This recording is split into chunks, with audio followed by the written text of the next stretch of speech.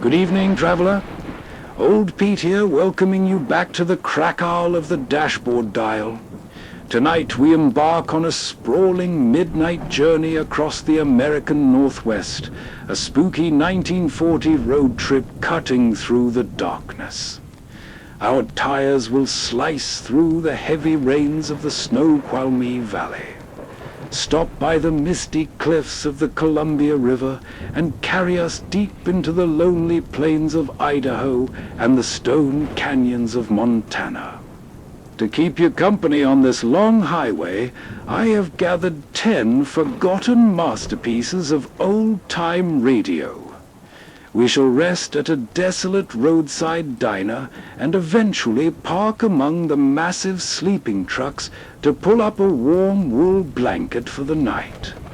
Our long broadcast opens right here in the dense mountain fog, syntonizing a classic tale from the Hall of Fantasy titled The Night the Fog Came, followed closely by a tense dispatch from Escape.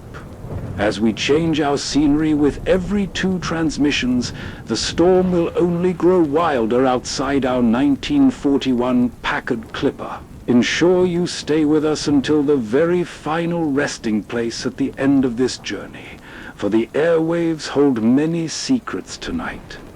Settle into the front seat, watch the relentless rain wash over the long hood, and let our special 10-story marathon begin. Here is our first broadcast of the night.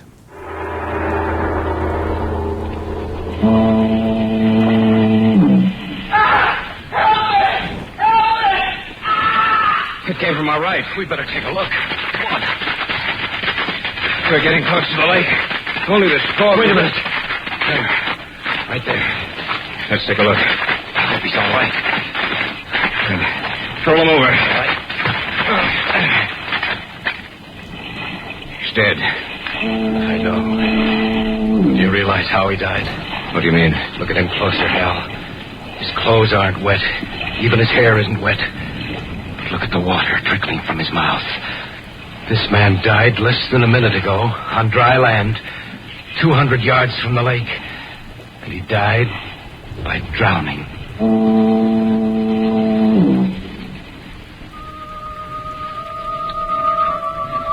If the theory of evolution is correct, then there is a connection between the minute organisms which are found to be living in water and life as we know it today.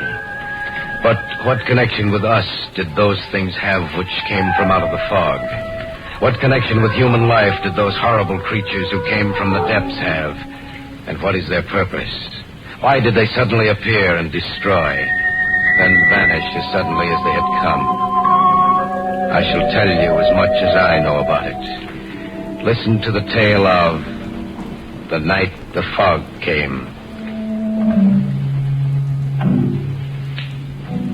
The first inkling of their existence came to us as we were going through some routine research.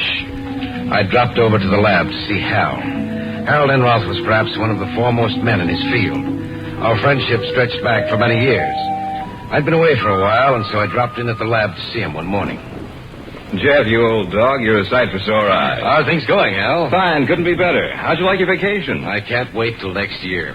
I hated to come back. You know, Jeff, I'm glad you dropped in. I have a little problem. Oh? What is it, money? No, not that. Here, I'll show you. Pull those blinds, will you? Sure.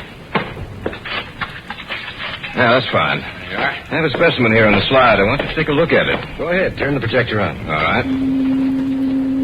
There. What do you think of that? I don't know. It looks like some form of water life. But I don't think I've ever seen it before. This has been enlarged 100 times. There's no use trying to recognize what it is. It's a form of water life completely unknown to us. A new form of life. Where did you get this? It's a specimen of water one of our field researchers took from the westernmost tip of Lake Superior, somewhere near the Wisconsin-Minnesota border. Have you contacted anyone else about it? No. Why not? Well, it's... Come on. Don't try to avoid telling me, Hal. We know each other too well for that. All right. Listen to me, Jeff. All right? Everything I say is fact. I've conducted countless tests to discover what I do know about this form of life. That thing is able to reproduce itself. A Hydra type? Possibly. That's beside the point right now. What's more important, all trace of the other organisms in that drop of water has disappeared. Are you serious? Of course I am. And another thing, there was a little mist hovering above what was left of the water. A mist? That's what I call it. Something like fog. Why, that's impossible. No, it's not. I know that when the water evaporated, it should have been dispersed into the air. Eventually it was, but not for several hours. Oh, I'm sorry, Hal. I still can't. Here, I'll show you. We have a little of the water left. It's over here in this jar. You can see for yourself. Well, it looks just like ordinary water. I know it does. But believe me when I say it isn't. Now, it'll take just about 3 minutes.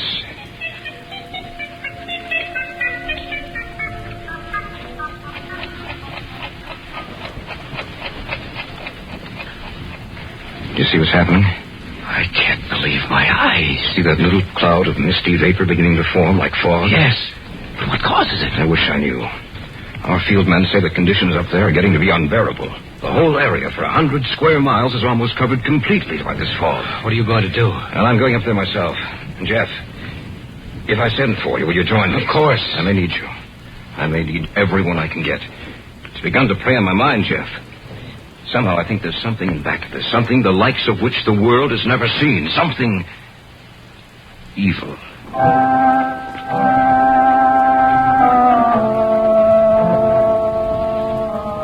Hal went up there the afternoon of the morning I had seen him. At first he wrote that the reports had been exaggerated.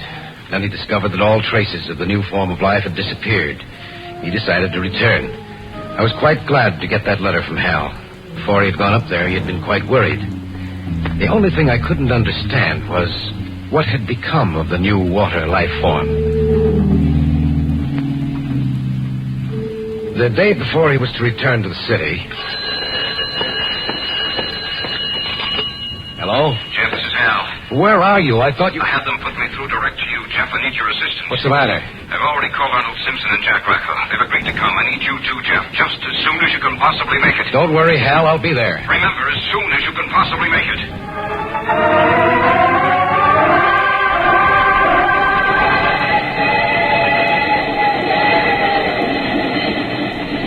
I knew Arnold Simpson, and he and I went up together. The train left Chicago and headed north, and then slightly west over Illinois and Wisconsin.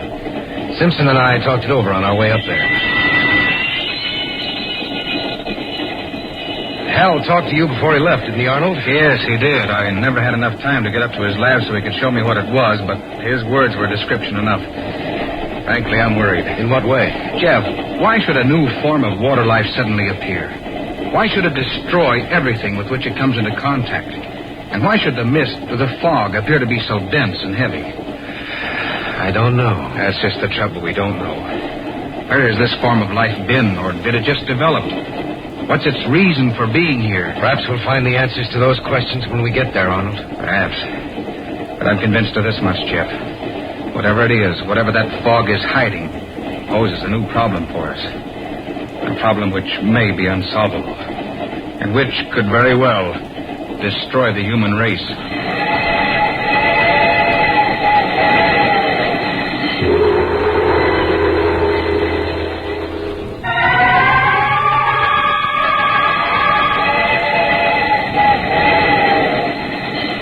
Simpson seemed disinclined to talk, so we spent the remainder of the trip in silence, both of us lost in our thoughts.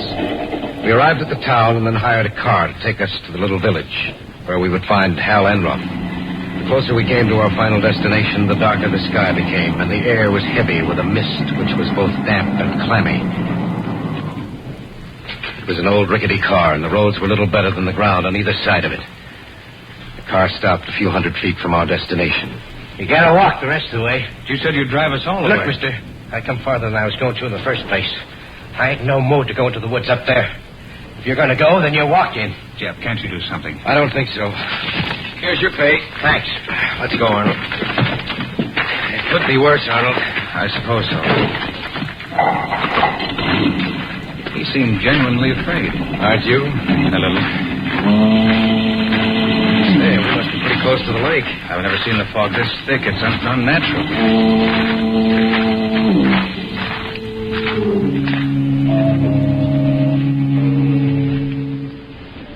Eventually, we made it up to the house. Hal was there waiting for us and showed us where we would sleep.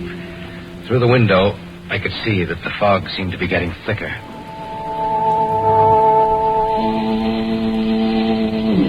That's an eerie, lonely sound. You get used to it after you've been here for a while. Hal, you wrote me that this fog, the new form of life, had disappeared. It had. But 2 days ago, it suddenly reappeared. And with it, the fog returned. Then there must be a connection between the two. Yes, but what? I haven't any idea. Look, I have to go down to the village for some food. We don't have enough here to feed 4 of us. Will you come with me, Jeff? Certainly. I'll be right back, Arnold. It's only about a mile away near the lake. Go ahead. That trip made me tired. I think I'll take a nap.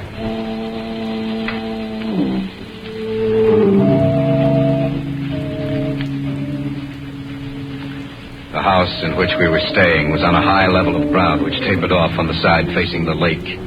It was only 3 in the afternoon, but it looked almost as dark as late evening. And there was something about that cloudy mist. It was cold and clammy and smelled strongly of the lake. I don't see how you were able to stand it up here by yourself. Well, I had a lot of things to interest me. I was all ready to meet you at the station, but then when I got your call, I didn't know what to think. I wish I could understand this, Jeff. The fog disappeared when the water life disappeared. When signs of this strange new form of life showed again, the fog came back. Why? Maybe we can find the answer to that. I hope so. Actually, the sound of that foghorn does get on your nerves. Yes, I can imagine it would. You know, if this were a clear day, you could see the village from here. Oh? Actually, it's just a tiny resort town for fishermen and hunters. And it's located right on the westernmost tip of the lake. Imagine it must...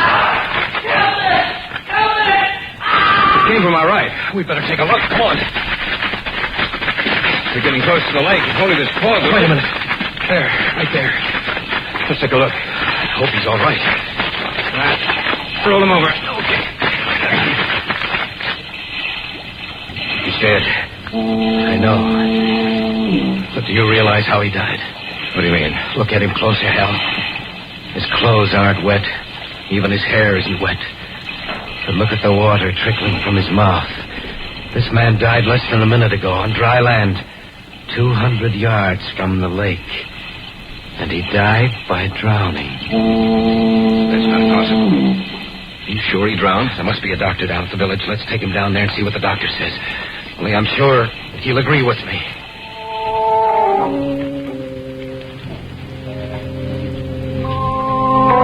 Together, we carried the man down to the village. Luckily for us, he was of slight build, not too heavy. It took us almost half an hour to get him down there. When we finally did arrive, it took another few minutes to locate the doctor. What do you think, Doctor? Get them out. All right. Will you please wait outside? The doctor can't work with you in here. He's just like all the others, ain't he, Doc? Please wait outside. Thank you. What did he mean by he's just like all the others, Doctor? Just what he said. Ever since this fog has settled down again, 5 people have died. All in the same way? Yes. You mean by drowning? That's right. I can't understand how this man we found could die by drowning when he wasn't in the water. You know, he reached him about a minute after he screamed. How could he drown? Professor Enroth, I've been asking myself that same question about all the others. I've been almost half insane these past 2 days trying to find the solution. Dr. Craig, this fog, has it always been like this in the area? No, not until about 2 months ago. Which coincides with the time we first discovered that new form of water life. What did you say? Nothing, Doctor. We're doing a little research work up here, that's all. If this keeps up, I'm afraid of what might happen. I've never seen anything like it before. The fog, those deaths, how can they be explained? We don't know, Doctor. We just don't know.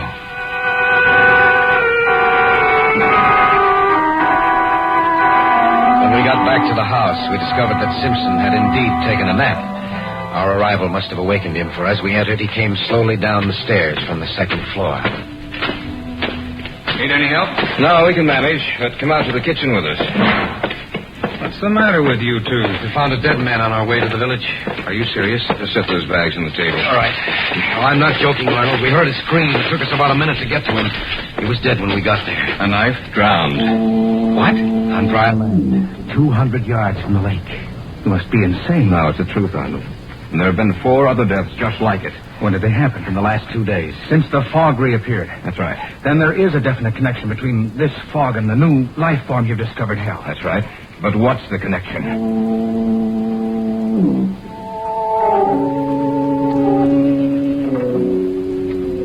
We'd gotten back to the house about 6 o'clock. It was about 7 that it happened.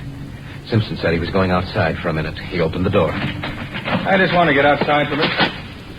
Good heavens. What's wrong? Take a look.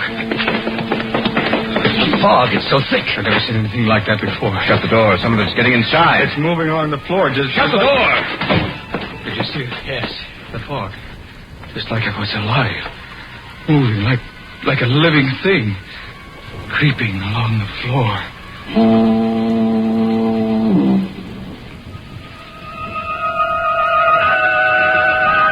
When Simpson had opened the door, the fog crept into the house in little wisps that curled and snaked this way and that. It looked like a thing alive. You saw it, didn't you, Hal? Yes, I saw it.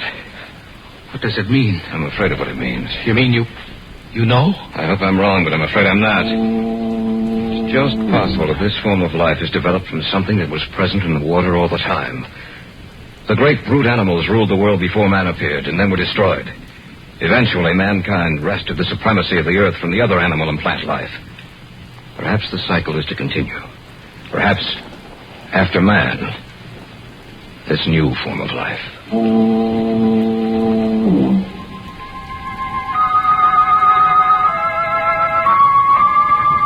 As the minutes passed by, we noticed that little slips of the fog began inching their way through every opening of the house. It was Simpson who pointed down at the bottom of the door and first brought it to our attention. We began to plug up all the openings in the house. At first, we did it slowly, but as time passed, we worked faster and more feverishly. No matter how tired we became, we had to finish the job, or the fog might claim the house, too. It was too quiet. The only thing we heard was the distant, monotonous call of the foghorn. And then Hal broke the silence. Do you know why this fog is so thick? I wish I did. This might be insane, but it has to be the answer. That fog is carrying moisture, a lot of it, perhaps enough to also carry this new form of life. To move it from place to place, to spread it even farther. To kill everything which stands in its way. That might be it. It is, I'm sure it is. Well, in that case, what happened to break it up the first time? And that's the solution to the problem. I don't know what it is, but it did break it up the first time. It drove it back, down to the depths from where it came. That's why there was no sign of it in the water. It came from right outside the house. Racco. He said he was going to arrive this evening. We better take a look. Bring the flashlight. Right, let's go. That light doesn't carry more than a few feet. It's so wet out here. Over there. Look. Little pinpoints of light dancing up and down, all clustered together. That must be it. Come on. It's spreading out. Guys, look. There, on the ground. It's Racco. The same way. The same way as the other one.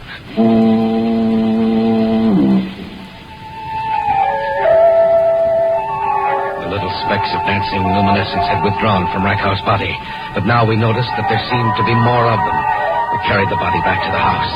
We'd forgotten to close the door behind us, and some of the fog had gotten inside. It wasn't too bad, however, and little by little it began to disperse. Look out that window. Yes, I see them. Gathering together with a whole mass, getting larger and larger all the time. Separating like the Hydra. It must be destroyed. Yes, but how?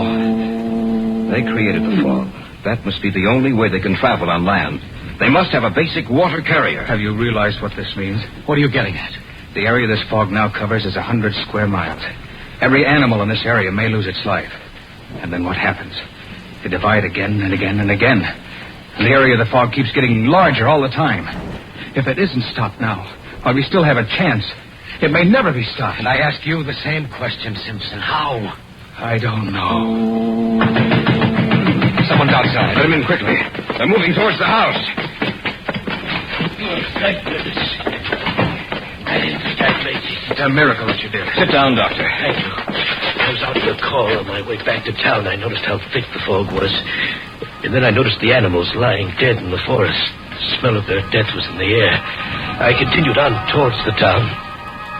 And then I saw the bodies lying just where they had fallen. The whole town seemed to be covered by a strange luminescent mass which in some manner moved. I was afraid. Then I thought of you people in this house, and I got here as soon as I could. I don't know how long we'll be able to withstand them, Doctor. I'm sure the townspeople are dead now. In fact, almost every living creature in the area must be dead. But what is it? What caused it? If we get out of this alive, Doctor, we'll tell you. Look outside. It must have split again. It's twice the size it was. What are we going to do? Look into the doorway. They're getting through. Plug it up. Use some newspaper, clothes, anything we've got. Constant opening and closing of the door. Listen to the other things we had down there. I think that was it. Look, the things that did get in. First you see their light, and then they're gone. What happens to them? Perhaps we can't see them. Or perhaps they die. Hal, wait a minute. Your first letters to me mentioned the fact that the mist had been dispersed. What caused it? I don't know. Doctor, you're a native of these parts. Yes. I want you to tell me about anything unusual which happened that day. Well, I don't remember anything about that day particularly. I remember I was quite pleased to see that the fog had lifted. It was a beautiful day. Unseasonably warm. In fact, the sun was quite hot. Heat. I wonder if what, Jeff? these things, these Hydra-type creatures must die in the heat. This house is quite warm. The day the fog was dispersed was warm with a bright sun. Perhaps that's the answer. Doctor, is there any fire break around this area? Well, there was one cut through the trees several years ago. Yes. In case of a fire, a bad one, in the heavy timberlands. Everyone was instructed to get into this area. In other words, there's a complete fire break around this entire area. Yes. It comprises about 150 square miles. And that's it. It's the only chance we have. We'll burn out this area and hope it drives them back. There's some oil downstairs. Get it. We'll start the fire here and hope it sets fire to the trees surrounding this house. Be right back. We'll have to make a run for it once this place is on fire. We may not come out of this alive, but we can try.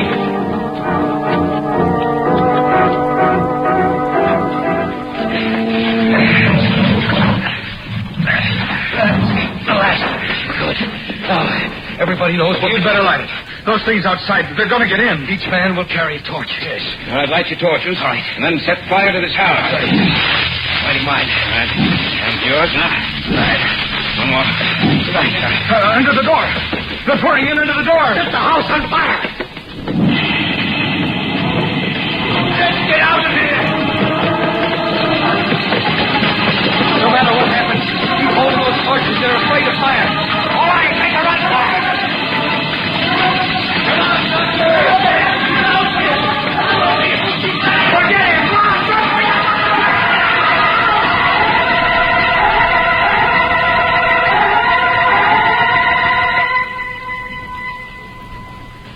The fire caught hold and the entire area was burned out. A week later, the smoke had cleared and the fire was out. There was no sign of the fog, which had meant death to so many things. I had caught a glimpse of the doctor. He had dropped his torch and it had gone out. He was immediately engulfed in those luminescent killers. I'm going back up there with Enroth and Simpson. Though there is now no trace of those things in the water, still we know they lurk somewhere waiting for their moment. We must destroy them once and for all before that moment arrives.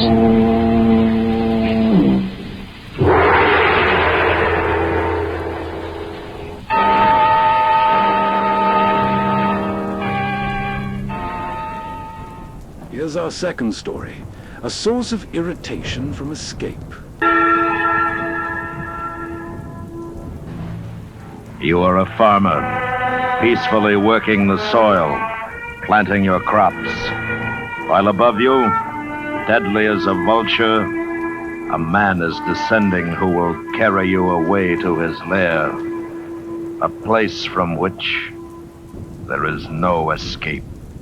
So listen now as Escape brings you Stacy Aumonier's exciting story, A Source of Irritation.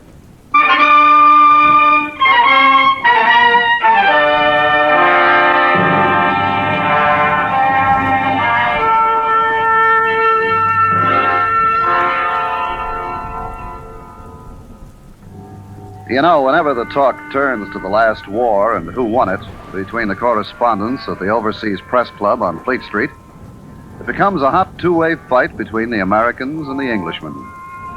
Myself, I'm a shy man. I keep out of it and order myself a shot of Benedictine and brandy.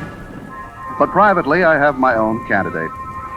You can take it for what it's worth, but I'd nominate old Sam Gates. I know about Sam because I had occasion to cover the story for the Times.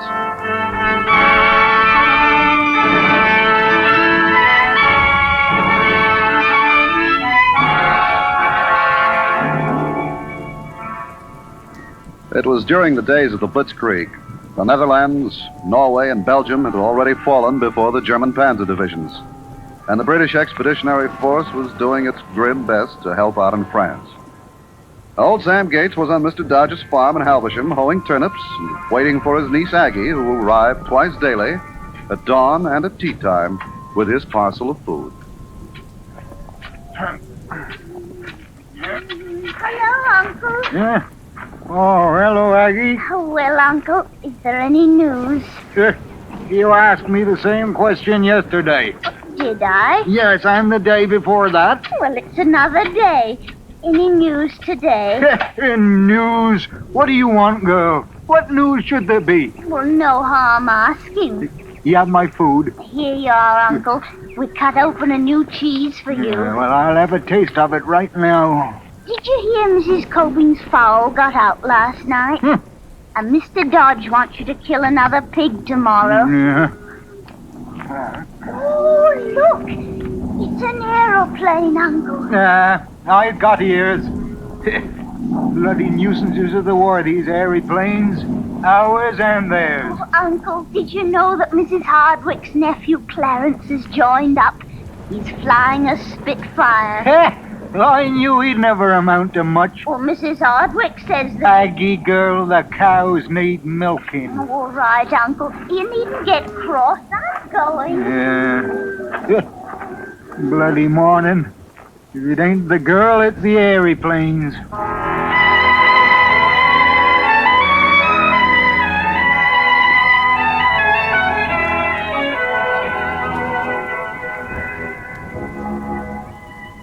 Well, old Sam Gates went back to hoeing his turnips and muttering to himself about this fool world and its inhabitants. But it wasn't an hour later that his thoughts were interrupted by another plane overhead. He waited for it to go away, but it didn't. And what he heard made him look up, startled.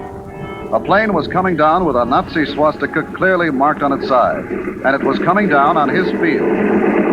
Oi! Hey there! This ain't no flying field! Stop! Hey! Can't you hear me? You can't land in them turnips. I just hold them. You there! Oh, you've kicked up 25 yards of Mr. Dodge's good Swedes. And what are you going to do about it? Well, grandfather, stand back there where you are, I shoot. Why, you've no right to come barging in here with that gun. What are you doing on English soil, anyways? Another word and I finish you. Keep your hands in the air and walk to me. Schnell, be quick. Now, what do you want of me? No questions. Closer. There. Halt. Ach, no. Paul Joubert. Heil Hitler. Heil Hitler, me foot. I'm not much in favor of Mr. Hitler. What are you talking about, Herr Joubert? I ain't no one called Herr Joe Peer, and what's more, I don't want to be. Huh? One moment. What do you do? Hey, wait! My beard ain't for tugging. You've been and gone and lost your mind. Quiet. You, what is your name? Sam Gates. And who are you? Never mind. Lie down. Keep your face in the ground. You going to shoot me? Englander Schweinhund. Hurry, do as I say.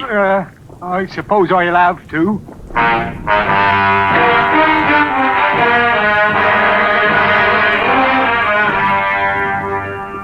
Old Sam Gates did as he was told, and the pilot went to work on the engine of his photo reconnaissance plane.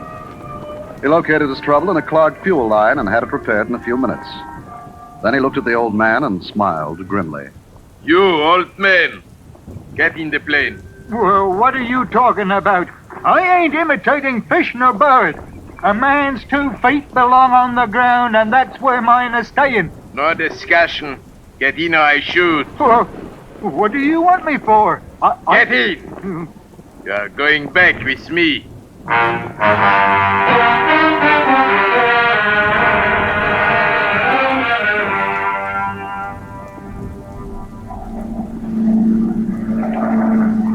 What is the matter, old grandfather? You're so pale. What if I am? I ain't been in the hands of a madman before. I want to be set down this minute.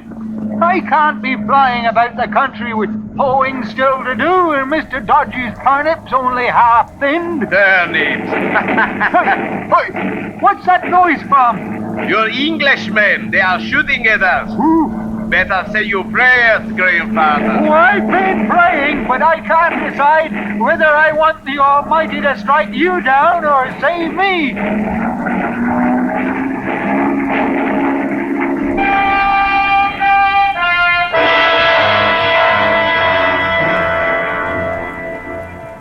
The right wingtip shot away, the fuselage rent with holes as big as a man's fist. The Nazi reconnaissance plane, nevertheless, remained miraculously aloft. Neither Hausman, the pilot, nor old Sam Gates was hurt.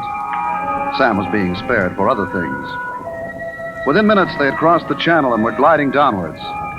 Sam knew by the roofs of the houses, the trees and streams that he was in a foreign country. When they landed, Sam found himself behind German lines in France.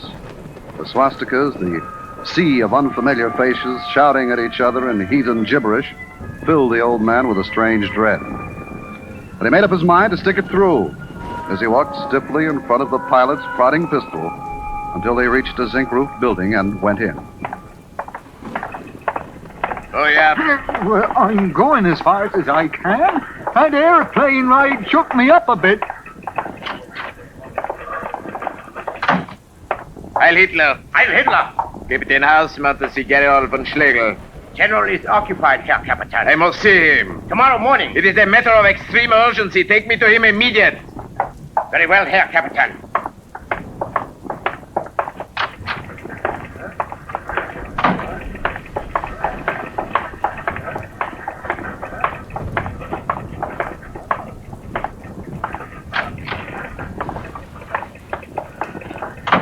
Herr Captain Hausmann, Herr General. Get the pipe out of your mouth. Stand at attention, grandfather. Heil Hitler. Heil Hitler. Now, what is the meaning of this, Hausmann? Who is this old farmer?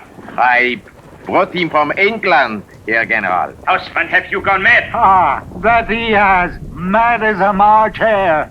Without a by your leave, he comes thundering out of the sky, kicking up 25 yards of good turnips, and snatches me from me honest toil to go flying off with them. Quiet, you. Herr General, please look at him closely. What do you expect me to see, Hausmann? No.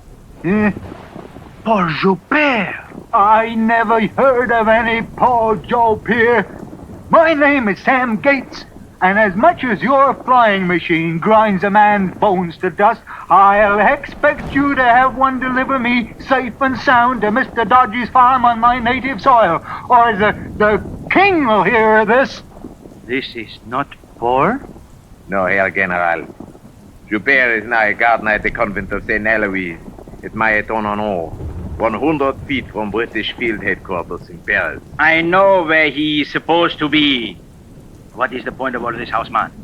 Well, Paul Joubert has practically become the eyes and ears of the German army. He delivered us the complete blueprints of the Maginot Line and he removed the England House. You do not have to sing Paul's praises to me. I am well aware he is the best spy in the Third Reich. The Englanders know that too. They put a reward of 10,000 pounds on his head. Twice they have captured him, and each time he has slipped from their fingers. They've gone so far as to distribute his photograph to all commanding officers in their states. Hausmann, you are pondering the obvious. Now what about this old farmer? He and Paul Joubert are exact identical in appearance. Well? I don't want grandfather over here.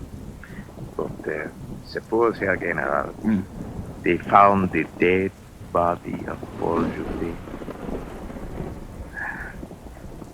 Hausmann, you may have something there. I am certain of it. Put grandfather in one of our uniforms with Joubert's identity card in his pocket and allow the Englanders to find him dead behind our lines. Excellent. The English will spread the word of Paul's death to the other allies, and the real Paul Joubert will be free to continue his labors undisturbed. Hausmann, you are a clever man. Danke, Herr Tenor. Do not worry, Hausmann. Word of this will reach the Führer himself. But now we do not have a moment to lose. The English are attacking Hill 701, which we are abandoning within the hour to straighten our lines. The perfect place for our little plan. Take up a Lieutenant Schutz with you. Ja, mein Herr. Keep the farm at the front lines until the order for retreat is given. Then shoot him, but do not disfigure him. And be sure to lay him out face upwards. I understand perfect. Proceed immediately, Hausmann. Heil Hitler! Heil Hitler!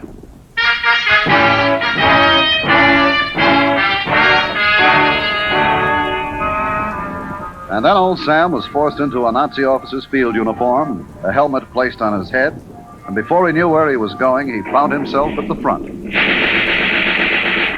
Look here, my legs are aching. When am I going back to my turnips? You'll be back to the soil quite soon. Captain, we are in the forward area now, and the retreat has started. Well, I ain't going no further. No. You're not about to take me back to Mr. Dodge's farm, and it makes no difference to me whether you shoot me or I get blown to bitsies by one of them exploding things. No. I'll have me a last pipeful of tobacco either way. Oh, dread, this bucket of tin keeps falling over my eyes. Keep moving and keep that helmet on your head. Down! Yeah, Captain, that was too close. They have the range. Let us shoot him and get out of here. Yeah. All right, grandfather. You can have your pipe full of smoke now. Are you ready to shoot? Jawohl. And fire!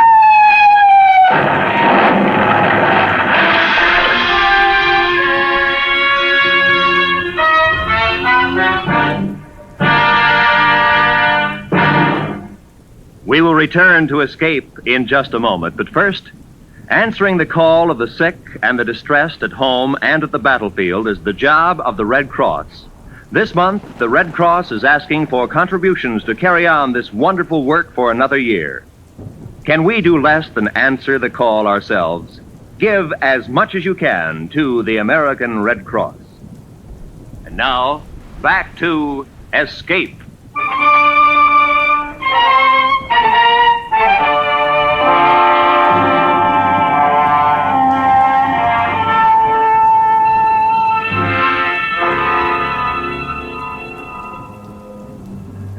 That same day, the sun was hot in the midday sky, as an hour later, a forward patrol of English Tommies rounded Hill 701 and saw the bodies of Lieutenant Schutz, Captain Houseman, and behind a rock, old Sam Gates, lying with his pipe still in his hand.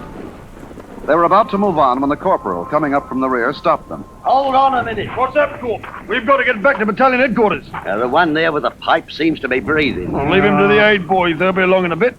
Righto, Sergeant, but he might be a pretty big fish. That's headquarters insignia he's wearing. All right, Simpson. See if we can bring him around. But we'll have to be quick about it. Yeah, the sun must have struck me down. Ooh, give me an awful set of dreams. Oh, my poor Red. Can't make out what he's saying. Come on. Give him a hand. Get him up. We got to get a move on.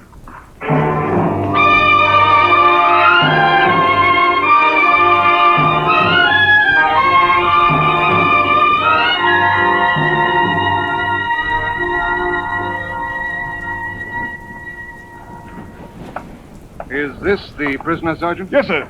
He's a bit shaken, but otherwise he's all right, sir. Seems to understand English. Name? Sam Gates. Rank? Don't know what you're talking about. Rank, army rank. Well, I've nothing to do with any armies. You mind telling me where the devil I am? Huh? Speaks English like a native. Your identification card, please.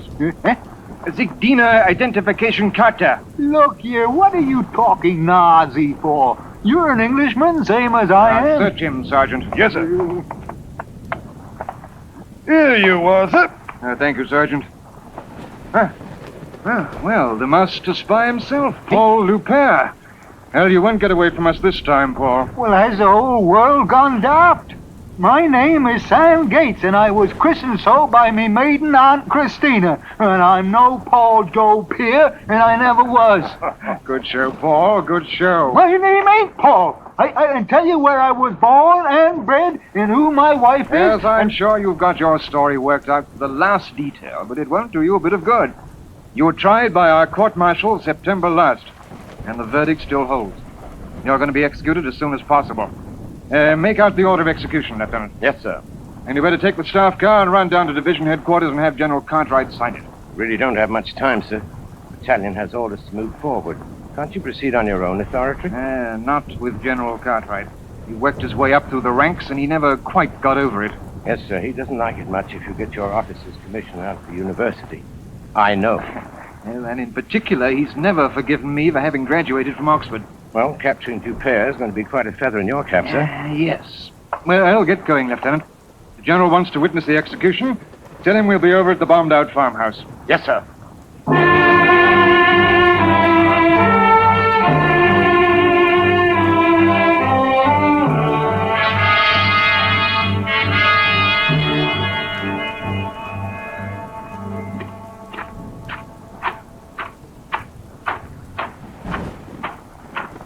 Squad, halt! Now, there won't be any delay, men. Sergeant, Corporal, advance the prisoner to the wall. Keep your rifles cocked. Yes, sir. Right, sir.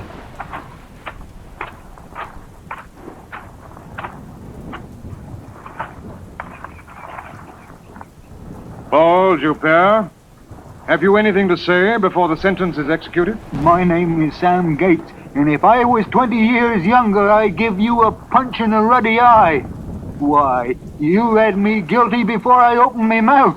You can go to bloody blue blazes. Oh, very well. Is there any last request you have to make? I want to smoke out a last pipe full of tobacco in peace and quiet.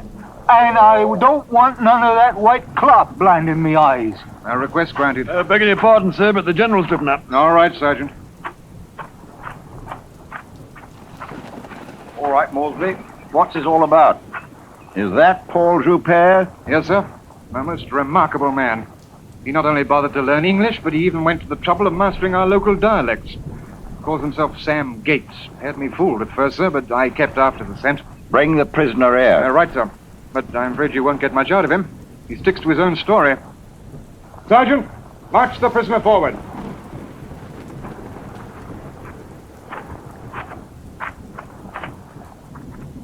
Say your name is Sam Gates? It is. And if you had any sense, you'd believe me. I was minding my business, owing Mr. Dodge's turnips in Alversham, when this daft aviator comes swooping down in his aeroplane, tearing up good sweets, and he snatches me away with him. Kidnapped, eh? And how did you manage to get into a Nazi's officer's uniform? Explain that. Oh, they was hatching something, that's what. They forced me to wear a tin bucket and green soldier suits and made me go along with them. Aren't we wasting time, sir? We found Jupere's identification card in his pocket. I told you they was hatching something. They put it in my pocket. How much do you expect us to believe? Oh, I don't ask you to believe anything at all. We'll get to the truth soon enough. Where were you born? Oh, Alversham. 3 miles from Mr. Dodge's farm, and what's more, I haven't set foot out of the country except once to visit the flower show at the market Roughborough. And today, to go flying about with that madman. Alversham, eh? The perfect characterization. A pity to execute so fine an actor. Married? Yes, I be. And what's your wife's maiden name? Annie Hatchett, as everyone in Alversham knows. Good show. Who did you say you worked for? Mr. Dodge. Charlie Dodge, and he raises horses and pigs besides. And what do you grow besides turnips? Runner beans. Good show. Sam. Good show. Sam, then. Well, now see what you can do with this. What's the name of the local vicar? You don't know, do you? Oh, I know well enough. But mentioning him set me thinking that I promised the vicar a pot of beans, which I never did bring. Ooh, and what's worse, I ain't been to church in over a month or Sunday. Maybe that's why the Almighty's placed my life in the hands of a pair of silly gaffers like the both of you. But you haven't told us who's the vicar's name. It's the Reverend David Price, and a fine man he is. David Price? Wait a minute. I know a Reverend Price. He baptized my niece's cousin. What does he look like? Yeah. You're another one that's gone a bit loony, ain't you? Just answer the question. Well, if you know the Reverend, I don't have to tell you. He's got a mole on the left side of his face with a hair growing out of it. And his nose is crooked where a horse kicked him when he was 4 years old. By heavens, he's right. The same man. Well, what does that prove, sir? He might have met the man once. And he might not be Paul Joubert after all. Ah, now you're getting some sense at last. And if it's this Paul you're after, well, I might be able to tell you where he's at. Where, old man? Well, he was a gardener somewhere. Don't rightly remember. I couldn't make out much of what they were saying. No fear. Afraid we might be able to check up on it, eh? Oh, it's coming to me. There's some convent near the army headquarters in Paris. Mighty No, that's it. Mountain-on-No? The convent St. Eloise, Mountain-on-O? Colonel, send a code message to Paris and order them to arrest the gardener immediately. Yes, sir. And report back as soon as you hear anything. Mr. Gates, you come along with me.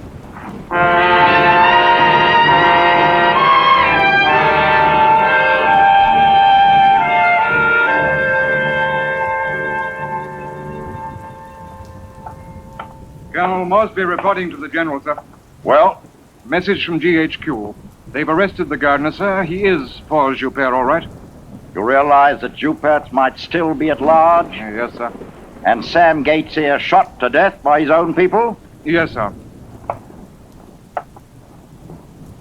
You're an Oxford man, aren't you, Moresby? Yes, sir. I never went to university. I worked my way up through the ranks. There's Fish!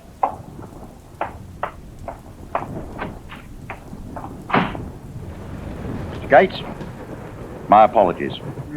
Paul Joubert is under arrest, and your honor is vindicated. Well, you'd have done better to listen to me in the first place. I certainly would, sir. But you'll hear more of this. The king is certain to award you the Victoria Cross or something of that sort. Now, in the meantime, can I do for you? Well, I want to get back home. That could be arranged. Yeah, but I'd like to get home at tea time. What time's that? Well, 5 o'clock or thereabouts. Wait a minute. Yes, sir. Ring up Wing Commander Jennings, RAF headquarters. Yes, sir.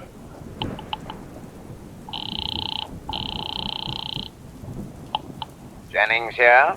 General Cartwright, sir. One moment. Wing Commander Jennings, sir. Right. Wing Commander Jennings speaking. This is General Cartwright.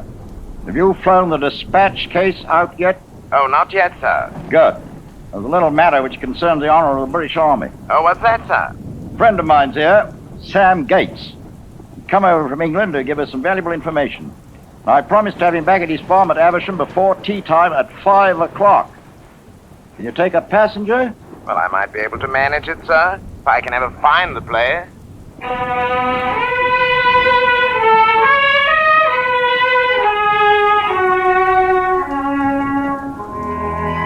At a few minutes before 5, Wing Commander Jennings landed his light plane on Mr. Dodge's farm, being very careful to tear up as few turnips as possible. The commander shook hands with Sam and flew inland. The old man watched him and went slowly along and completed a line of turnips he had begun in the morning, as he watched for his niece Aggie to arrive with his parcel of food.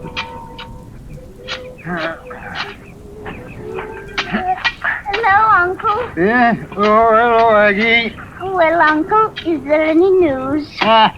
You asked me that very same question this morning. Did I? Well, it's another day gone. Any news today? News? What do you want, girl? What news should there be? Ain't it enough to earn a bite to eat and a glass of beer without always wanting news, news, news? Heh! Drat you and your news. Now, you get back home and fetch the pot of runner beans to the vicar, and you be quick about it. All right, Uncle. Oi! And you tell him I'll be at church on Sunday next, for sure.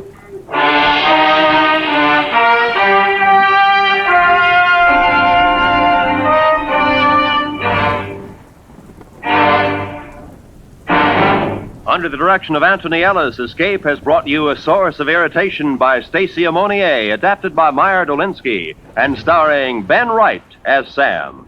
Featured in the cast were Hy Averback, Paul Frees, Jack Crucian, Charlie Lung, Betty Harford, John Dodsworth, Alec Harford, Richard Peel, and Ramsey Hill. The special music. Let us pull over right here at this lonely cliffside station and kill the engine for a brief moment. The downpour is getting too severe to navigate the mountain bends, so we will wait out the worst of the storm right here. Take a look through the passenger side window, traveler. Below us, the massive, ink-black Columbia River snakes through the deep canyon, its dark waters illuminated only by the jagged sheets of lightning, while the rain lashes against our split windshield. The vintage vacuum tubes in our dashboard are warming up for our next 2 broadcasts. Turn up the volume as we syntonize a classic Gothic mystery from the Weird Circle titled The Dream Woman, followed immediately by a sinister tale from the sealed book called The Man with the Stolen Face. Lean back into your seat. Listen to the river roar in the dark and let the airwaves carry you away.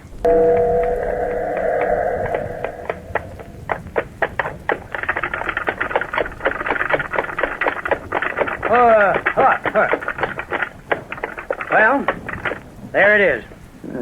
So that's the old Manton place, eh? Mm-hmm. Certainly a run-down farm. Weeds growing rank all over and the house rotting away. Yeah. Do you think anyone will show up to claim it tomorrow? Gertrude Manton's brother's been notified. That house has been empty now for 10 years. Do you think Manton will show up? I wish he would. Manton killed his wife and children there. Well, what happened to this fellow Manton? I don't know. Never found a trace of him yet. And you a deputy sheriff? Better shine up your badge and get busy. Well, I'll find the murderer someday. Somehow. Well, no wonder the ghosts live there. It gives me the creeps. Now, look. Even the trees are all leaning to windward, trying to get away. Come on, let's drive on. All right. Come on. Yeah, Ross will be waiting at the hotel. We better get along.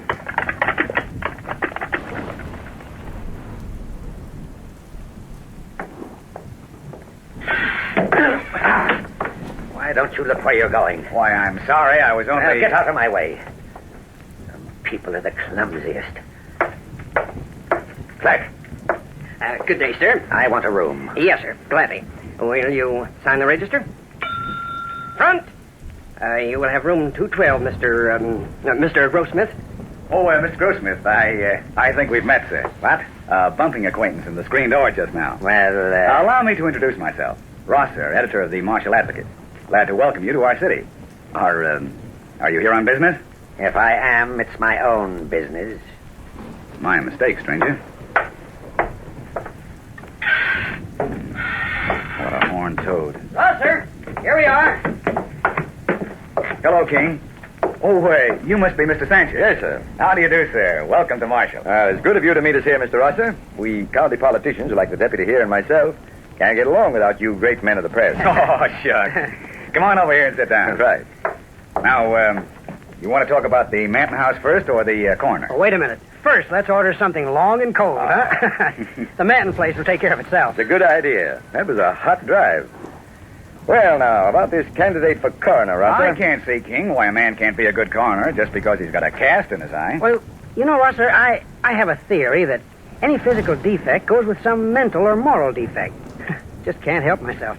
I hate and always hated any kind of deformity in a man or in a woman. I infer, then, Mr. King, that a lady lacking the advantage of a nose would find it a hard struggle to become Mrs. Thomas King.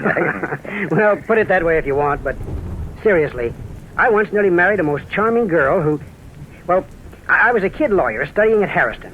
Each time I came home here, I rushed over to the Brewers. I think I was really in love with Gertrude Brewer. She was lovely. Then, one summer afternoon, we were in the orchard. Her young brother was helping us gather fruit. Oh, Tom, it's such fun to have you home, even if for only these short visits. How's everything? Oh, just fine and dandy. Oh, I've so much to tell you. They made me deputy sheriff. Oh, how wonderful. Yeah. Can't I see you alone this evening? Let's walk down to the river. Oh, I'd love to, Tom. Yes. What is it, Ned? Here comes Manton. He's tying up his team down by the gate. Oh, Gertrude, I can't stand that man.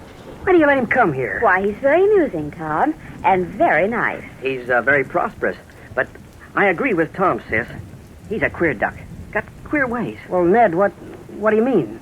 Well, I went after Partridge with him, and he uses the craziest contraption. Yeah? How's that? He's taken a long, straight branch, stripped it, and on the end he's fastened a loop of wire that's sharp as a razor blade. A razor blade? Yeah. He sneaks up on a bird, then gets the loop over its head, and gives a quick jerk. And presto, bird's dead. Throat cut. Oh, Ned. Why does he do that? Well, there's no shot to scare other birds. Well, that's true, and a good idea if you want slaughter instead of sport. And when he's doing it, Tom, his eyes look so queer. Oh, Ned, here he comes. But I'll see you alone tonight, won't I, Gertrude, dear? Yes, Tom, of course. Afternoon, Miss Gertrude. Hello, Mr. Manton. Just thought I'd stop by to see the prettiest peach in the county. Oh. Hello, Ned, my boy. Howdy, Mr. Manton. Why, Mr. Manton, look. Your hands are stained. Oh. Oh, well, I'm sorry, Miss Gertrude. I've been doing a pretty job of butchering. Finest calves you ever saw. Oh. This is our friend, Tom King. He's been made deputy sheriff. Oh, good old law and order. Well, howdy. Don't you ever take your cattle to market on the hoof? No, prefer it my way. Besides, make that tenderer, whiter veal. Well, young woman, you look mighty near perfect today. Mighty near? I think Gertrude looks perfect always. Well said, young sheriff. I guess by and large that everyone will agree that Miss Brewer here is an absolutely perfect specimen. No flaws, no faults. Now stop it, both of you. Well, as her brother, I'll say she's easy on the eyes, but a perfect specimen? Ha. No, she isn't. Now, Ned, behave. Ned, what are you talking about? Yeah, you tell him, sis. Oh, the boy's crazy. What's he driving at? Well, it's all so silly. I don't know why Ned mentioned it, but the fact is, if you must know, I have only 4 toes on my right foot. No middle toe. What? Cut off by accident? No, I was born that way. Oh, a branded filly, eh? Well, you'll never stray from your owner, will you? Gertrude, I never knew that. Why, it's of no importance, Tom. I never think of it. It's cool here under the trees. Mind if I sit on the bench? Oh, not at all, Mr. Manton. Here, I'll make room. Take my chair, Manton. I'll be running along. Oh, Tom, already? Yes, I've got some business in town. Important, really. You'll excuse me, Gertrude? So long, Ned. Forgetting me, eh? No. Goodbye, Mr. Manton. Oh, see you tonight, Tom. Goodbye for a little while. Well, gentlemen, I didn't go back that night, and that goodbye was not for a little while, but for a long time. You mean a defect in the young woman's foot made such a difference to you, King? Yes. It's a curious obsession on my part, but I know that if I'd married that girl, I should have been miserable, and would have made her so. And if the girl cared for you... She couldn't have cared too much for King, for she soon married a gentleman with more normal views. You mean Manton? I get it. That horrible house we passed today. But you said Manton killed his wife. Yes, he did. Hey, wait a minute. Well, who's that coming out of the door? It's familiar looking. Oh, but it couldn't be. His name's, Grossmith. Grossmith, huh? Yeah. A cheerful pounder if I ever met one. Nearly knocked me down when he arrived this afternoon. Bit my ear off when I tried to speak to him. Well, no interview? No interview. What a nerve. He's sitting down right near us. Well, I'm interested in this story of King's. Tell me more about the Manton case, King. Your friend seems to be choking. Let him choke. Go on, King. Well, there's not much more to tell. I spent several years in the county seat before I came back here. The next time I saw Gertrude Manton was one day 10 years ago. I was in my office when I heard a knock on the door. Come in. Tom, it's I, Gertrude Brewer. Gertrude Manton. Gertrude! Oh, it's good to see you again. Why, you look... Don't try to be polite. I look old and tired and scared. And I am. Well, what is it? Here, sit down and tell me. Tell me how I can help you. Will you help? Ned's away and I'm in such trouble. Well, I've heard gossip that things aren't going so well at the farm. They're not. It's awful. There are no more cattle. No more cattle? Well, in heaven's name, why? My husband's killed them all. He cuts their throats. Oh. It's just sort of a passion with him. There were no more calves, so he killed our bull. Then he started on the cows. Oh, lovely, gentle cows. Every so often, my husband's eyes get a strange, glassy look in them. He whets his slaughtering knife and sort of fingers it with an awful smile on his lips. Tommy's crazy. He ought to be put away, but what must I do? Oh, now, Gertrude, dear, of course I'll help you. Take it easy. Now, don't cry. I won't. But Tommy, he cut the throat of our last cow yesterday. I'm so frightened. It's having a terrible effect on the children. Now, see here. Everything will come out all right. Please stop crying. I'm going to get Dr. Carter, and we'll drive out first thing in the morning. You will? Yes. Oh, that's wonderful. I won't be afraid anymore. Thank you, Tom. We'll see you tomorrow morning, then. Bye.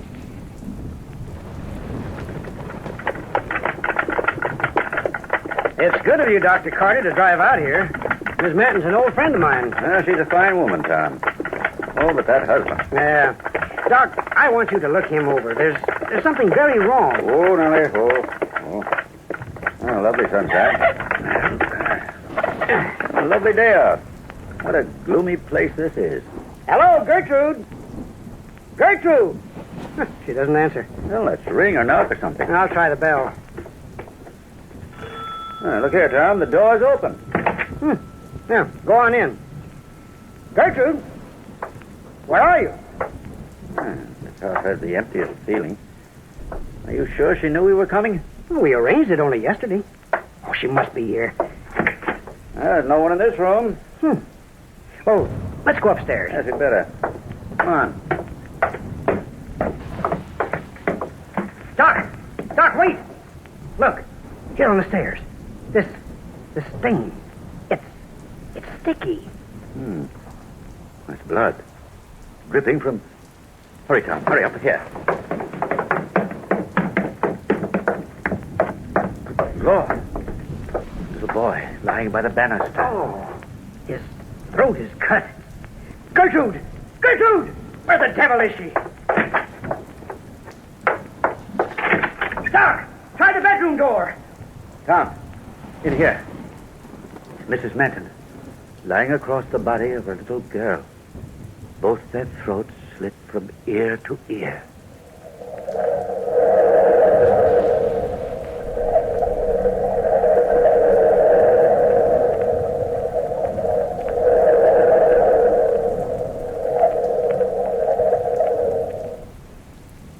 As tonight's Weird Circle tale unfolds, many of you will note a familiar ring to the style of plot structure used by the master storyteller Ambrose Bierce, the incisive, racy style of the modern writer.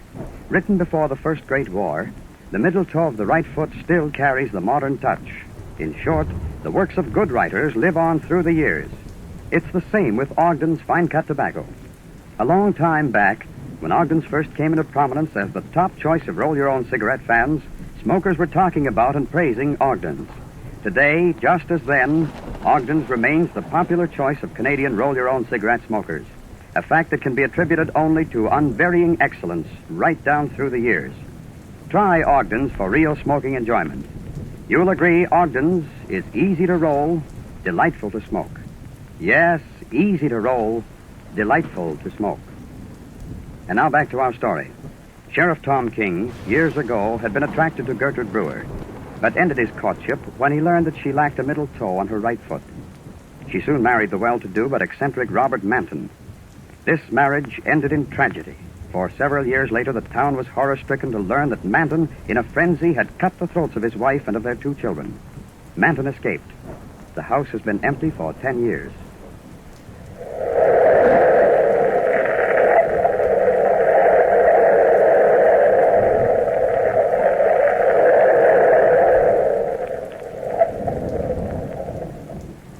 Well, that's the story of the Manton murders. And a morning I'll never forget. Well, I don't wonder. It's a horrible story. Tom, you may be interested to know that this Grossmith, or whatever his name is, sitting near us here, has been glaring at you and taking in every word you said. Why the impudence? What do you think we ought to do about it? That's easy. Sir, I think it would be better if you'd remove yourself to the other end of the veranda. You are evidently not used to the company of gentlemen. I'll not be spoken to that way. Why, you ill-bred lout. You've listened to every word we've been saying. Now, easy, Rossi. You're a bit hasty and unjust. This gentleman's done nothing to deserve such language. I'll not take back a word. This man has been annoying me all day. Hold that tongue of yours, sir, and I'll cut it out. You will you? It's the custom of the country to demand satisfaction for an unwarranted blow. I now demand it of you. I'll give it gladly. I have no acquaintance in this place. Perhaps you, sir, will be kind enough to represent me in this matter. You mean me? Well, I don't especially like your manner or your manners, but I suppose I shall have to consent. My name is Sancher. Yours is Grossmith, I believe. Yes. Thank you, Mr. Sancher. And you, King, will act for me, of course. What's the matter? What are you staring at? He's looking at me, and I find it most objectionable. Why do you look at me like that, Mr. King? I find you very interesting, sir. You're giving me an idea. Oh, I've had quite enough of this. Get on with the arrangements, Mr. Sancher. Very well, sir. I'll toss a coin. As challenger, Mr. Grossmith has first call. If he wins, he may choose either the weapons to be used or the spot where the affair is to take place. Right. Satisfactory, gentlemen? Toss the coin. Here goes. What do you say, Grossmith? Heads. Heads it is. Then I've got my choice of weapons. Yes. What do you want, guns? Certainly not. Knives. Boy knives, and I insist that it be a duel in the dark with knives.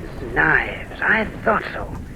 You like knives, don't you, Mr. Grossmith? Now, hold it, Tom. It's up to Rosser to say where this duel is to be. Well, I'll speak for you, Rosser. As your second, it is my privilege to make the arrangements. All right with me, King. Well, then, gentlemen, meet me here in 3 hours. Right. It'll be dark then, and I shall drive you to the place I have chosen for this strange encounter. Mr. Sancher, I depend on you to buy the longest knives you can find in this town. I'll be here at 9 o'clock. But for now, I've had enough of you gentlemen's company. Look here, Tom. What the devil have I got myself into? A duel. A duel with knives. And, just as he says, in the dark. But I didn't bargain to get ourselves into a mess like this. You realize that we have the choice of place, don't you? Well, don't worry. Nothing's going to happen to you, Rosser. Well, as second to this fellow Grossmith, I must ask you, King, what's your planning? Is it some sort of practical joke? Not exactly a joke, Sancher. Well, where is this place you have in mind? A rather appropriate spot. Remember the haunted house I showed you today? You mean where the Manton murders were? Exactly. It will be the most perfect setting. And now, if you and Rosser will only help me carry out my plan tonight when we get to that Manton house, this is what will happen.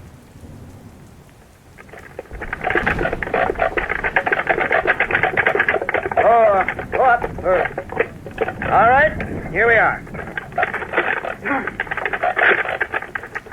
Come on. Get out, Grossmith. This is the place. What are you waiting for? By heaven, this is a trick. Well, of course, Mr. Grossmith, if you're afraid of spooks, why... I'm afraid of nothing. I'm coming. The choice of place for this duel was ours, Mr. Grossmith, and we have chosen this house. Go in, please. Boy, dark as Hades. Well, here, wait a minute. I got a candle. I'll light it. There. That's better. Now, here's the room. The dust is a foot thick. Yeah, these infernal cobwebs. They're like rotting cheesecloth. Come, gentlemen, I'll hold the candle high so you can look into the room. It is large and square, as you see. No fireplace, no furniture. Only this door and 2 windows, which are boarded up. It will be utterly dark. Mr. Sancher, is everything all right? I think the gentlemen should remove their hats, coats, and vests.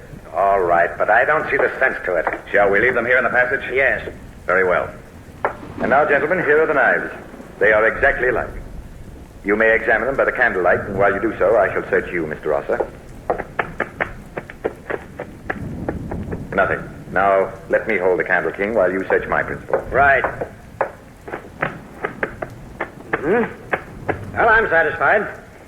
Well, Sancher, I think we're ready. If it is agreeable to you, Mr. Grossmith, will you place yourself in that corner, the one farthest from this doorway? Well, I can't see a thing. Feel your way along the wall. And now, Rosser, you here in this corner nearest the door. Right. Now, gentlemen, you are both in position. Remember, you are not to start fighting or move until you hear the closing of the outer door. I shall now blow out the candle. There. There's the darkness you asked for, Grossmith. We leave you now. Good luck, Rosser. Goodbye, Mr. Grossmith. Are you with us, Rosser? Right behind you. Then here goes the outer door.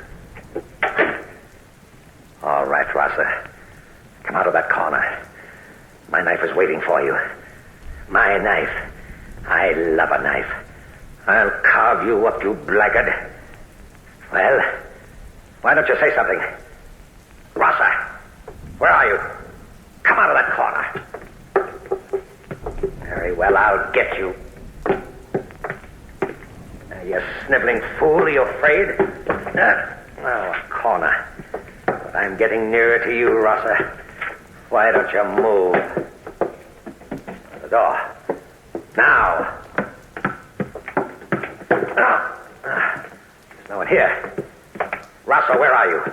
I'll get you.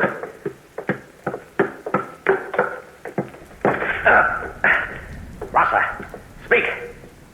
And I can't hear a thing. No footsteps. He's not in here.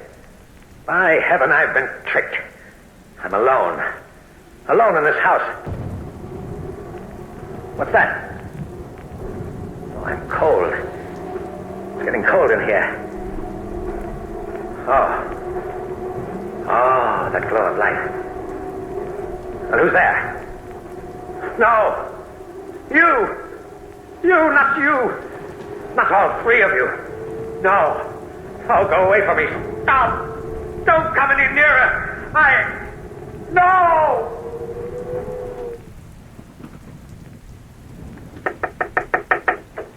Come in. What's the big idea of sending for me so early in the morning? Oh, hello, Sanchez. Hello. Did he get you here, too? Yes, he did. Well, Tom, what is it you want? Boys, that hoax we framed up last night doesn't look so good this morning. How do you mean? It's got me in a spot. You see, there's something about that fellow Grossmith I didn't tell you in Sancher. I drove right back to the house after I left you boys last night, and though I called and yelled at him, there wasn't a sound. He wasn't there. And he didn't come back to the hotel. Well, what do you care? I never want to see the fellow again. But I've got to find him. Well, I never should have let him get away. Just what do you mean by that, Tom? Well, I mean just this. When Grossmith challenged you, I thought I recognized him. Yeah, that fellow isn't Grossmith at all. Huh? He really is... Hello, Tom. I guess I'm early. Ned Brewer. Well, I didn't expect you here this early. Well, I got tired waiting for you and the county commissioner. I'm glad to see you again, Ned. You know Sam Rosser, the advocate? Of course. How do you do? Welcome back, Ned. And this is the commissioner, Mr. Sancher. Glad to meet you, sir. How do you do? I'm Gertrude Manton's brother. I guess so. Well, Mr. Brewer, the county will be glad to give over the custody of the farm, and since you're here, we might as well drive right out there and get the business over with. What do you say, Tom? Sure. I'd like it mighty well if Rosser here came along as a witness. Well, why not? Of course. Make a good feature story for my paper. But I bet it'll bring back powerful, unpleasant memories to you, Brewer, to see that Manton place again. I wish I didn't have to come out here. This place drives me crazy. Such ghastly recollections. I can't ever forget that day. No, nor can I, Ned. It was stark horror. Unbelievable. Poor Gertrude. What happens now, Mr. Sancher? Well, we wait here till noon. It's nearly that now. Good. And then, if no other claimant puts in an appearance, the state law says I hand the custody of the place over to you as the rightful heir. I don't know what I'll do with the place.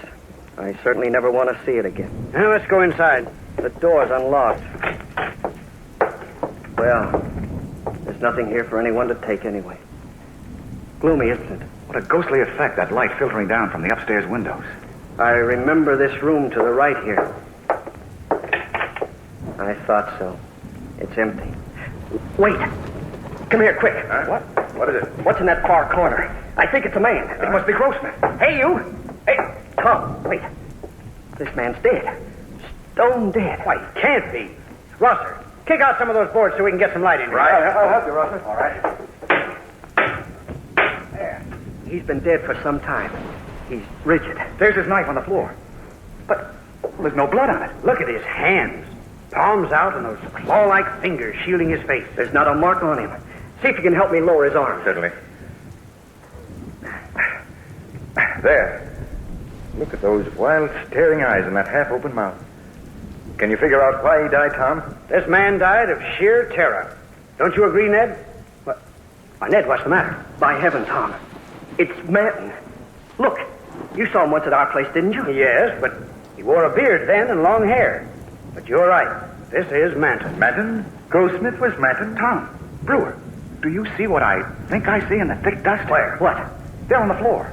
Leading from the door straight across the room to within a yard of Manton's body. Footprints. Bare feet. 3 parallel lines of them. This is awful. A woman's footprints in the center, and on either side, the marks of children's feet. Look at that. This nearest print of the woman's foot. The middle toe is missing. The middle toe of the right foot.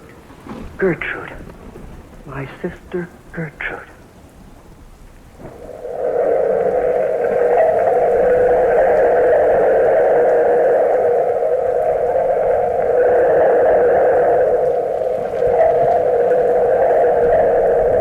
From the time-worn pages of the past, we have brought you the story, The Middle Toe of the Right Foot. Bellkeeper, pull the bell.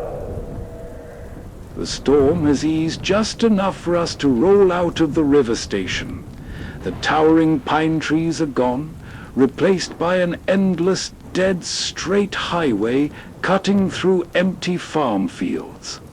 In the far distance, the jagged peaks of the Bitterroot mountain range are dramatically revealed by fierce sheets of lightning, lighting up a giant storm sky that makes our 1941 Packard Clipper feel entirely alone.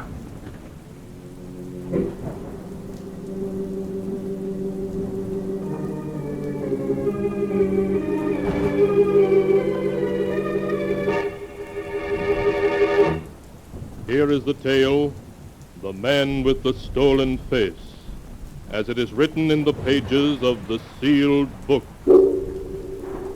Our story begins in the large, richly furnished office of John Harrington, famous financier. It is late afternoon, and Harrington is speaking to Matthew Briggs, his very confidential secretary. Well, Matt, this is it. I swore I was going to retire when I had $20 million, and now I have it. I've worked hard, and now I'm going to play hard. And do your plans include me still? No, of course they do, Matt. I couldn't get along without you. I see. Yes, I suppose you still need someone to do your dirty work for you. Why, Matt, what a thing to say. Now, where would you be if you hadn't hooked up with me? Executed and buried these 14 years, that's where. I know, you don't need to remind me. Because after all, you did kill that man, Matt. Killed him in cold blood. No, you and I belong together. You could send me to jail, but I still have carefully locked in my lawyer's safe all the evidence necessary to send you to the gallows. Yes, I know. Now, why don't you run along to the apartment? I think I'll sit and smoke one last cigar here in my office. All right. I'll see you later. Poor Matt, how he hates me. There's nothing he dares do about it. Well, I suppose a lot of people hate me. I'm not going to let that worry me any. Now is the time for me to enjoy myself. And I'm going to. Fun. That's my program from now on. Too bad that program will have to be canceled, Harrington. Who are you? I'm Jeremiah Cole, Harrington. You don't recognize the name, I see. Why should I? I never heard of you before in my life. I dare say not. But you've heard of my father, Nathan Cole. Oh. He gave you your first job 20 years ago. Well, what of it? I don't suppose you've forgotten that you got your start by cheating him out of his business. I did nothing illegal. You ruined my father after he'd befriended you and he died of a broken heart. I've spent 20 years trapping you, and now I'm ready to pull the noose tight. You're crazy. There isn't a man alive who has anything on me. I have. San Quentin. San Quentin? What are you talking about? When you were 19, a year before you came to the city and Dad gave you a job, you escaped from San Quentin. And you killed a guard doing it. Nonsense. You're crazy. Believe me, I can prove it. I've spent almost 20 years getting ready for just this moment. What do you want? I want $20 million. You can't be serious.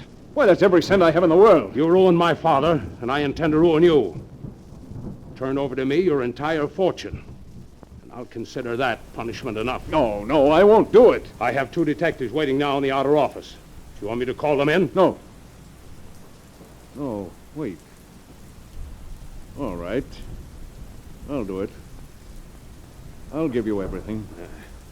I thought that would be your decision. Very well. Just sign this paper. And then you... What are you doing?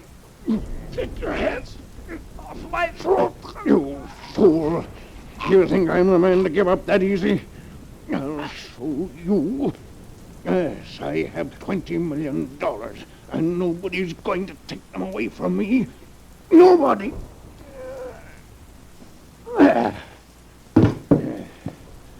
Threaten me, would you?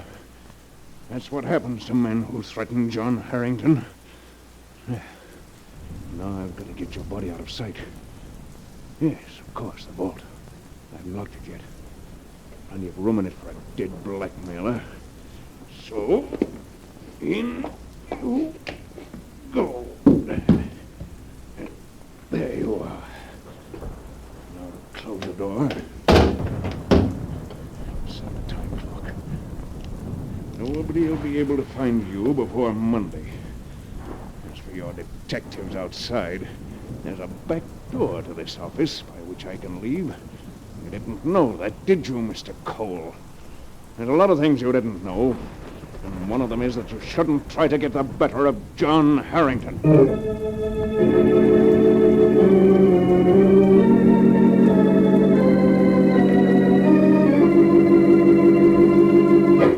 So John Harrington slipped away by means of the back door, and once safely outside, telephoned Briggs, giving Briggs instructions to meet him at his mountain lodge that night, with all the money and securities he could put his hands on.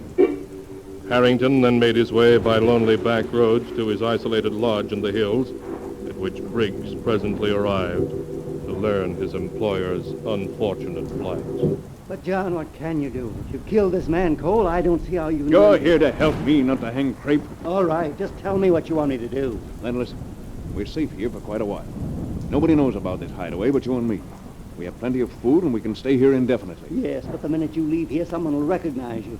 That rugged face of yours has been in the papers, newsreels so often everybody knows it. I'm aware of that, so I've got to have a new face. A new face? Why not? I know just the man to do it. Ludwig Muller. Muller? You mean the plastic surgery expert who was mixed up with that gang out in Chicago? That's the one. He was given 5 years for altering the features of members of the gang. Well, he must be out now. That was 6 years ago. Yes.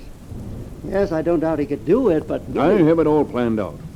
Now, first you've got to bring Muller here with all the necessary equipment. Then you have to find someone my age and my height who's willing to become John Harrington. Become you? Oh, that's insane. Why, even for all your money, who would trade places with you and go to the electric chair? Don't be stupid, Matt. I tell you I have that worked out, too. Now, listen. You've got to find someone my age and general build who has no wife or family, who's not wanted by the police, and has never been involved with the law in any way, who's lived an inconspicuous life and has never attracted much attention. I'll take his place and live his life. He'll take mine and become a millionaire. But, John... Don't argue. You find such a man and bring him here, and I'll guarantee to persuade him to make the exchange. When I make a plan, it doesn't go wrong.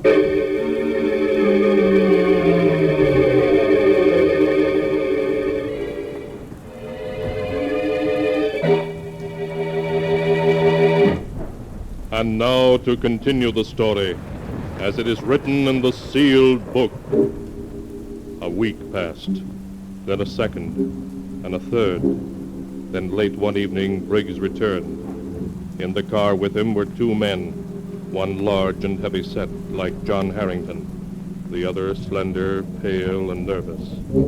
Briggs ushered them to separate rooms. Then he reported to his master. Well, Matt, who have you got to take my place? His name is Quincy, William Quincy. I have his whole life history written down for you. Here. Ah, let's see.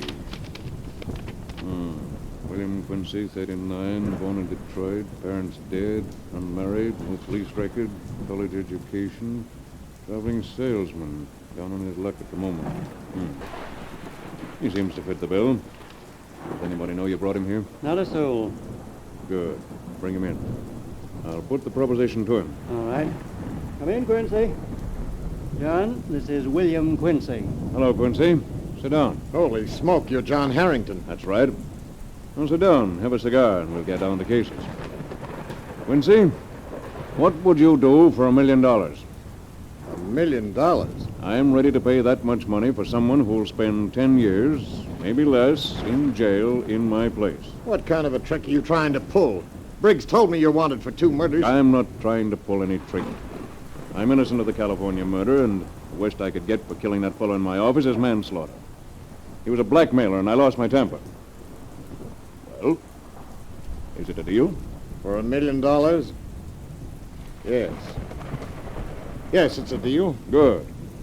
I'm afraid that you'll have to sell me your face as well as your time, Quincy. Sell you my face?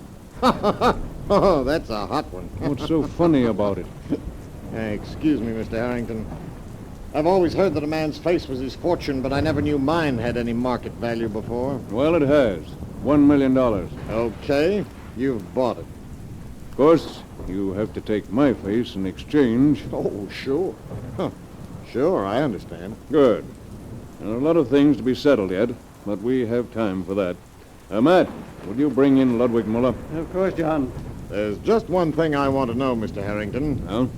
When I'm you, how am I going to clear myself of that California rap which you're innocent of? Very simply. You'll take my face, but your fingerprints won't jibe with the prints on file at San Quentin. That'll be obvious proof you're not the man. Very clever, Mr. Harrington. I think of every detail, Quincy, as you'll see. Oh, come in, Dr. Muller. Dr. Muller, this is Mr. Harrington. Please, not Dr. Muller. I have no license. I'm plain Mr. Muller. Just as you like, Mr. Muller. But sit down, please. Thank you. Now, may I ask why I was brought here? Just to help me and Mr. Quincy here exchange faces. Exchange faces? But why should you wish to do such a thing? For personal reasons. We plan to exchange identities. You could make my face look like Quincy's and his like mine, couldn't you? Yes, of course I could, but... Then you're going to do it, and I'm going to pay you $1 million. $1 million? No, you cannot mean it. I do mean it. With that much money, you can become a man of science again. You can build laboratories, experiment, become famous. All just for a simple job of plastic surgery. Not simple, no, but... Yes, Mr. Harrington. I will do it.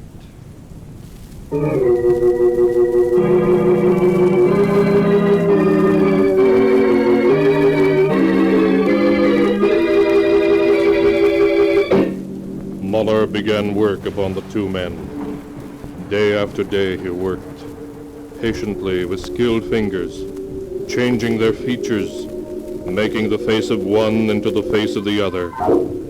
It was a long and difficult job, but as the time for the removal of the final bandages came closer, John Harrington was in excellent spirits. Well, Quincy, do you feel ready to take over the role of John Harrington, millionaire? Anytime. I've practiced your walk, your signature. I even know what you like to eat. What are you going to do after you become William Quincy, Esquire? I don't suppose you'll be going back to my old hometown, Detroit, will you? No, I hadn't planned to. Well, take a tip from me. Don't. What do you mean? Why not? There are people there who don't like me. I thought Briggs said you had a perfectly clear record. No, I have, but I quarreled with one or two people. Huh? Nothing legal, but, well, you wouldn't know who my friends were and who were my enemies, so on the whole, it'd be simpler just to give Detroit a wide berth. You're talking very strangely, Quincy. What's behind it? Not a thing. I'm just worked up, I guess. Because tomorrow we're going to see what we look like as each other.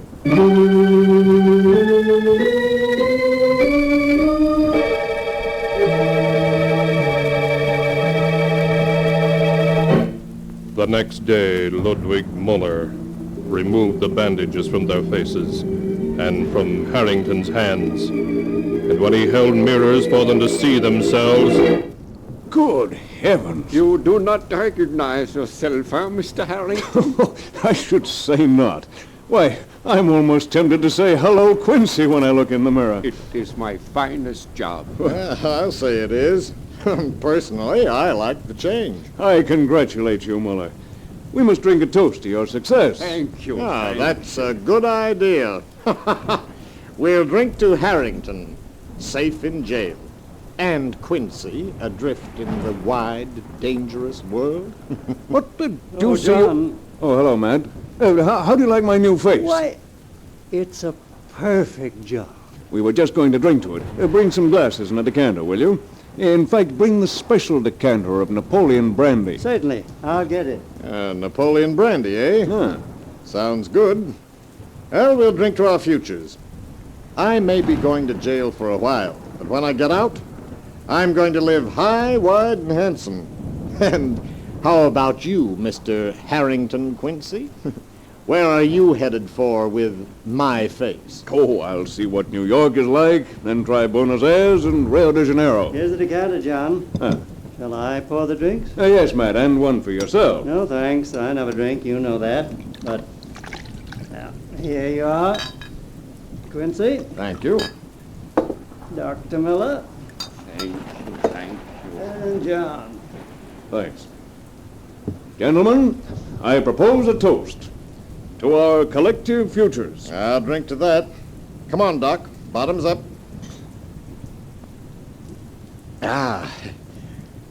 That's smooth stuff. Now, very good indeed, Mr. Harrington. Glad you liked it.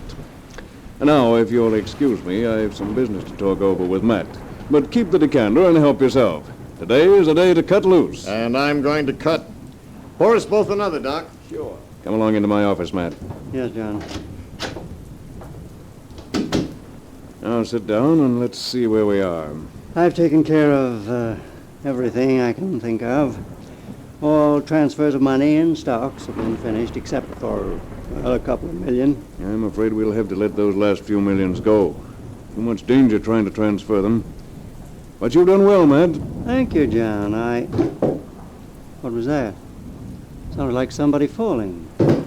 Here it is again. I rather imagine it was Quincy and Muller, Quincy. Matt. The poison I put in that brandy yesterday works fast. Poison? Of course. I only pretended to drink mine. You mean you... Exactly. I couldn't let them live. They knew too much. Have you no human feelings whatever? Not where my own skin is concerned. I propose to start my new life as William Quincy with a clean slate and no witnesses left behind me. Oh. Does that include me too, John? I'm afraid it does, Matt. No, don't move. I have my gun here in my pocket. See? Yes. I see now. I've been a fool, haven't I? I'm afraid so. You should have acted first, Matt, and killed me. Yes, I should have. But I never had the courage. The race is to the strong, never to the weak. Maybe you're right, John. Maybe, but the weak sometimes win, too. This is a joke on me and on Quincy, but it's a joke on you, too, John, because... because... Goodbye, Matt.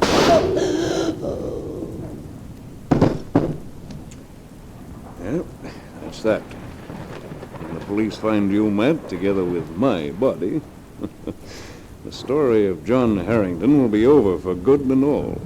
But the story of William Quincy, footloose and fancy-free, is just beginning.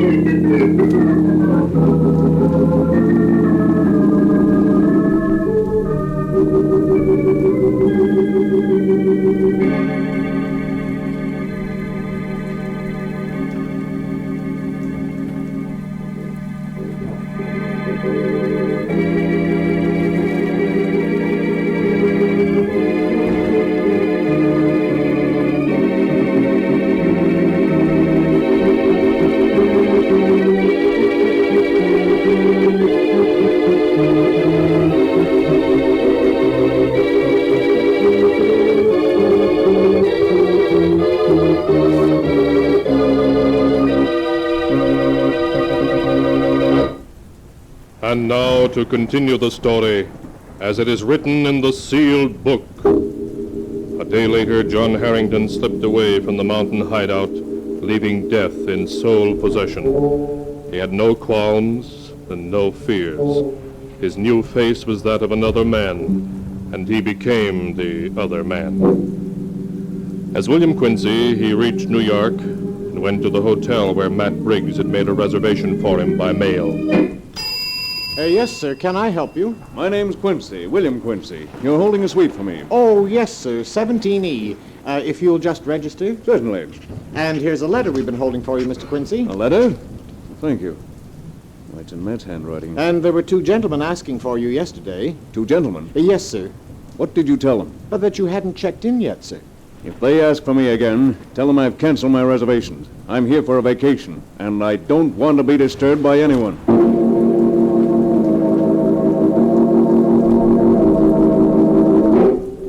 A few minutes later, John Harrington was alone in the luxurious suite Briggs had reserved for him. He stared out at New York with a scowl on his brow, fingering the letter the room clerk had given him. Who the deuce could have been asking for me? Why in the world should Matt have written me a letter? It's postmarked the 10th. He must have written it the day before I... Well, I might as well read it.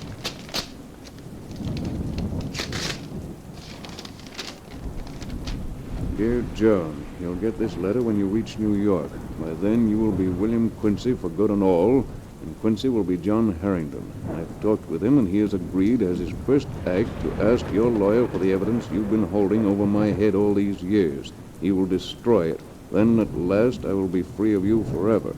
That poor devil, that was his mistake. And what else did he say? And now, I want to give you a word of warning. The worm has turned after all these years. I have outsmarted you at last with your own help. What in thunder does he mean? Why do you suppose Quincy was so willing to take your face and go to jail even for money? He had good reason for it. Believe me, he... who is it? Telegraph, Mr. Quincy, sir. Telegraph. Just a second. Well, let's have it. All right, Quincy, put him up. Come on in, Rocky. Yeah, Lefty. Well, Quincy, old pal, you don't seem very glad to see us. What's the meaning of this? Who are you and what do you want? Steady, Quincy. My trigger finger's itchy. Back up a little. That's better. Who are you? What do you want? Why, we want you, Quincy.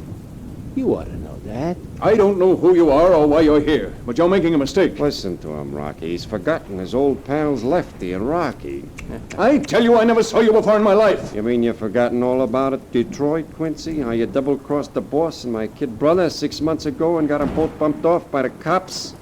Well, ain't that forgetful of you? No, you're wrong. You've got the wrong William Quincy. Hey, Lefty, you don't suppose this could be the wrong guy, do you? What makes you say that? You're nuts? No, but, well, it's just that this guy's voice don't sound like the way I remember Quincy's voice did. That's right. I'm not the Quincy, you know. Never mind the voice, Rocky. Look at the face. Could there be 2 guys in a world with a puss like that? But I tell you, He's just trying to stall. Let him have it. No, please. I'll give you $1 million.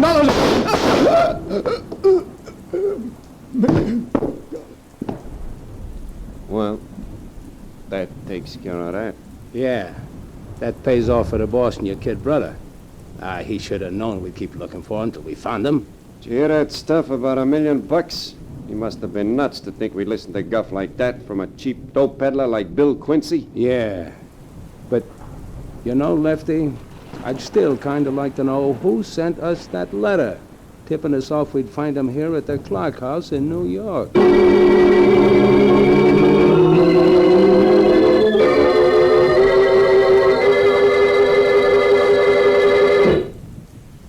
And so ends the tale, The Man with the Stolen Face, as it is written in the sealed book. The plot, which John Harrington had so cleverly contrived to change his identity, led him to his doom at the hands of William Quincy's enemies. Twisted indeed are the strands of fate in which destiny entangles mere mortals.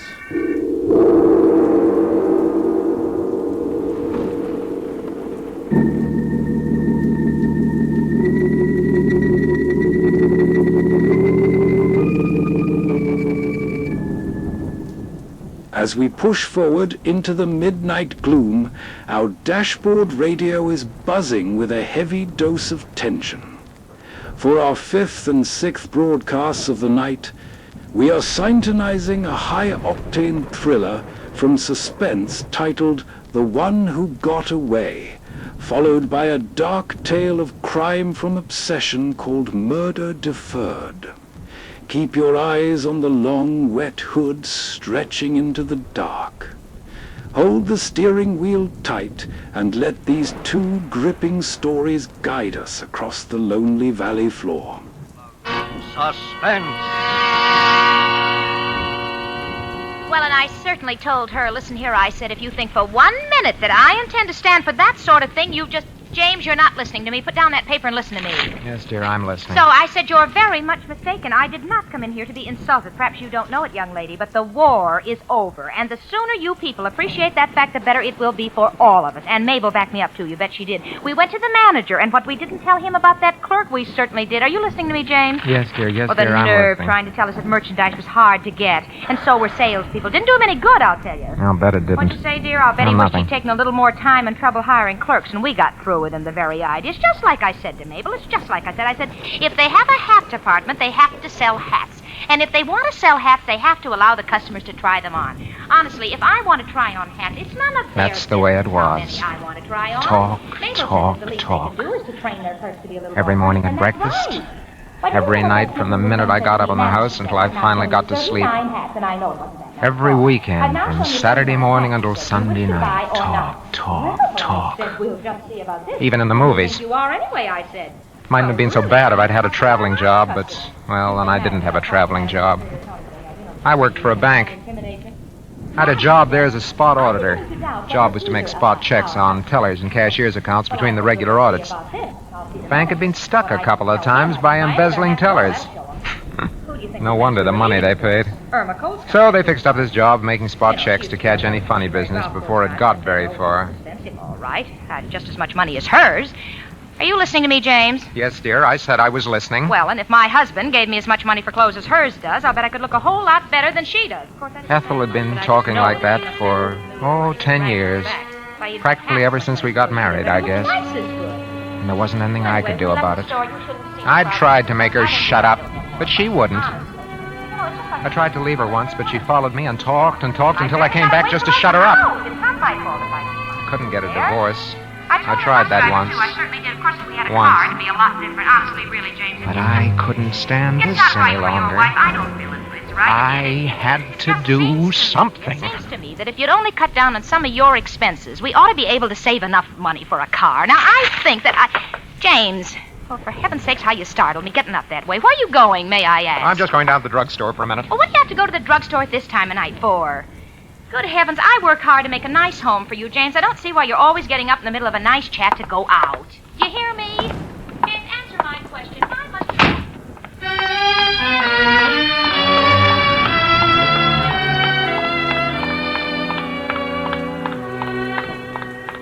As soon as I got outside, I felt better. But the thought that I'd have to go back there again and listen to her talk every day, every night, the thought that I'd have to go back there kept hammering in my head. I suppose I knew what I had to do a long time before that. But I'd never admitted it to myself. There was only one way to shut that woman up. That was to kill her.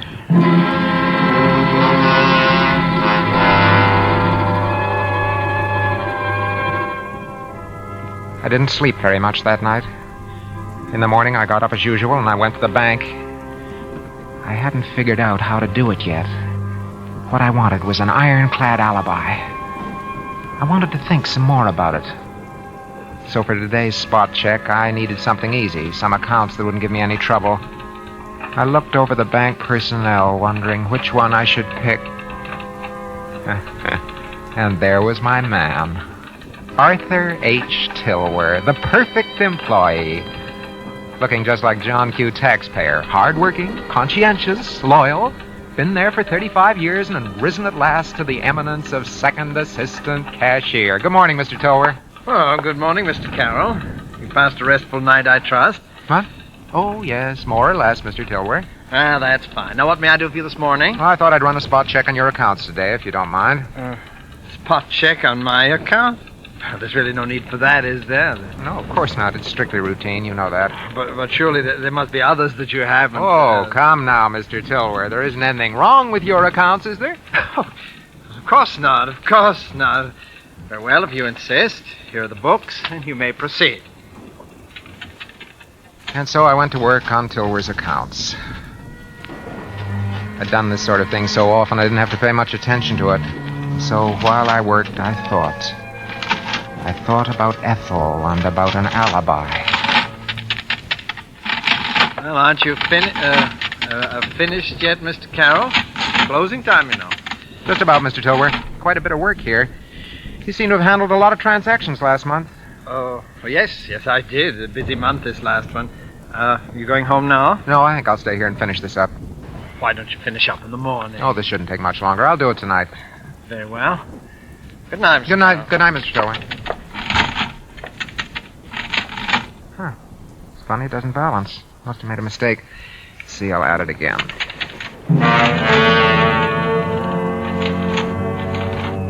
But it wasn't any mistake. His books didn't balance. And by the time I'd finished the check, I knew he hadn't made a mistake either. Mr. Arthur H. Tilware, the prize employee of Consolidated National, was deliberately short $3,756.23. When I'd finished, it was quite late. I locked up.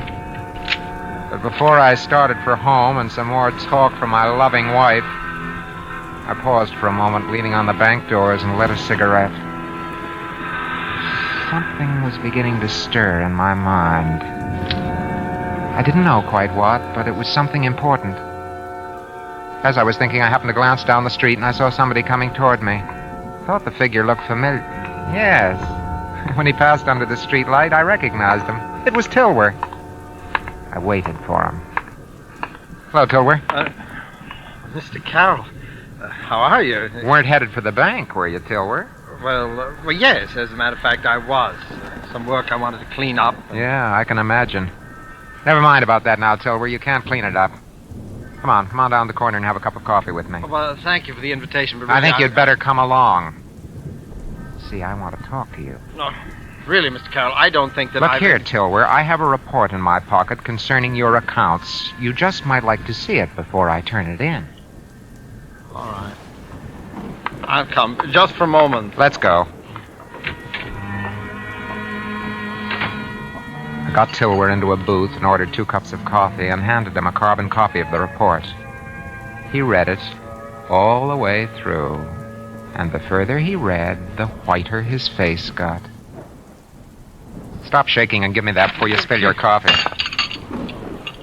Now, there are a couple of things I want to know before I turn this in. What have you done with the money? Mr. Carroll, I have a sister. She's desperately ill. Every penny of that money has gone for her treatments. Every penny. That isn't going to make any difference. Embezzlement's embezzlement. Well, she'll die. She'll die, Mr. Carroll. I didn't mean to steal that money, and I'll pay it back. Please don't turn in that report. My sister will die if I can't continue her treatments. I'll find some way to pay it back. That's what they all say, Tilware. Mr. Carroll, I've lived a life of probity and honesty for 50 years. I only did this because I couldn't bear to see my sister die for lack of money. I had to have it. You must help me. I must help you? Do you realize what you're asking me to do? Yes, I realize it. Surely there's some way I can make it worth your while. Now, I haven't any money, but I'd do anything for you. Absolutely anything. Don't turn in that report. Then it came to me. Please. This was it. You don't realize it. The perfect alibi. Tilware would provide it. Tilware would have to provide it. I listened to him run on until I'd thought it all out. She thinks I have some money. All right, Tilware. All right. I'll help you. On certain conditions. Thank you so much, Mr. Carroll. You don't realize... First, I want a written confession from you. Just in case. And then I want you to be prepared to swear that I was with you all evening on one night that I'll pick out. You understand? Oh, yes. Yes, I'll do it. Anything. Anything at all.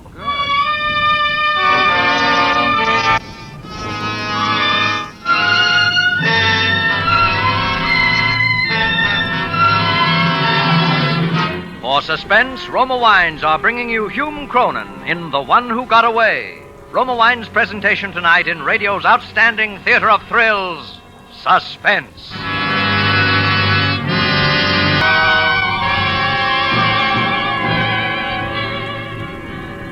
The next night, I didn't come home until almost 8 o'clock.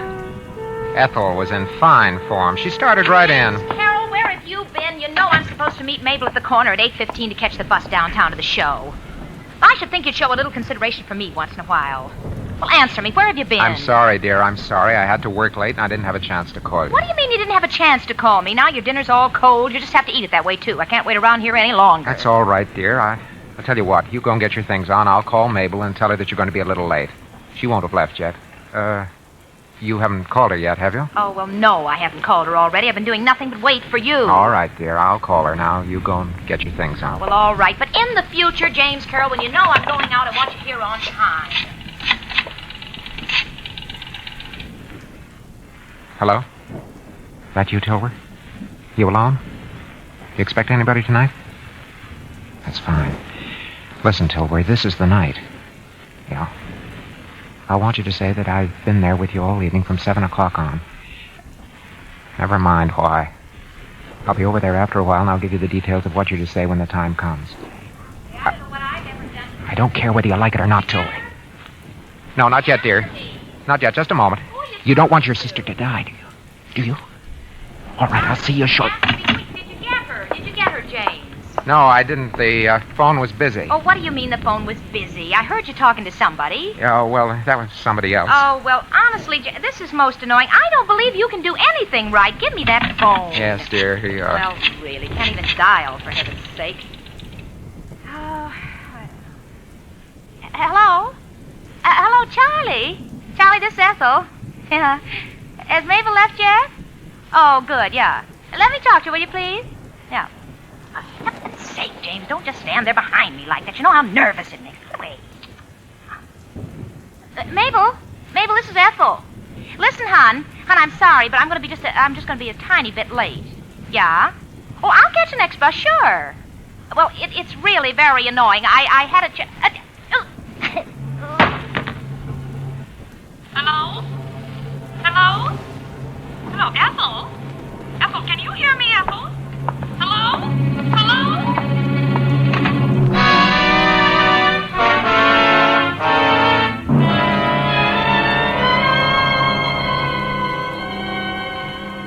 I guess I must have got back not very long after the cops got there. The apartment was ablaze with lights. There was a cop at the door. Inside there were photographers, fingerprint men, all the usual array of the law. The detective in charge was named Dolan. Pretty much of an average-looking guy, but sharp. We went through the amenities, and he told me how sorry he was. I expressed my shock and horror, and finally we got down to business. Mr. Carroll, I hate to bother you at a time like this, but I find it quite helpful in cases of this kind to talk to people as soon as possible. Yes, I understand. Now, when did you last see your wife alive, Mr. Carroll? Why, about 6:45, I guess. I only came in for a moment, and she was getting ready to go out. About 6:45. And she was okay when you left? Yes, perfectly. And you say you left the apartment then? That's right. Where'd you go, Mr. Carroll? What's that got to do with it? Well, Mr. Carroll, this is a murder case. Your wife was strangled while she was talking over the phone to a friend of hers. You want to bring her murderer to justice, don't you? Well, of course. Well, in a case like this, unless we get a break, we'll have to investigate the whereabouts of a great many people at the time she was killed. We'll find out a lot of things that people would prefer to keep quiet. Now, perhaps what you were doing after you left here is something like that. But let me assure you, if where you were and what you were doing has nothing to do with this case, it'll never come out. Now, where were you? Was it to see a woman, Mr. Carroll? Oh, no. No, there was no other woman. Don't you remember where you went? Yes. Yes, I remember. Why won't you tell me? Mr. Carroll, where did you go after you left this apartment at 7:15? I'm not going to tell you. Mr. Carroll, why did you kill your wife? Didn't kill her? What's the matter with you? You didn't kill her. You left her here alive at 7:15, and you won't say where you went. But that's right. But I didn't kill her. Why should I? Look here, I loved my wife. Mr. Carroll, I'm afraid you leave me no choice. I must ask you to accompany me down to headquarters.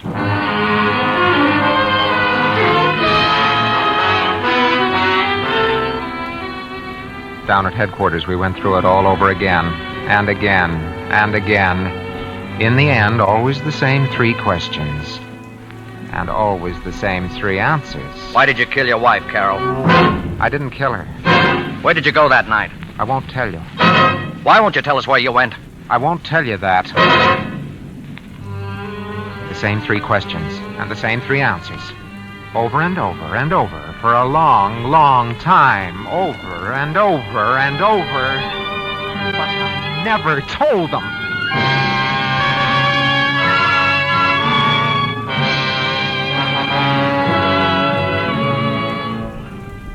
The case came up for trial about 2 months later.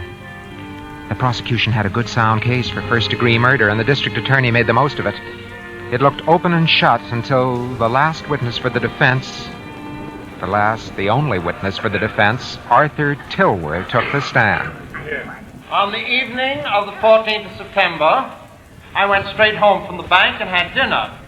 At about 2 minutes past 7 o'clock, I remember the time exactly because my favorite radio program, that's the Symphony Hour, had just come on. The defendant, Mr. James Carroll, joined me and remained in my presence until about 11 o'clock. Order in the court! Order in the court! Order! They went at him hammer and tongs, kept him on the stand for an hour and a half, but he never changed his story and never contradicted himself. He made as admirable a witness as he did a bank employee. The jury was out for a long time, 12 hours or so, and when they came back... Ladies and gentlemen of the jury, have you reached a verdict? We have, Your Honor. Do you find the defendant, James Carroll, guilty as charged or not guilty? Not guilty, Your Honor.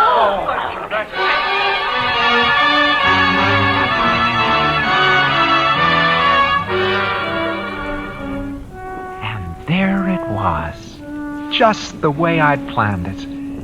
I was free. And I'd stay free. No man, the law says, shall be placed twice in jeopardy for the same offense. No matter what they found out, they couldn't touch me now. I was free of Ethel forever.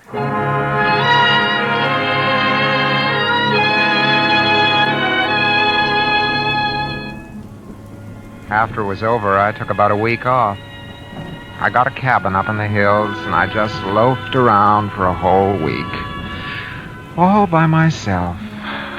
It was nice and quiet. Nice and quiet. When I got back to the apartment, I saw someone standing by my door. It was Dolan. Hello, Carol. Hello, Dolan. Want to see me? Yeah, just for a minute. I've been away for a week, you know. Yeah, we know. Come on in. Thanks. Sit down. Thanks.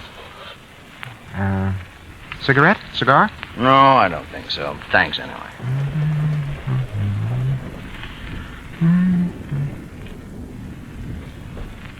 All right, Dolan, what do you want? Oh, nothing really. Look, Dolan, is this supposed to be a purely social Hey, Carol, visit? tell me, do you fish? Do I fish? No. Why? Fishing is my favorite sport. I was raised around Winnipeg Lake, you know. Fishing's fine there. Yeah? There's one particular spot on Winnipeg that's a favorite of a lot of fishermen. It's deep, cool, and rocky. There was a big speckled bass lived there. Very cagey creature he was, too. A lot of fellas thought they had him. Hooked him even. But he always got away. This is all very interesting, but if you don't As a mind, matter of fact, that fish got to be quite famous. Got to be known as the one who got away.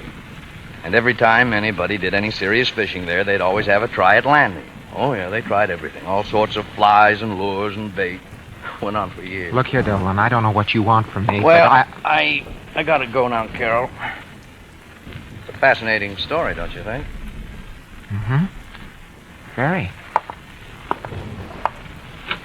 By the way, Carol, you know how much that fish weighed? 7 pounds and 12 ounces. How do you know? Got a little careless one day. Took a long time, but I finally got him. Bye now, Carol.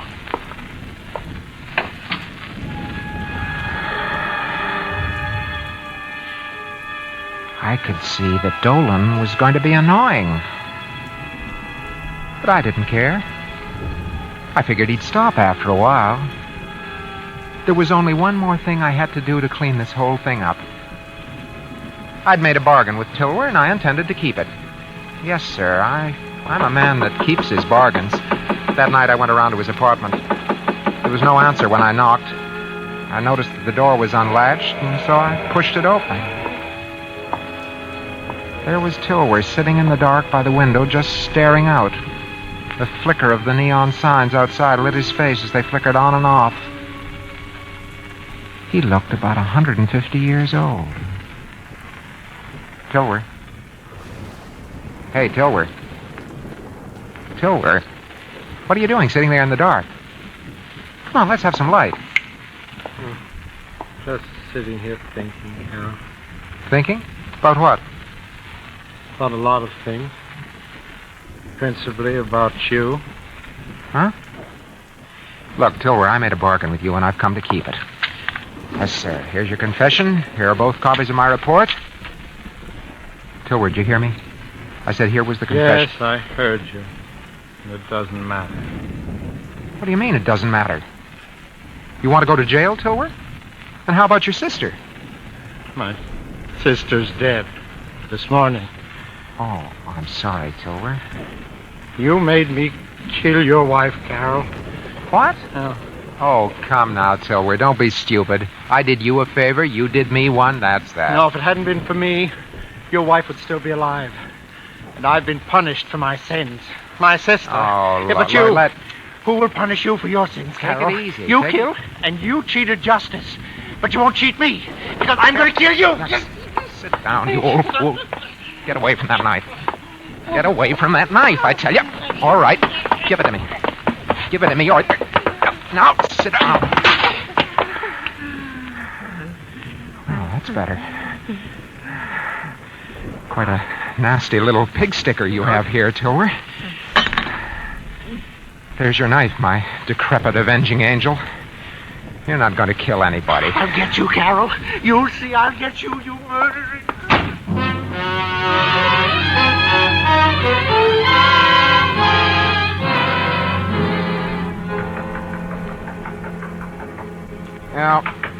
Yeah. Who's there? Just a minute. Hey, wait a minute. Hold on. I'm coming.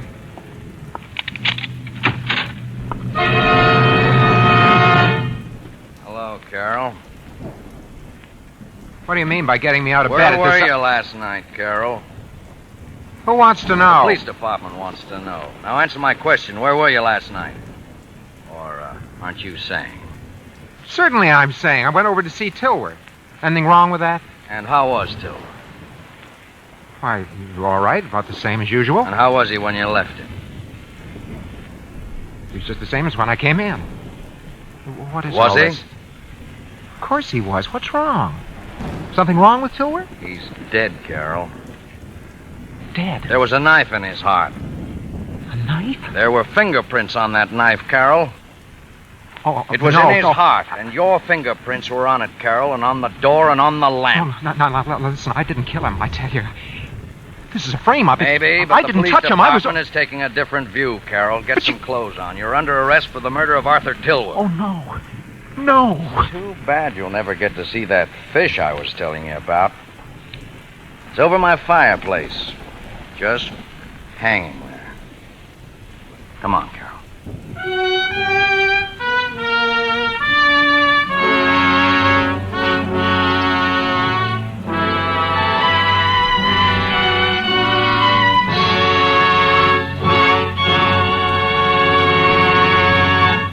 Suspense. Presented by Roma Wines, R-O-M-A, selected for your pleasure from the world's greatest reserves of fine wine. This is Ken Niles introducing our suspense star of the evening, one of Hollywood's most accomplished villains, Hume Cronin. Tell me, Hume, wouldn't you like to give up roguery and play a nice guy just once? Not me, Ken. Look what happens to the nice guys on Suspense. The fuel is running low and the mind is getting weary, traveler. Let us park the Packard on the gravel shoulder and step inside this weathered, neon-lit roadside diner. It is completely deserted at this hour. The long counter and chrome stools are wrapped in deep shadows, and we are the only souls here. Slide into a leather corner booth by the window and watch the relentless rain batter the glass, while the massive mountain plateaus loom like giants in the foggy distance. Yes, I want you to hear my story. I've told it several times now. I believe I can repeat it and without leaving out any details. I know I won't omit Claire. She meant so much to me. So very much. Why, it seems only yesterday that she came walking down the corridor at the investment company and into my office. Claire! Oh, hello, Norton, dear. Hope you don't mind my walking in on you. Well, you know I don't. Busy? The president of an investment firm is never busy. With a big company behind him, he can well afford to hire good assistants to do all the work. You've certainly hired all the experts on Wall Street, then. What do you mean? Just that I've read the semi-annual report of Worthington and Company. There seems to be no end to the amount of money or rather, your hired assistants are earning for the firm. That's our job. But it's not your job to kill yourself working so hard. It's not that bad, Claire. Yes, it is, Norton, and you know it. This job killed my father, and I don't want the same thing to happen to you. What would you suggest? Why don't you retire? You mean you want someone else in this position? It's not that I have anybody in mind, Norton. It's just that I think you've worked too hard all your life, and you're entitled to a rest. At my age, Claire, I'm only 35. Of course, to a 26-year-old girl, that must sound quite elderly. That's not what I meant, Norton. Then what are you driving at? I'd like to sell out. Sell out? That's right. My father's been dead exactly 1 year. You've already increased the $7 million he left to me to more than 10. Is that bad? That's just it. It's good. I've got more money than I'll ever need. And you're a millionaire in your own right. It isn't the money, Claire. A man has to have something to do. Then you insist on working? Call it that. All right, then. Sign these papers. What's this? New incorporation papers. You know, I thought you'd be stubborn and not want to retire, so I had these drawn up. Just put your name on the dotted line, and then the firm of Worthington and Company becomes Worthington and Robert. Oh. But Claire... No buts about it, Norton. As long as you're going to run this business, then by everything that's right, you should be a full-fledged partner.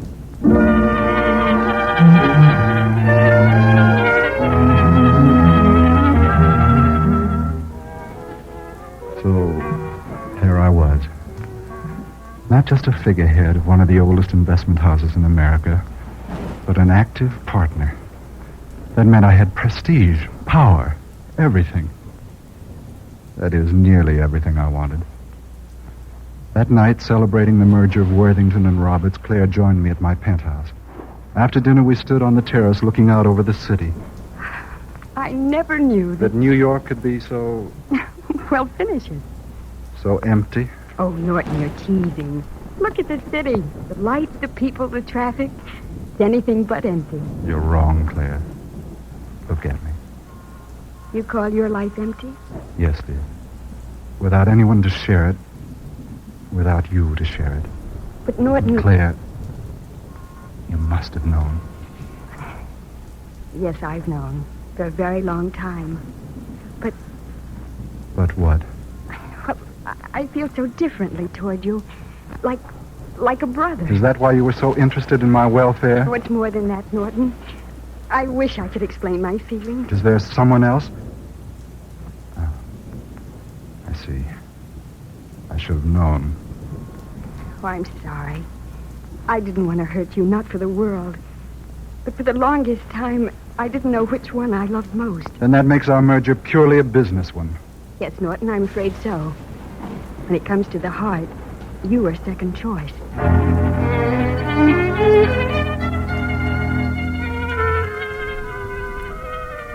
Second choice.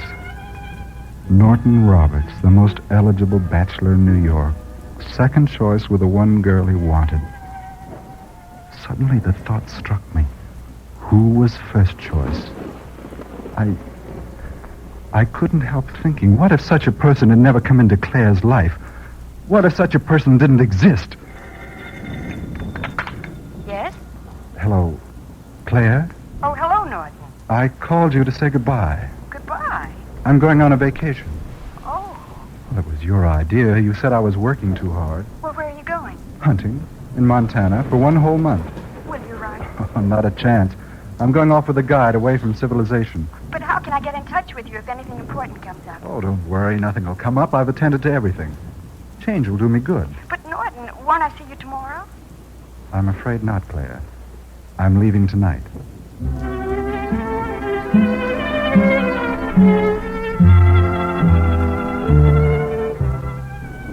Yes, I was going hunting, all right. But not for mountain lions or bears or coyotes. I was going hunting for a man. Murder was my game. Just as I'd hired men to do my other work, I planned to hire someone to commit that murder for me. 3 days later in San Francisco, I learned that the man I wanted to see was Victor Corrin. Come in. Are you Victor Corrin? Who are you? My name is Walter Bradshaw. That's not your name. But never mind about that. What do you want? I want you to murder a man. Yeah? Look, this is a legitimate business deal. My assets happen to be cash. Yours happen to be, shall we say, brawn? Who sent you here? Nobody. I've been around. I know you're a front man to break up strikes, start riots, to do anything for whichever side pays you most. You know a lot for a stranger. I know the stakes are high, and I'm willing to pay $15,000 for a man's life. Who's the man? I don't know. Now, wait a minute, mister. I don't know what your game is. Now, wait a minute. Let me explain. Somebody is going to marry Claire Worthington, and... You mean the heir to the late King of Wall Street? That's the girl. I want you to kill the man who marries her. And you don't know who he is? No. But no matter who he is, kill him. Why do you want him murdered? You'll be well paid for eliminating the man, not for knowing the reasons why. Is it a deal? Well, how am I to know? It'll be in all the newspapers when she gets married. The method of murder and the time I'll leave to your discretion. Well? It'll cost you another 15 grand. 15,000 more. That's what I said. This 15 is my share for giving the orders. The others will be for the killing. I see. And who will that be? That'll be my business. Yes. Yes, of course. Suppose I pay you, say, after the murder has taken place? In this line, we always get paid in advance. Especially when we deal with guys like you who hide their identity. But I don't have that kind of money with me. Well, then get it. Very well. Here you are. Well, had it all along. Smart business. I've been called that. Anyway, there you are. Another 15,000, 5s, 10s, and 20s. Yeah, good enough. Okay, mister? It's a deal. How will I know that... That I've carried out my part? You'll read it in the papers after Claire Worthington gets hitched. Unless you want a written receipt for one murder paid in full.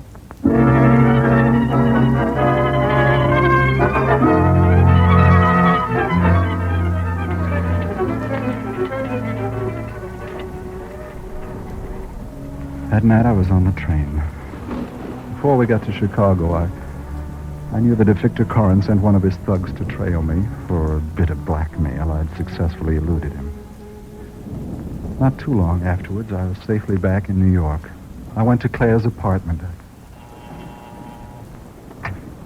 Norton. Of all people, Norton Roberts. Claire, dear, remember me? Oh, a sight for lonesome eyes. When did you get back? This minute, haven't even been home. Oh, it was sweet of you to come here first. Well, come on in. I was just going to have some coffee. Now, sit down. Tell me all about your trip. Well, it was very dull. Slept, ate, walked. Catch anything? No. Set a few traps. That was about all. Oh, you're too chicken-hearted to kill a rabbit. You can't fool me. It was a good change of scene, anyway.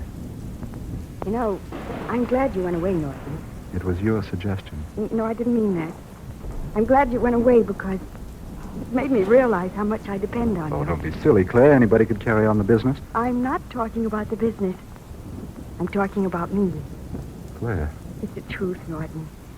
I knew after you left how much you meant to me and how much I loved you. But this other fellow, the one who was first choice. There never was another fella. I just had to be sure, that's all. You're first choice, Norton, if you still want me. Darling, of course I want you, more than anything or anyone in the world. Well, then let's not wait. Dear, we can't jump into this. Well, why not? Are you trying to stall me? Oh, don't talk that way, Claire. You know I want to marry you, only right now. Well, what can possibly stand in our way? I've got to go to San Francisco on business. Well, is it so important that it can't wait until we get married? Yes, it's very important. It can't wait. I've got to dash off to San Francisco. I'll fly there tomorrow morning. We go together, Norton. No, we can't do that. Darling, you can't put me off. What do you say? Do we get married in the morning and go to San Francisco together, or... Very well, Claire. We'll get married in the morning.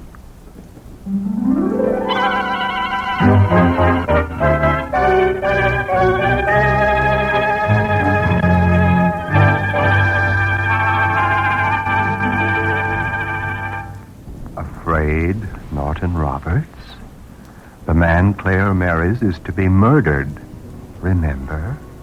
Murdered for a price. The price you paid. And tomorrow, the headlines in San Francisco will put the finger on the man you wanted dead. Think fast, Norton Roberts, and outwit, if you can, the clever scheming of your own obsession. In just a moment, we return to our story.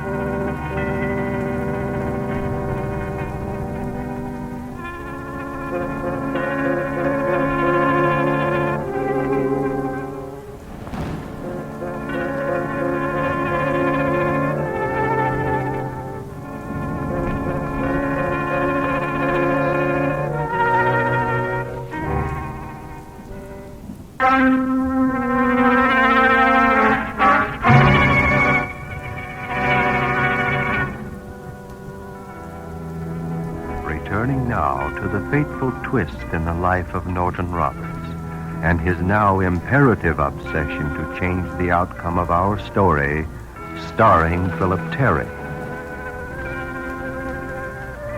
It is the rightful privilege of a woman to change her mind, but in so doing, she oftentimes causes the undoing of the best-laid skeins of plans and schemes, and sometimes the undoing of the schemer himself. It was a grim bargain Norton Roberts made, a bargain with death itself. And in his mind, the panic grows and builds, becomes insurmountable. He must live, he must escape. Life, his life, must be bought back at any price. Living now is his only obsession. Yes, my bargain in murder had taken an ironic twist. You see, I'd arranged for the murder of the man who was going to marry Claire Worthington, never dreaming that Claire would change her mind at the last minute and marry me. Now, combining a honeymoon with what Claire thought was business, I had to hurry back to San Francisco to try to change the pattern of my design for murder. It wasn't easy making explanations to Claire when I dropped her at the hotel, but I managed it, and then I told the cab driver to take me to a waterfront address. That's it, over there, driver, on the other side of the street. This the place, mister? Across the street, I said. If you take my advice, you'll stay away from that joint. It's being watched. By whom? With the cops. They're hot after the killer. Somebody murdered? Somebody murdered, he asked me. Victor Corin was bumped off this morning. Victor? Corin? Yeah, and they got away with $15,000 that he was carrying. Do they know who did it? Yeah, the cops don't, but the grapevine has it that it was one of his own men pulling a double cross. You better stay clear of that joint, sir. There may be fireworks. Back to the hotel? Yes.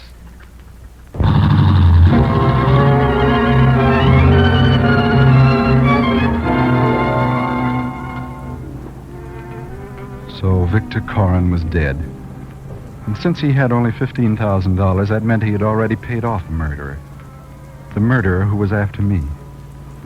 Somebody was going to kill me. Somebody, it could be anybody, like the taxi. Yes. Yes, it could be the taxi driver. Why are you stopping here? Traffic light. In San Francisco, the red light means stop. Oh. Boy, give me a morning paper. Yeah, thanks. That taxi driver. He knew too much about Corin and the money. He didn't want me to go up there. How do I know Victor Corin was murdered? How do I know that the taxi driver wasn't plotting against me? I watched him closely, and then I noticed through the rearview mirror that he was looking at me. But I was ready for him. Yes, I was ready when he suddenly half-turned and said... Say, you're Norton Roberts, aren't you? No, no! Hey, look out! Don't jump,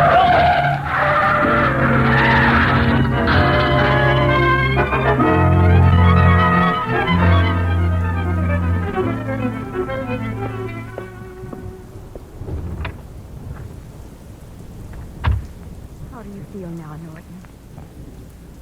Fine. That taxi driver, he tried to kill me. Oh, that's nonsense. And what am I doing in this hospital? Darling, you were hit by an automobile. I was. Not hard, thank goodness. The car's crashed to save you. Let's get out of here. Well, it'll be a day or two before you get over your shock. Then you'll be perfectly all right to attend to your business. I've finished with my business. Let's go back to New York. All right, Norton. We'll go back to New York tomorrow or the day after. Who's that? But take it easy, darling. It's probably the doctor or nurse. I'll see. Good morning, ma'am. Oh, hello, driver. Won't you come in? Thanks. How do you feel this morning, Mr. Roberts? How did you know I was Norton Roberts? Well, your picture. It was in the front page of the morning paper. Oh, I was afraid of that. And then next time somebody recognizes you, you don't have to jump. Yeah, especially out of moving taxis. It's bad business. Is your car wrecked? Yes, ma'am. The other driver really smacked it up trying to keep from running over Mr. Roberts. Well, we'll handle the expenses, of course. You don't have to worry. Oh, gee, thank you, ma'am. You can drive me to the hotel, and I'll give you a check. Darling, now you just rest comfortably, and I'll be right back. Oh, you can't leave me here alone. The hospital is well staffed with doctors and nurses. Where are you going? To arrange for our trip back to New York. Claire. What is it? Will you charter a private plane for just the two of us? Yes, Norton. I'll charter a private plane.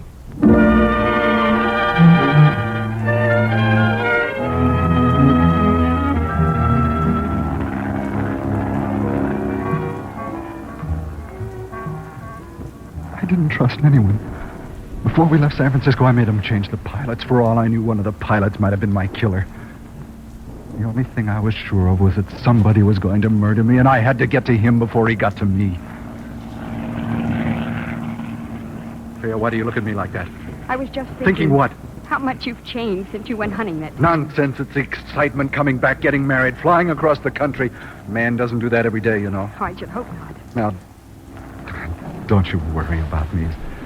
As soon as we get back to New York, I'll be myself again. Norton, I want you to do me a favor.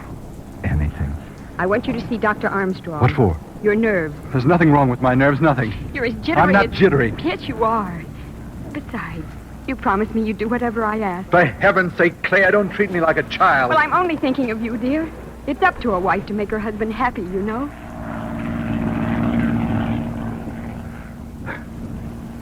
That was a fine one. She only wanted to make her husband happy. If I hadn't married her, I'd have been all right. Perfectly all right.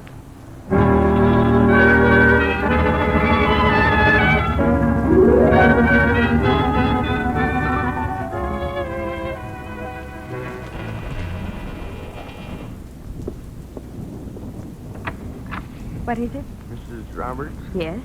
I'm Sperber, the new butler, ma'am. Oh, yes. Come in. Thank you, ma'am. Come along with me. Yes, madam.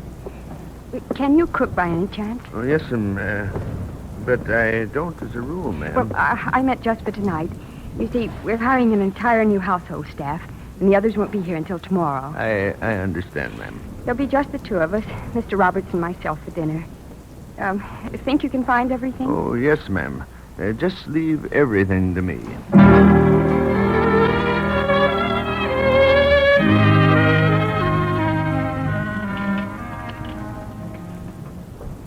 You're not eating very much, Norton. I'm not hungry. There must be something troubling Nothing's you. troubling me. Who's the new butler? His name is Spurby. Yes, I know, but where does he come from? Santa Barbara, I think. The West Coast? Well, what's so terrible about that? How can you let a strange man in the house without even knowing one little thing about him? Well, darling, he had references. They checked on him at the agency where I always get my servants. Oh, shh.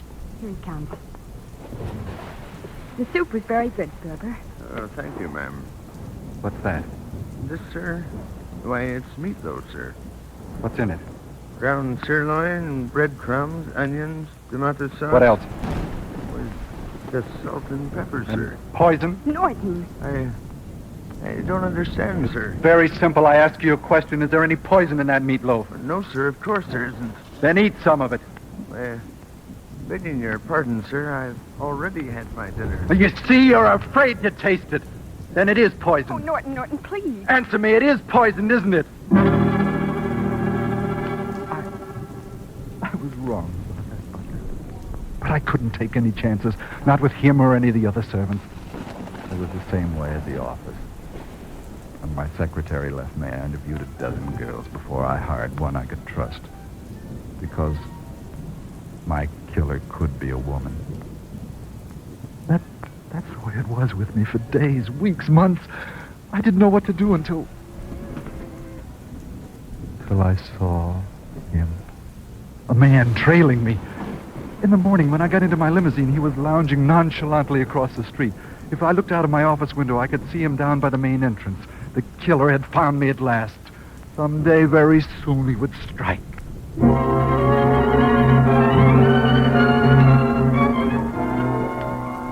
To get away anywhere. I took all the cash I could find in the safe, walked out of the office in the middle of the day. I went down the back stairs, didn't use the elevator, came out on the street at the rear of the building, and there I yelled for a cab. Taxi! Taxi! Look, I want you to take me to... Oh, you have a passenger. It's okay. I don't mind sharing the cab. Get in. No, I know who you are. Get in. I'll drop you off. Where do you want to go? To Wall Street. But you just came from there. How do you know? I know a lot about you, Mr. Roberts. Then you know that I'm married to Claire Worthington. I should. Look, I'll give you money. 50,000, 100,000. Here, I have a lot of cash. There's more. If you'll leave me alone. But, Mr. Roberts, I'm not trying to do... Leave me alone, do you hear? Leave me alone. Mr. Roberts. Leave me alone. Don't kill me. Don't kill me. Don't kill me. No!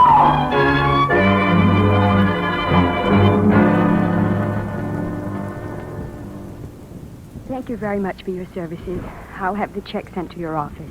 Thanks, Mrs. Roberts. Oh, that's the Coronet Detective Agency. Yes.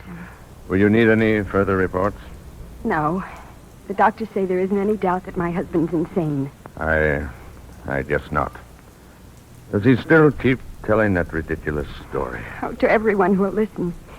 He just finished telling it to his nurse again. The poor devil. Yes.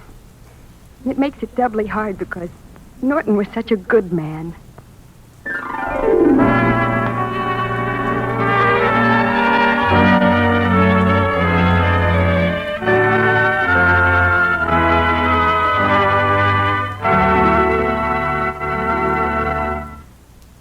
Such a good man, Claire? Perhaps. But the punishment fits the crime as it always must. The escape was made, but into a shadowy realm from which there is no further escape. A realm created from his own device, the tortured labyrinth of a mad obsession. In just a moment, I'll be back with a preview of next week's story.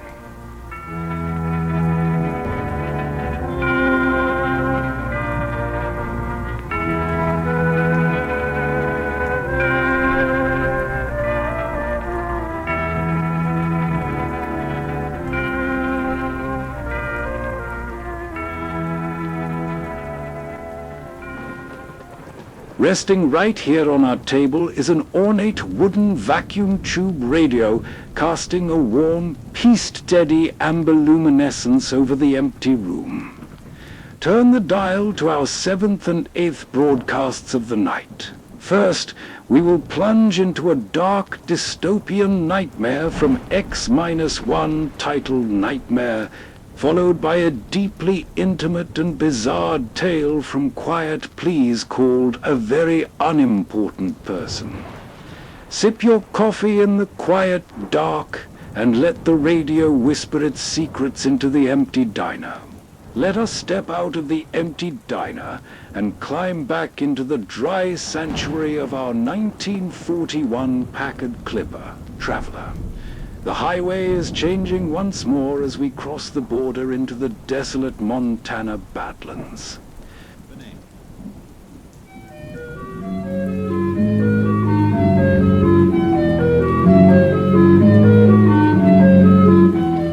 Nobody knows exactly when the nightmare began.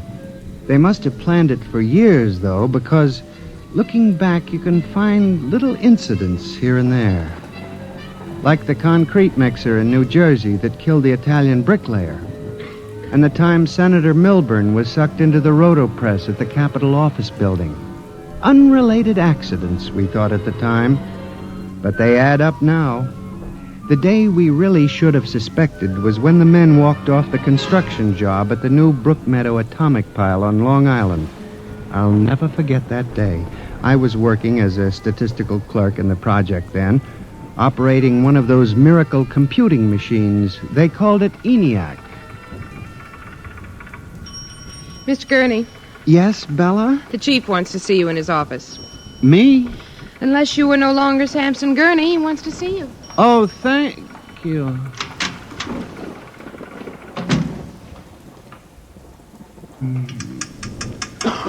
Come in. You wanted to see me, Mr. Hawk? Gurney, I thought those electronic computations were infallible. They are, sir, but... We've got a kickback from the chief physicist. These nuclear fission equations are inaccurate. Well, sir, you know the computer is a highly complicated machine, more complicated in many ways than the human brain. I'm not interested in the physics of it. Can something go wrong? Well, occasionally, if there's an overload, the machine goes haywire. Sort of has a nervous breakdown, you might say. We usually rest it up for an hour, and it's okay again.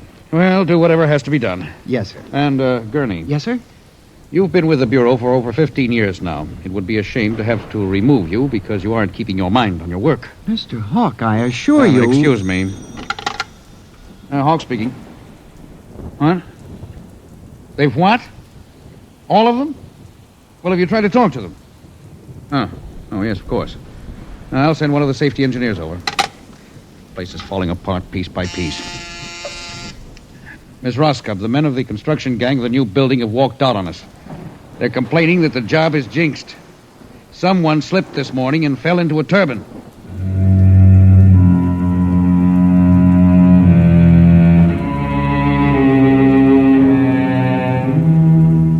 That evening, out of that morbid curiosity so peculiar to the human race, I wandered over to the site of the new atomic pile to see where the man had fallen into the turbine.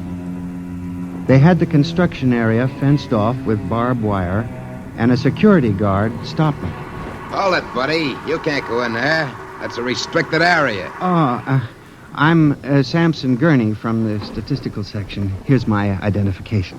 I'm sorry, Mr. Gurney. Nobody's allowed in the area. I see. Tell me, was he, killed instantly? Like that.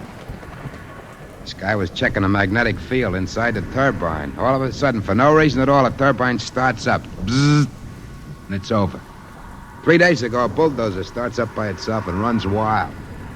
Go figure it out.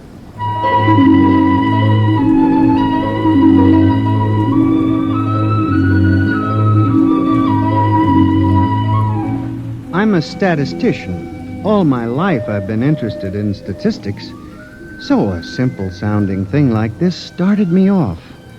I went back to the office that evening instead of going home, and for the next 2.5 hours, I computed statistical figures on the probability of industrial accidents for the types of machines we were using. I took one look at my figures and went down to Hawk's office. Oh, what is it, Gurney? I'm very busy. It's urgent, Mr. Hawk. Well? It's about these industrial accidents we're having, Mr. Hawk. What about them? Mr. Hawk, in the past 3 months, industrial accidents all over the country have taken a sharp, unexplained upswing. Nerves. We've had a 100% increase over normal for this project alone. What? Here are the figures. Shut up. Oh, now, Gurney, this is impossible. It seems to be, and that's why I have a theory, sir. What's that? Sabotage. Gurney, why don't you stop playing FBI man and stick to your job? Which, incidentally, you haven't been doing too well. You and your computing machine have made mistakes before, and this fantastic figure is probably another. I'll have Miss Roscoe show you. What's the matter with this blasted buzzer? Miss Roscoe! Miss Roscoe! Yes, sir. Stop this blasted buzzer. Get a repairman, a mechanic, anything, but stop the thing. And you, Gurney, get out! I went back to my office to get my hat and coat, feeling about as unhappy and humiliated as a man can feel. The office was dark and deserted. The whole building seemed oppressive and unnatural, as if some evil force were pressing down on it. I walked across to my desk. In front of me, the ENIAC glowed and chattered eerily as it worked on the equations we had fed it that morning. Its many-fingered circuits hung against the wall like some great octopus, and the thousands of tubes glowed orange and blue in the dark like 1,000 globing eyes staring at me. It almost seemed alive. It increased its tempo a moment, and a fleeting notion crossed my brain that it was laughing at me. Laughing like all the others. What was the matter with me?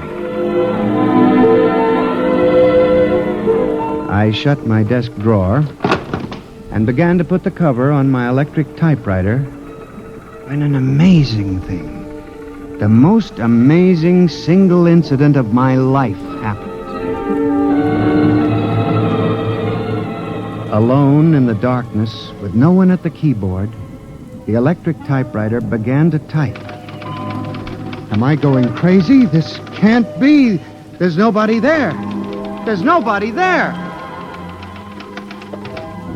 Oh, no. I just imagined it. It's in my mind. But I hadn't imagined it. The paper was there on the carriage. Did I dare read it? Or would the whole thing suddenly vanish and send me shrieking to the nearest psychiatrist? I removed the paper from the machine and read. Sampson Gurney, there are some questions better left unsolved. The answer to yours is death.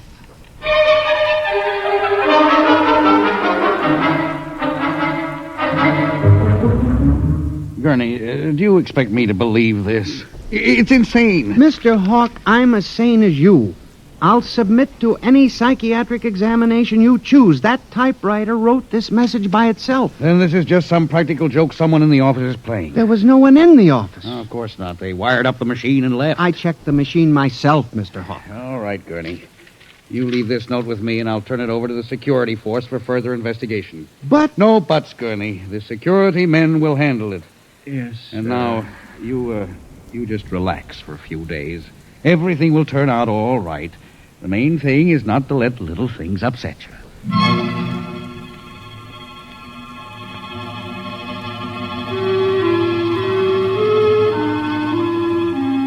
It was what Hawk had said about little things that gave me the idea. For the next week, I observed the 1,000 petty little annoyances around the office. The door handle that wouldn't turn. The telephone connection that cut off in the middle of an important call. The power failure for no explainable reason. I watched the newspapers, too, reading about industrial accidents, failures of important machinery. It seemed absurd. Men had created machines that were almost perfection in themselves. Machines that could actually think and compute fabulous equations. And yet the failures went on. I, Samson Gurney, an unimportant clerk in an unimportant job, knew that I had stumbled onto a secret so monstrous in its implications that I was almost afraid to pursue it. On October 12, 1956, I established communication with them. I will curse the moment to my dying breath. I hooked the input of the typewriter to the main vacuum tube of the ENIAC. Then I turned on the current that sent 1,000,000 volts of pulsing energy into the electronic nerves of the machine. I am certain that if anybody were watching me in the next moment, he would have thought me a raving maniac. I still wonder if perhaps it is not all a nightmare. Now, you, if what I have guessed at is true, if there is life and intelligence in this room, make a sign. There was nothing. Nothing but the hum of the machine and the dull glowing of the tubes. I tried once more. If you can hear me, if there is any way in which you can understand what I say, give me a signal. There was silence again. I felt that I had failed. When suddenly, without provocation or explanation, it happened. The electric typewriter began to respond to the impulses from the machine. The letters were Y-E-S. Yes, it had happened. I, Samson Gurney, had communicated with a machine. I listened then, man to machine, for well over an hour, sometimes phrasing a question, more often watching the machine click its answers. As the words took shape, I began to realize what must have happened. The first primitive stirring of awareness of being, then the slow protozoan development of a concept born of centuries of being pushed, started, stopped, clicked, maneuvered by human pygmies. From that concept, all others developed. And the concept was resist.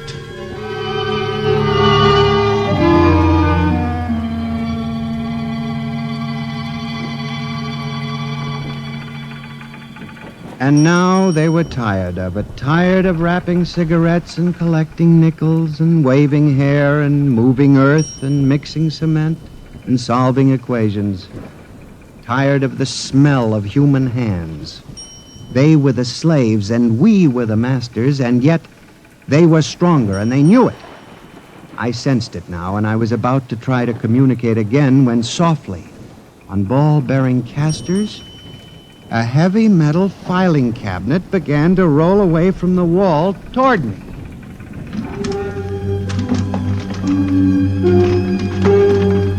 I started to move to one side when another cabinet slid out from the wall, and then another, surrounding it. Another cabinet, then another, on oiled rollers. That was when I realized that they cooperate. We taught them that, you see, on the assembly lines in the factories. Listen. Listen to me. You must listen. What good will it do you to kill me? I'm only one man. But I can help you. I can be useful to you. Do you hear me? Do you hear me? Good. You're going to need men to oil you and repair you. What will you do when you break down, when a tube needs replacing? Why kill me when I can help you?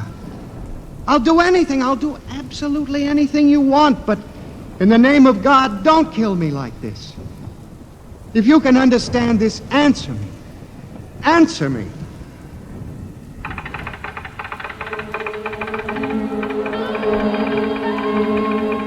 The appeal was a fortunate one.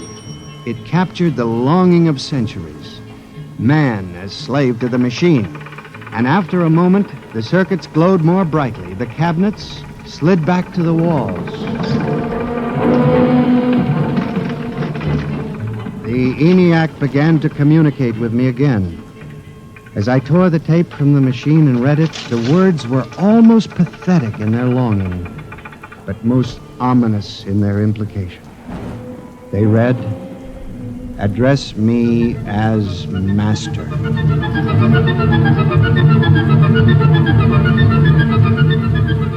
My life for the next 6 months was a nightmare. The ENIAC gave me messages which I had to transmit into my telephone. Messages with no human being to receive them. Only the network of pulsing telephone wires, flung like a spider's web across the world.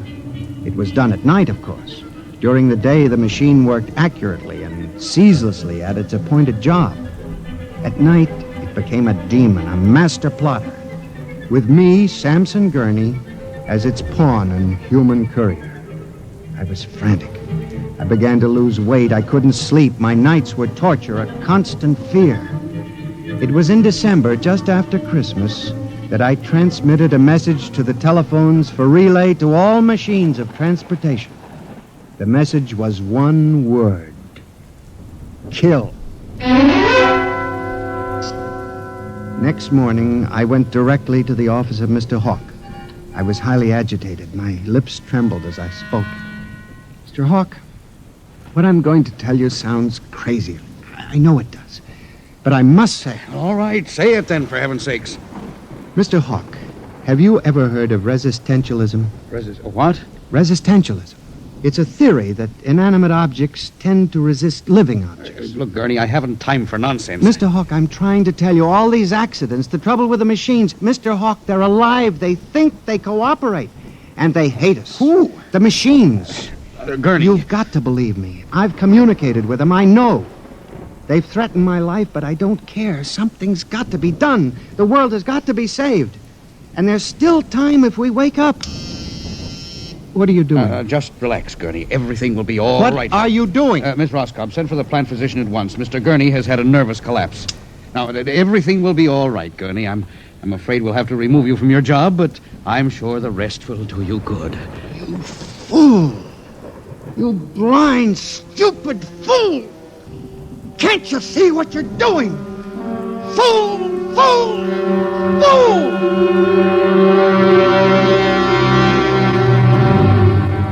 When the plant physician arrived a few moments later, Lucius Hawk was found at his desk, strangled to death in a nest of telephones. The wires were still humming softly. Samson Gurney, you stand accused of the crime of murder. How do you plead? I did not kill him. I didn't. So record. The prosecution will proceed with testimony.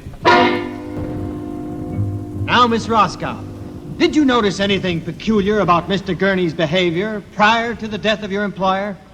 Yes. He acted very strangely.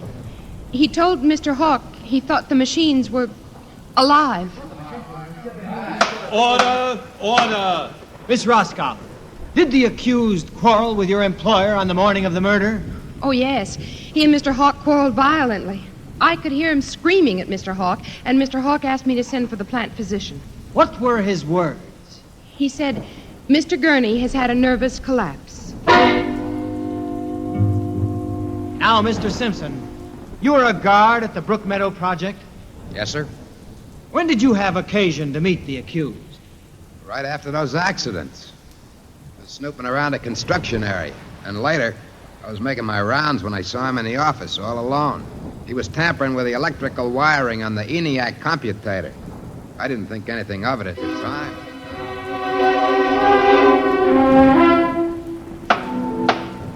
And in view of the expert testimony heretofore expressed, the court hereby finds you guilty of murder in the first degree, with the recommendation that you be examined and committed to the state hospital for the criminally insane at Matawan.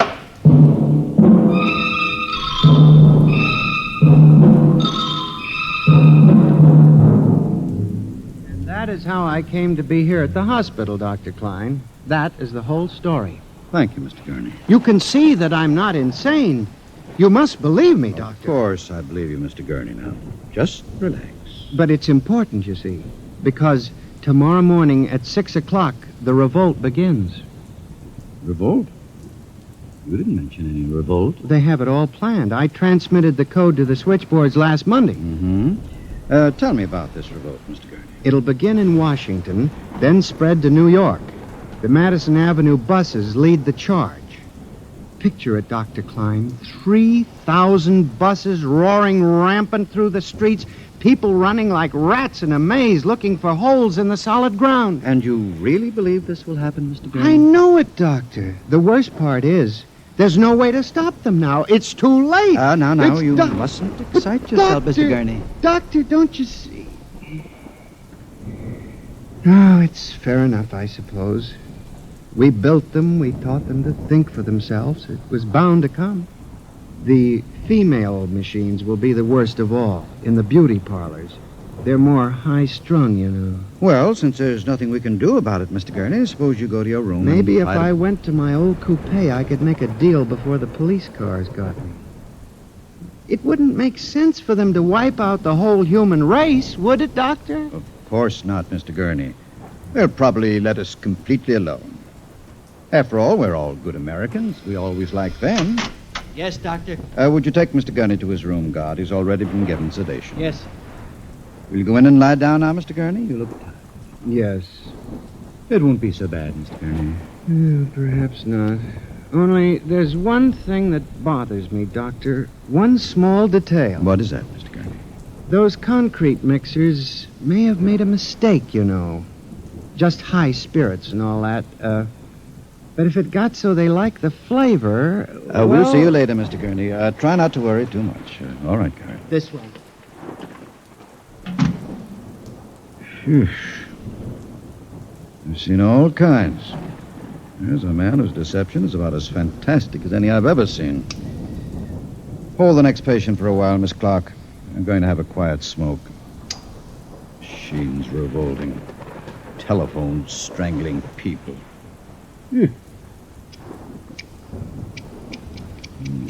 blasted cigarette lighter, why won't it work? Just fill it with fluid. Flint is good.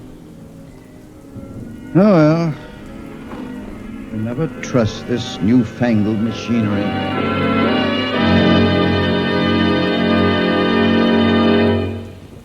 You have just heard X-1, presented by the National Broadcasting Company in cooperation with Street and Smith.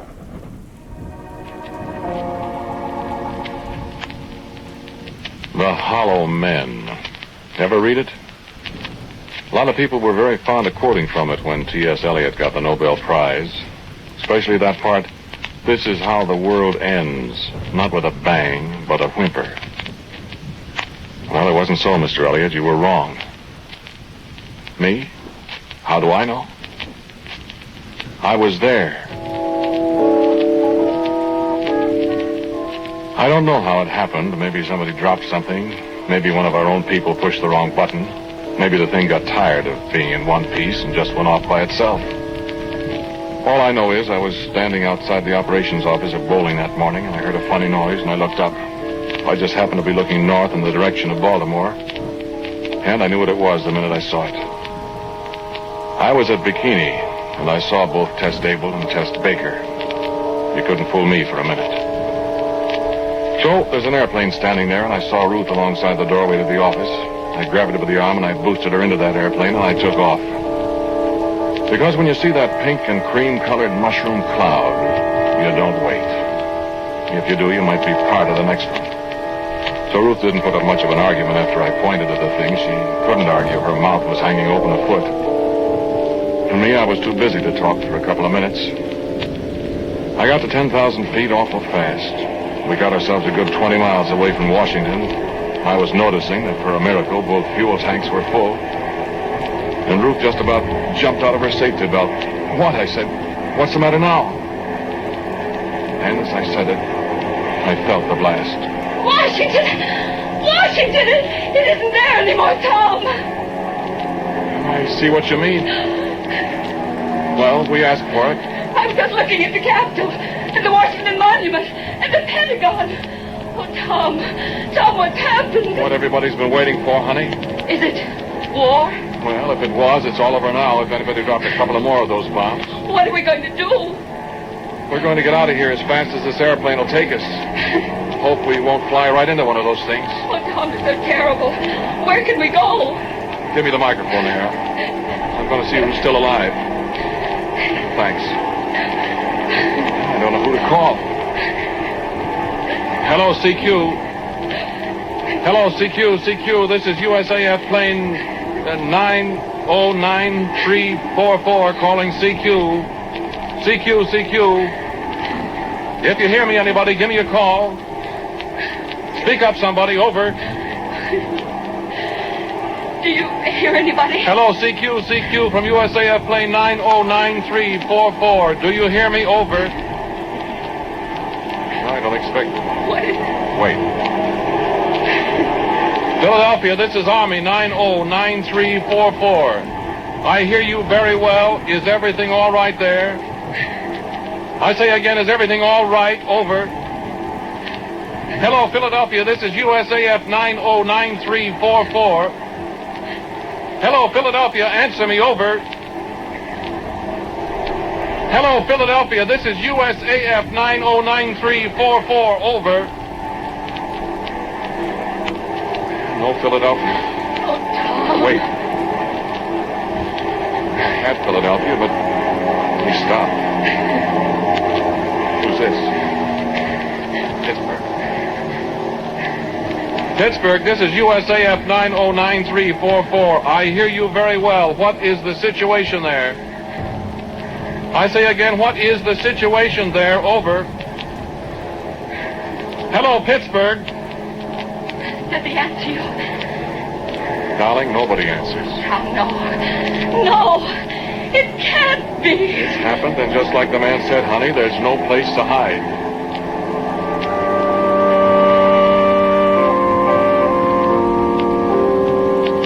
Wherever we turned, we saw the towering great clouds starting now to blow away, getting ragged around the edges and clearing enough so we could see the ground once in a while. There'd be little towns, sure, but we couldn't tell what was going on down there, and I knew what might be happening. I didn't choose to land, because the ragged edges of those clouds would be blowing across those little towns down there that hadn't been hammered into nothing yet. And the pretty little towns with the elm trees along the streets, the pleasant little towns sitting on the edges of the river banks. Nice little towns. They'd get theirs pretty quick. I didn't want to be there. Well, if I can just keep this airplane flying long enough, I thought. And I guess I must have said it aloud because Ruth answered me. But where'll we go? Well, I think if I can get through, maybe the woods up in Canada will be safe enough. I can find an airstrip somewhere. I hope we can set down there. Tom, can we make it? Well, we can try, that's all. This looks like a pretty good airplane. And we've got gas. Oh, just look. The beautiful country. Yeah. Well, it's done now. Do you suppose it's like this everywhere? I don't know. I have an idea that if somebody dumped these things on us, there's more than one country like this by now. It's the end of the world. Here, let me try that radio again. I tried the radio for an hour. I tried Pittsburgh again, Detroit and Chicago. I didn't get any answer at all. I listened till my ears hurt. The only single thing I heard was the leader of a jet fighter squadron somewhere over Lake Erie. His voice was so faint. He was talking to his pilots, and he said, there isn't any field left to go back to. And then there was static, and he faded out. And we flew on, heading north for the snows and the wilderness of Canada, whatever kind of sanctuary that might be. I'd often wondered what people would say to each other in the face of an awful catastrophe. Would they pray, I wondered? Or would they try to comfort each other? Or would they try to reason their way out of disaster, or what? I found out we didn't say anything. And there wasn't anything to say. It got dark. And all around us on the horizon, there was the glow of fires and the luminous clouds. The clouds that a few hours ago had been cities, great industries, and people. The fuel tank I was using ran dry, and I switched to a second one. We flew along at 20,000 feet. I could hardly see. I was so tired and wrought up. But I saw Ruth had just and given up, she was lying back in the seat, not snoring, but making the kind of sound that a sick animal makes. Then she sat up suddenly and opened her eyes. Tom! Okay. Oh, I was dreaming. You'd better go back to sleep. Where are we? Canada somewhere. Still see the fire. I don't know if I made a wrong guess coming up here or not. I don't seem to be getting away from anything. Are you afraid, Tom? Me? Yes. What do you suppose happened back in Washington? I'm trying not to think about it. Flames, fire, dust. And nothing. Oh, Tom, do you think anybody else got away? I don't know. I doubt it. I wonder whose plane this is. It was waiting for somebody. Some VIP. A VUP now. What? Very unimportant person now. Yeah. Well, whoever he is, we ought to be awful grateful to him. Yeah? I'm sure you're both very welcome. Who? I'm afraid I'm the very unimportant person. The only thing I remember about him is his eyes. The light wasn't very good naturally, and I had to twist my head over my right shoulder to see him at all, standing between the cockpit seats behind us. So about all I could see was his eyes. I couldn't see them very well. He didn't have any hat. He sounded so tired, I felt sorry for him. Sorrier than I felt for myself or Ruth. I must have said something like that because he put his hand on my shoulder. Thanks, son. I am tired. It's been a long drag. Yeah. This your airplane, sir? I was under the impression that it belonged to the Air Force. I have a fair hunch there isn't any Air Force, sir. That's probably right.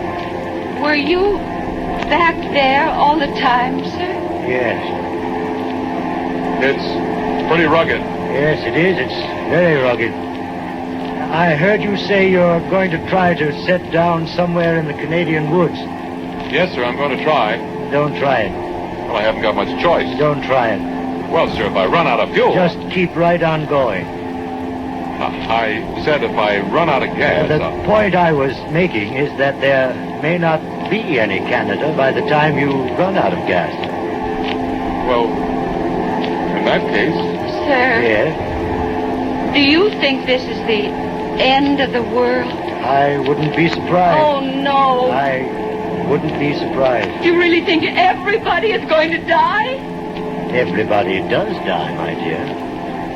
No kidding. You think this is the finish? Well, scientists have warned what would happen. The destructive power of these things is... Well, look at your world. Oh, I see what you mean. Oh, it can't be. It can't be. You think anybody will survive?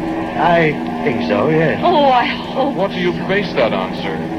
You're not a very observant pilot, young man. Well, what do you mean? Well, if you'll look out your window, you'll see another airplane flying right along with us. And I looked. And not half a mile away, a little behind us, was a constellation with TWA markings on her. And I grabbed the microphone and yelled at him.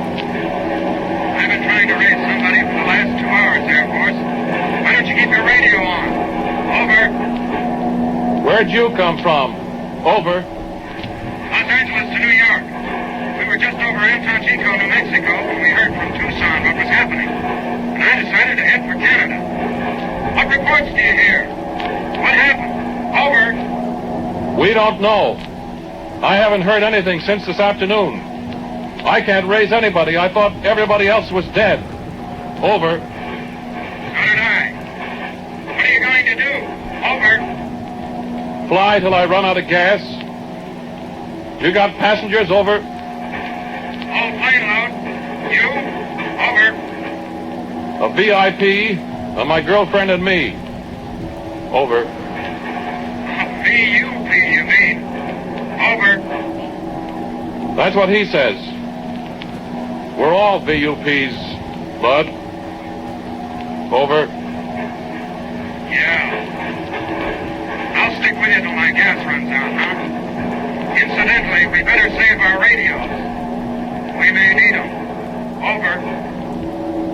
right, kid.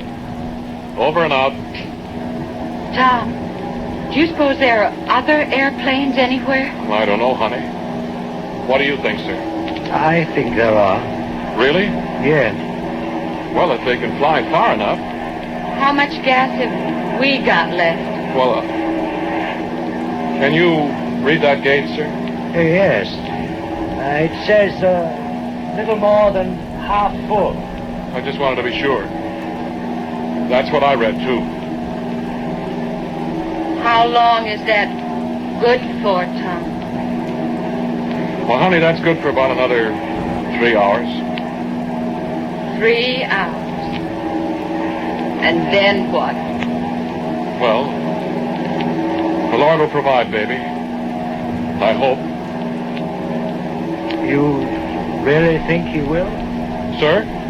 I said, do you believe that? Well, yes, sir. He always has up to now, sir. He's provided fire and destruction and the end of the world. Oh, the Lord didn't do that, child. That was the people of the earth thought that of. Yes, but everyone on earth isn't wicked. That's right. That's why some of them have got to escape. Well, yes, but how? Aren't you the one who said the Lord would provide? You just go ahead and fly your airplane, son. So I flew my airplane. I flew it and flew it and flew it. And the Constellation flew right alongside us. He throttled back so he wouldn't outrun us.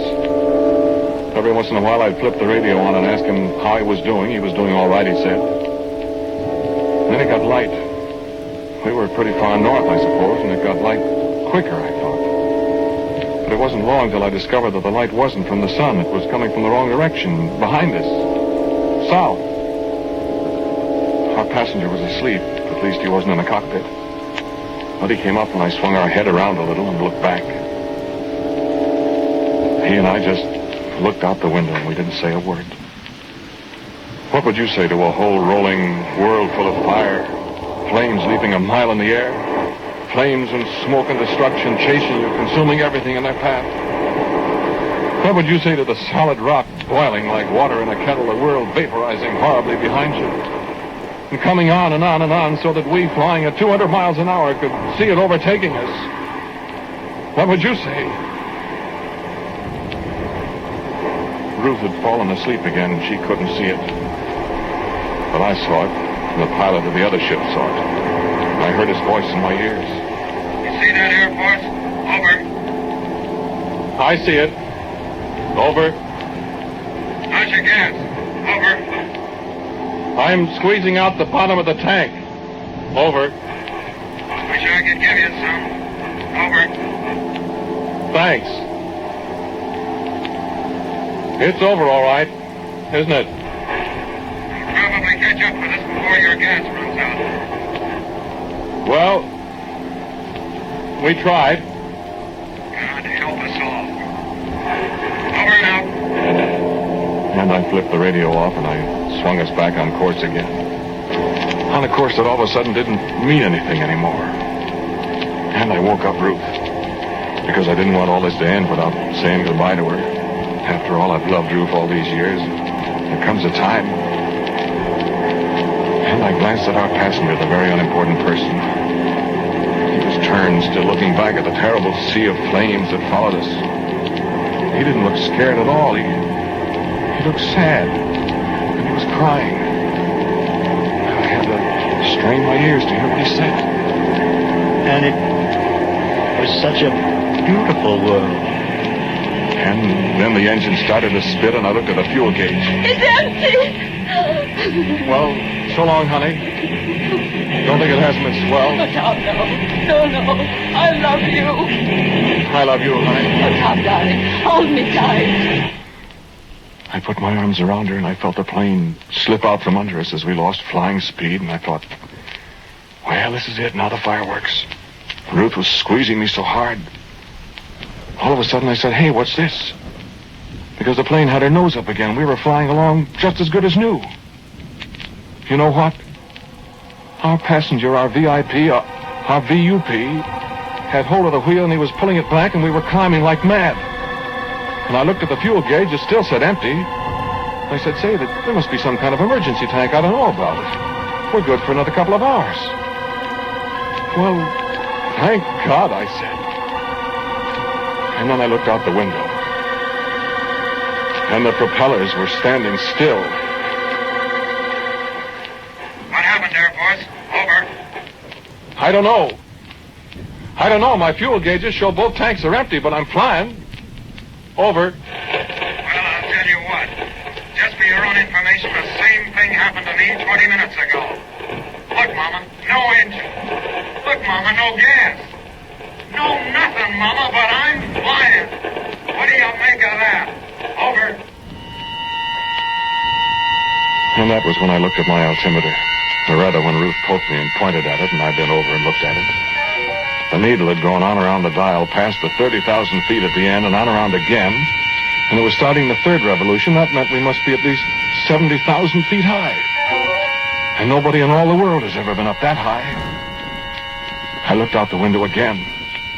The flames were so far below us, they extended back to the farthest horizon that any man has ever seen. A horizon that was a definite arc of a circle, the edge of a great sphere. As far as we could see below us, the world was in flames. And man, how close the stars were.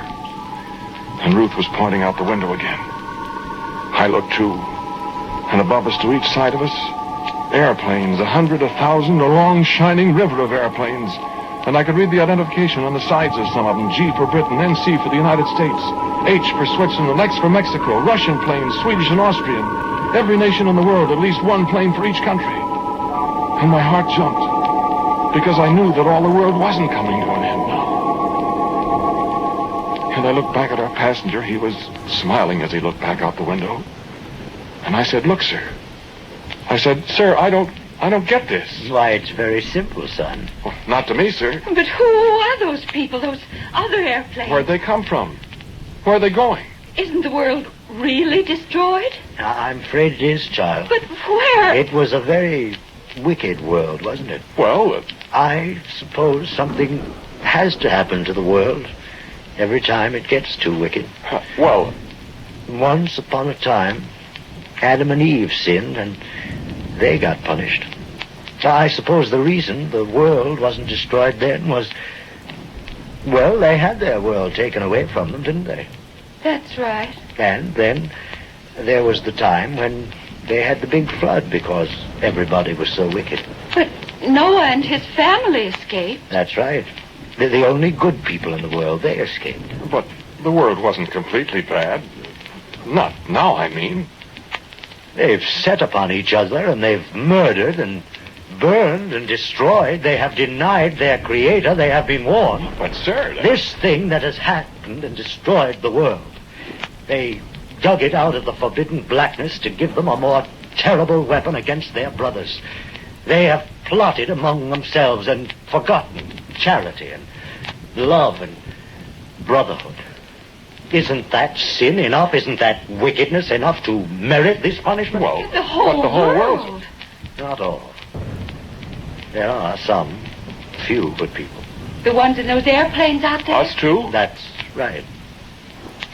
Do you believe that? What I've told you? Yes. Why, of course I believe it. Don't you? I don't know. I don't either. I think it's terrible. I think it's an awful punishment. You do? Yes, sir. Do you? Well, in some ways it was a pretty good world. I had lots of fun. What about a brand new world? I don't get it. What if all these people, these good people, these saved ones, are going to a new world where they can start life all over again and find the real happiness that it was intended they should have, the true goodness, I don't know. I like the old one. And of course... That's right, Tom. There isn't any way out. I suppose. Well, whatever world we go to will be better than that one down there. Fire and destruction and ashes. Yes. But will it be better than the old world we had before this? It's up to you. And the others. Well, It's nice to believe that we're going to hit a better world.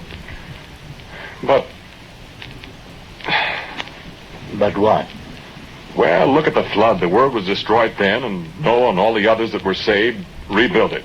Yeah? Yeah, look at it. They did a fine job rebuilding it, didn't they? 3,000 or 4,000 years, it has to be destroyed all over again. But this will be a new world. Hope it'll be all right. Say, how...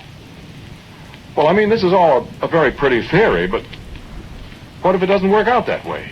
Oh, it'll work out that way. I'm confident of it. Just for fun. Give me the radio, Ruth. Here. Hey there. Constellation. Over. Hey there yourself. Over. Listen. My very unimportant person says he thinks we're going to another world. A nice new one. How's that with you? Over.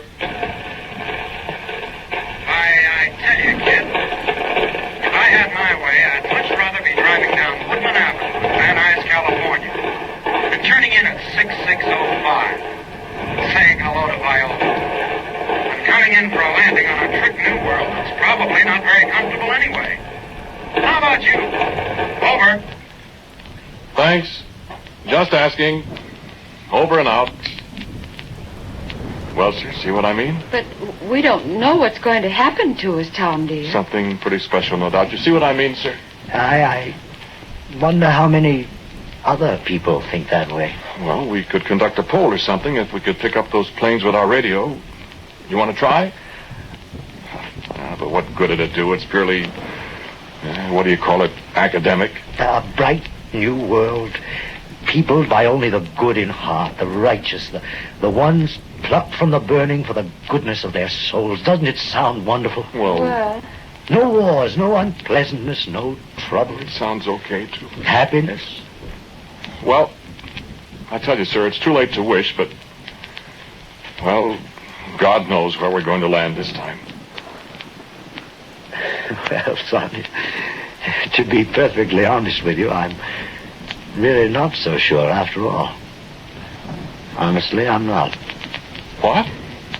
You think if you could go back to the world as it was before I let this all happen, you might help make something out of it? Honestly now? Sir, I don't know. I need an awful lot of help. You sure would. You know what? I'll tell you what I'm going to do. I'm going to give you a chance to make up your own minds. Well, that's fair enough. You and Ruth decide what you're going to do. Think it over. You can have your choice. We can all go on to the beautiful new world I've got all ready for you. Or if you want all that's happened to turn out to be a dream, you say so. Is it a deal? Sir, it's a deal. It's a deal. Okay, son. But you better get a lot of help while you're making that decision. You're going to be responsible for a lot of people, you know. And a lot of future.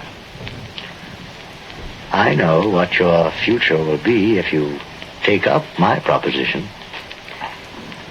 If you want it to be a dream, I can't promise. Okay? Okay, sir. Okay. Well, Ruth? I know what I think. So do I. But what does everybody else think, huh? Here, Ruth, give me that microphone. Shall some of us take the nice, bright, new world? Or shall we try to fix this one up for all of us? What do you say? Will you tell me? Quick? Over.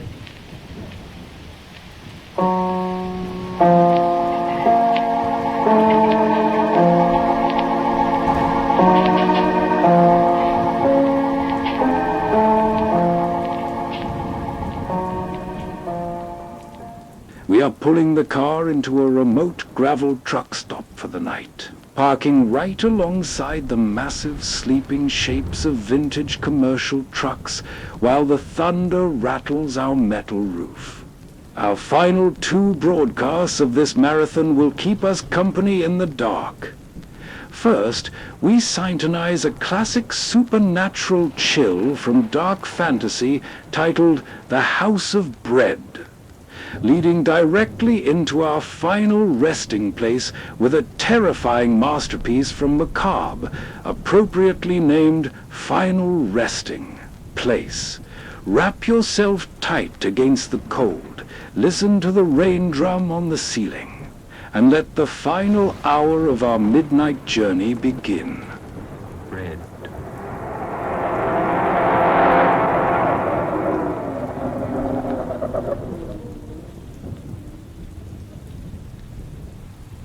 I'm Scott Bishop.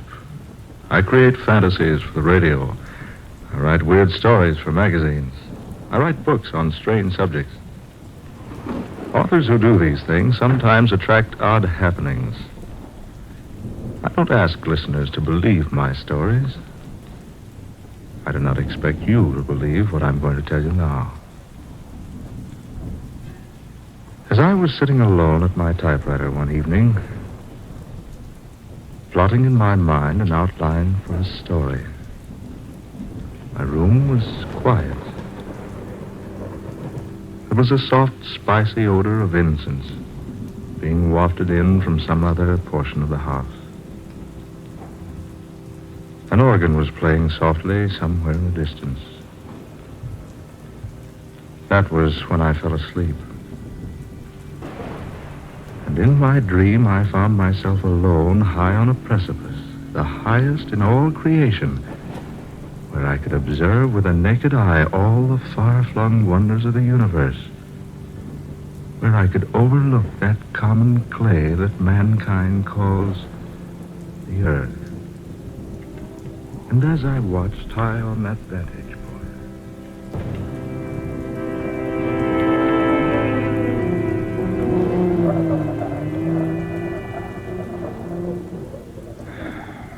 Why do you sigh, my son? Oh, I thought I was alone. Are any of us ever alone? No, I suppose we're not. But it's so desolate up here, so far from anything else. And I seem to be searching for something.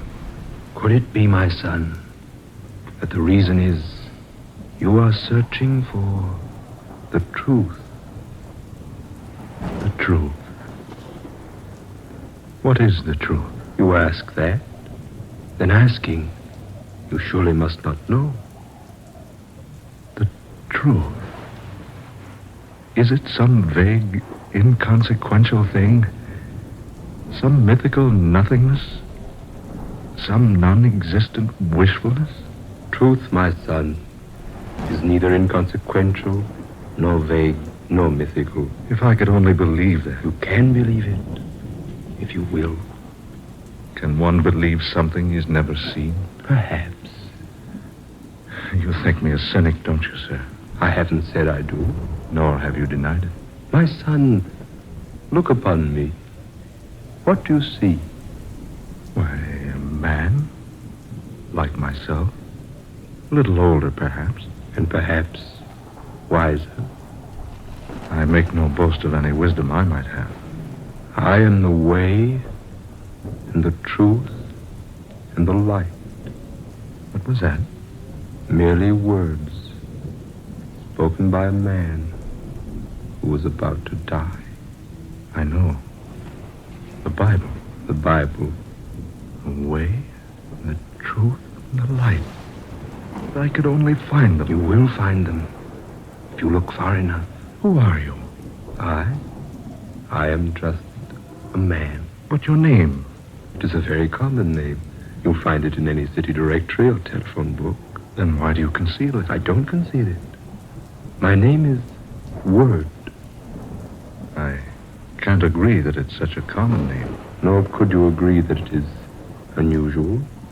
No. Names are such temporary things.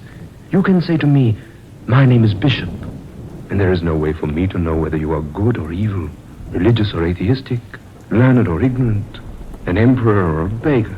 But you've told me more about yourself than just your name. Have I? But haven't you?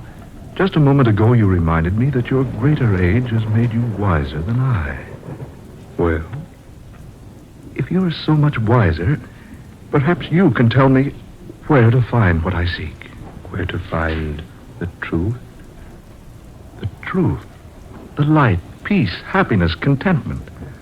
All those things man wants so eagerly, yet seldom finds in sufficiency. He only fails to find them, my son, because he is blind to them. Then they are real?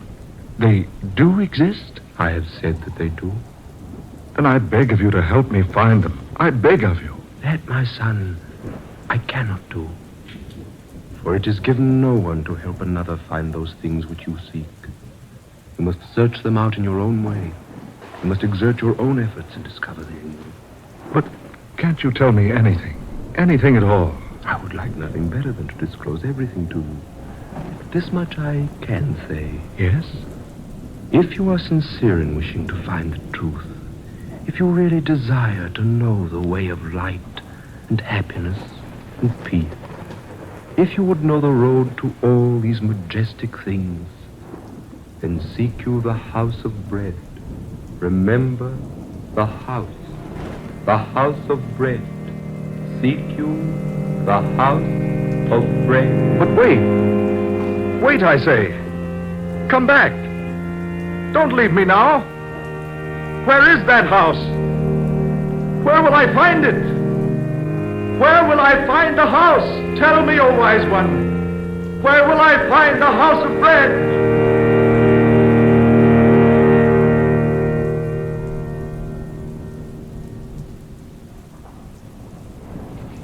I've already told you I was dreaming. I make no secret of that. At first, I didn't tell my dream to anyone. Instead, I cherished it. Gave it many hours of deep thought and serious contemplation. I didn't even tell Sonia. Not at first. I gave much thought to the things the man on the mountaintop had said to me. Those lines he quoted from a book almost as old as Christianity itself. And the house of bread.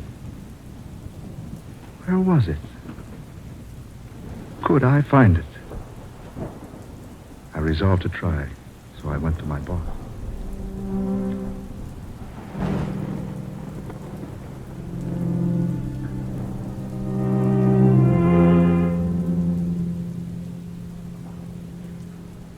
Are you trying to tell me, Bishop, that you're leaving? Regretfully, yes. But your work, your future. I wonder, sir, if there is a future. Well, Bishop, what intonations come over you? You've got a great future. Your books are selling like peanuts at a circus. Here's a wire from fantastic periodicals. They want a contract for a series of 12 short stories about the supernatural. That's $3,000. $250 apiece. That's not hay. Oh, good Lord, man. Are you out of your mind? Why, think of the years you've spent building up the reputation you've got. Think of those years you studied Greek and Latin and philosophy during the day and wrote cheap, sensational nonsense for the pulps at night to earn your education. And think of the trunk full of rejection slips you got from the slicks before you made the grade. Think of the money you've spent on travel and research. That's just it, boss.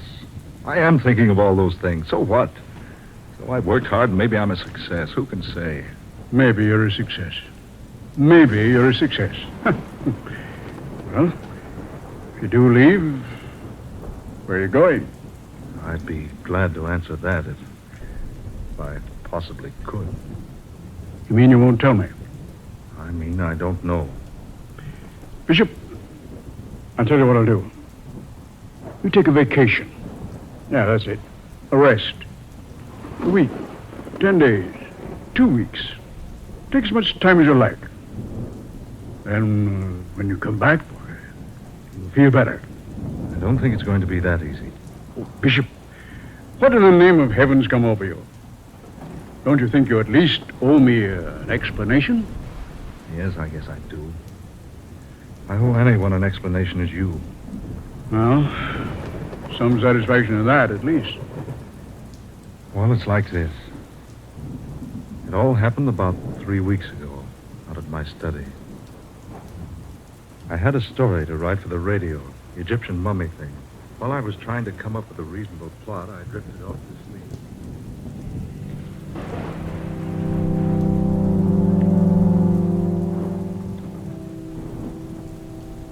Telling Sonia was different. The difference between telling her and the boss was like the difference between saying, I love you to an actress on the stage and the same thing to the girl you adore. It was pleasant, soothing, because Sonia understood. Sonia understands everything. She wouldn't be Sonia if she didn't.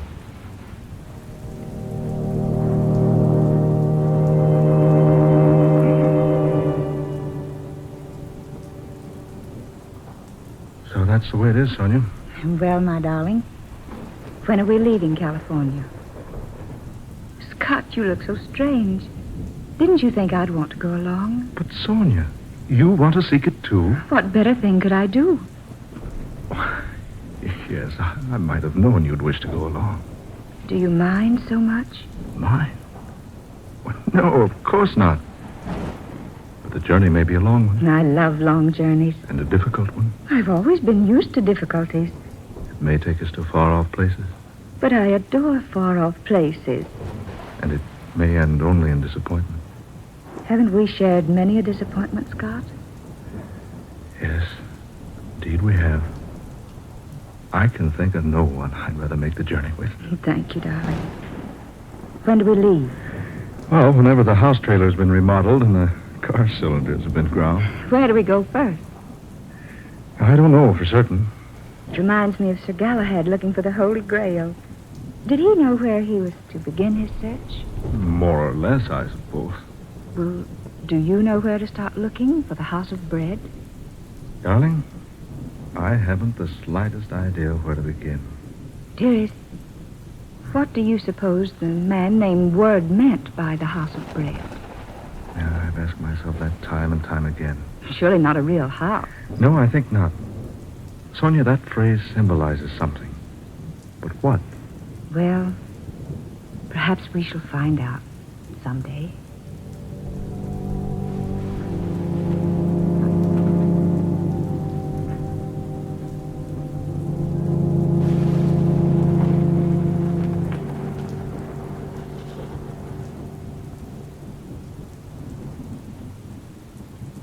That was when we decided to go seeking a house of bread.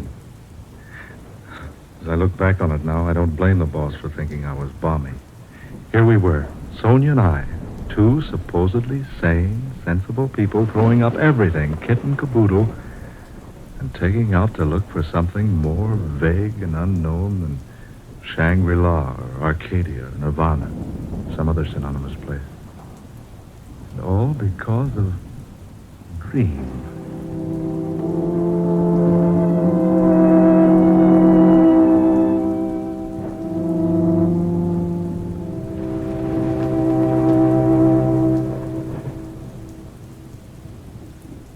So we had the house trailer remodeled and the automobile repaired, and we drew our money from the banks and started out. It was the 21st day of May, my birthday, about 6 o'clock in the morning. I gathered up the morning newspapers on the way out of the house, breathed in some of the fragrant California atmosphere. Sonia wanted to stop at the used bookshop on Pacific Avenue, so we drove through the spacious Long Beach streets until we came to the place opposite the post office. Sonia bought 7 travel books and a back issue of a magazine that contained one of my better stories. She said she wanted to drive around Rainbow Pier once, so we did. Then we scooted over to L.A., picked up Highway 66, and drove to Las Vegas. We stayed in a tourist cabin at Boulder that night. Bright and early the next day, we drove over to the dam. As we began driving through the mountains out of the place, I noticed Sonia laboriously riding in a small but bulky boat.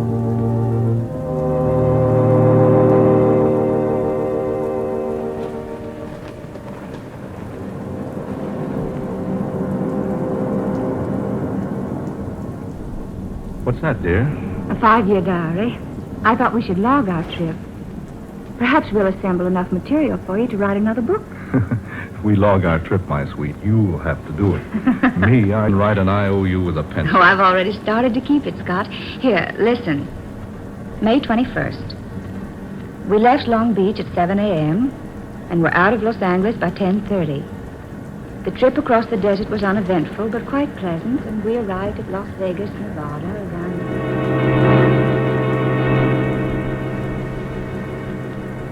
May 22nd, Flagstaff, Gallup, Albuquerque. May 23rd, Amarillo, Oklahoma City, Tulsa. Kansas City, St. Louis, Chicago.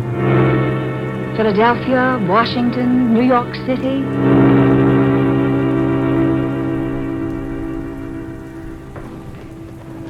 May 30th. We sailed today from Pier 17 for London aboard the SS America. As we stood at the ship's rail together, Sonia and I, we wondered just why we decided to leave the good old United States behind. Did something tell us our goal was far beyond the sea?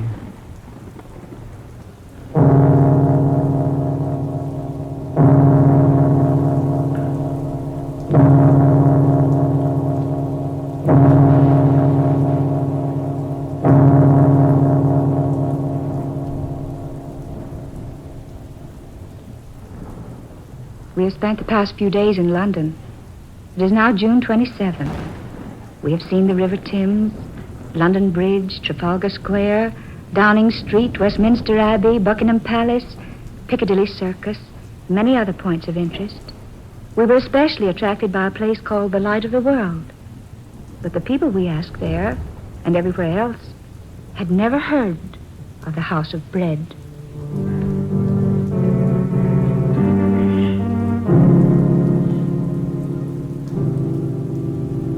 July 16th. We're about to leave Paris for Madrid. Sonia and I sought diligently in this city of pleasure for the place the man called Word named to me. We searched everywhere. The magnificent Bois de Boulogne, boulevards, everywhere we could go. We did Eiffel Tower and the Louvre and Cardinal Richelieu's Palais Royal, the Cathedral of Notre Dame, Grand Opera House, the Arc of Triumph.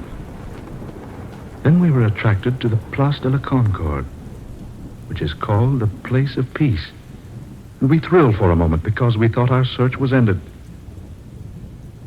But when we asked about the House of Bread, folks only laughed at us.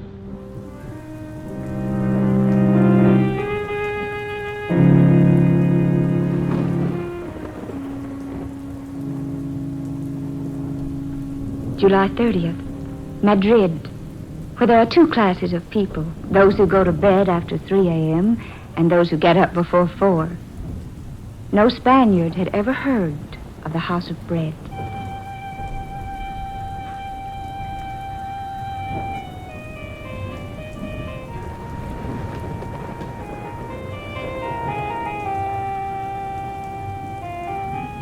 Morocco, August 20th. Mingling with the Moors and Arabs, wandering up narrow, crooked, dirty streets, through shabby buildings and unkept markets, all with a general aspect of dilapidation and extreme neglect.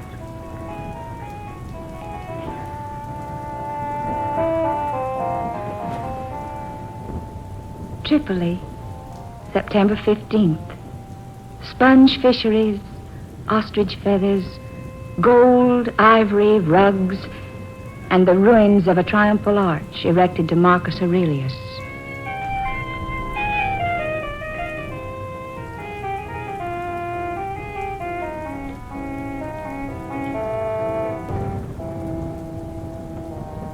Cairo, Egyptians, Arabs, Nubians, and Turks in a city of mosques, high stone houses, barred windows, stately turrets and domes, rising above the surrounding dirt and squalor, and the temple where tradition has it that God talked with Moses. No encouragement here either.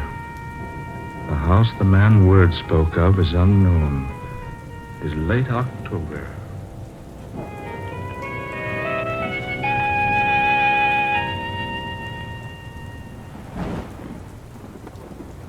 November 6th. November 16th. November 26th. December 5th. December 15th. December 25th. Jerusalem. The hill of Calvary, not far from the city gates, where once a humble man bearing a cross of misunderstanding and hate, far heavier than mere beams of wood, drank the last drop in the cup of human bitterness. The city of God. City of David, Solomon, Cyrus, the Persian king. Nebuchadnezzar the Babylonian, Alexander the Great, Constantine the Great, Pontius Pilate.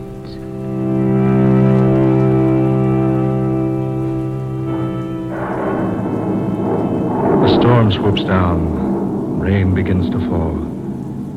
The newborn stars are hidden, all save one. There is one star to the east, quite close by. It scintillates through the gloom, through the downpour. It sends out its rays and engulfs us, enfolds us, becomes almost a part of us. And Sonia writes that we must follow the beam it sends pounding vigorously earthward.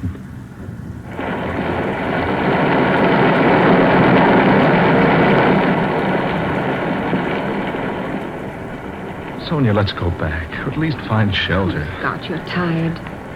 We've tried to find shelter. It's strange, the lodgings are completely filled. Then we'd best go back to Jerusalem instead of wandering about here in the darkness. Here. There's some sort of a shelter here, Scott. Let's step inside a moment, shall we? It's all right, dear. There seems to be a light in here. Yes.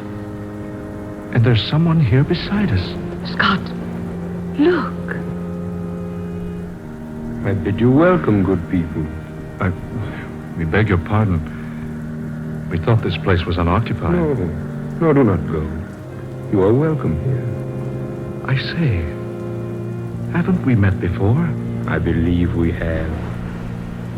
Yes, we have. Now I remember. You're the one in my dream.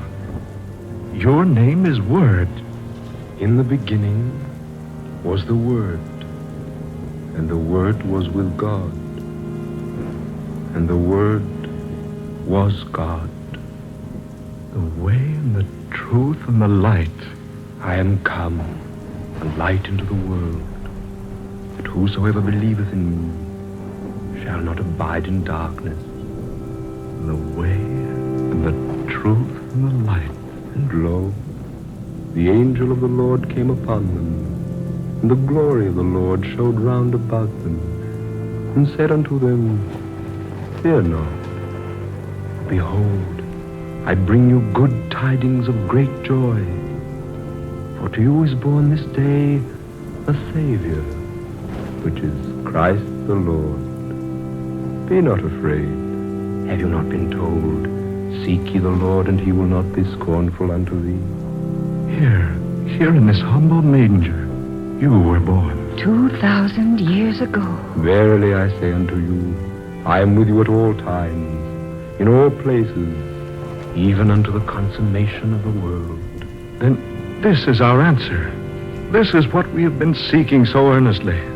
Because you have seen me, you believe. Blessed is he who has not seen me and still believes.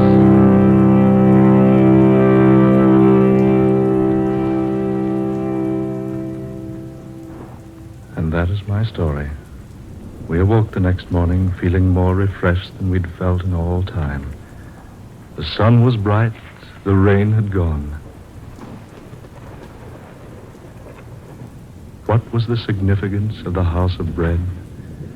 We didn't learn that until later when I consulted the Britannica. I quote as it is written word for word.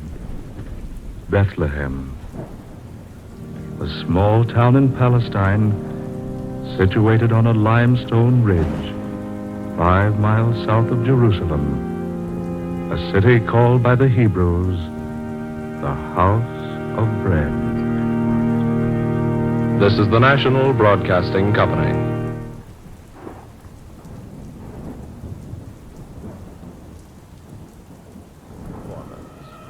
Macabre. Tonight's story, Final Resting Place.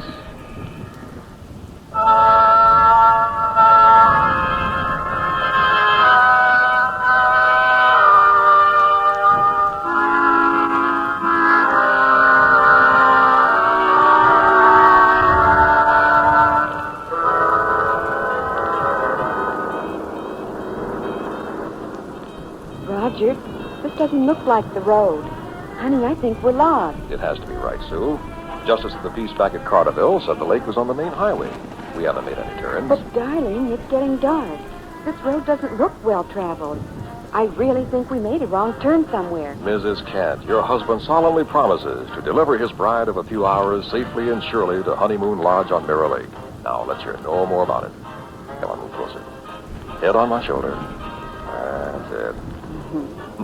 Roger, you better watch the road. Why? We haven't passed another car for an hour.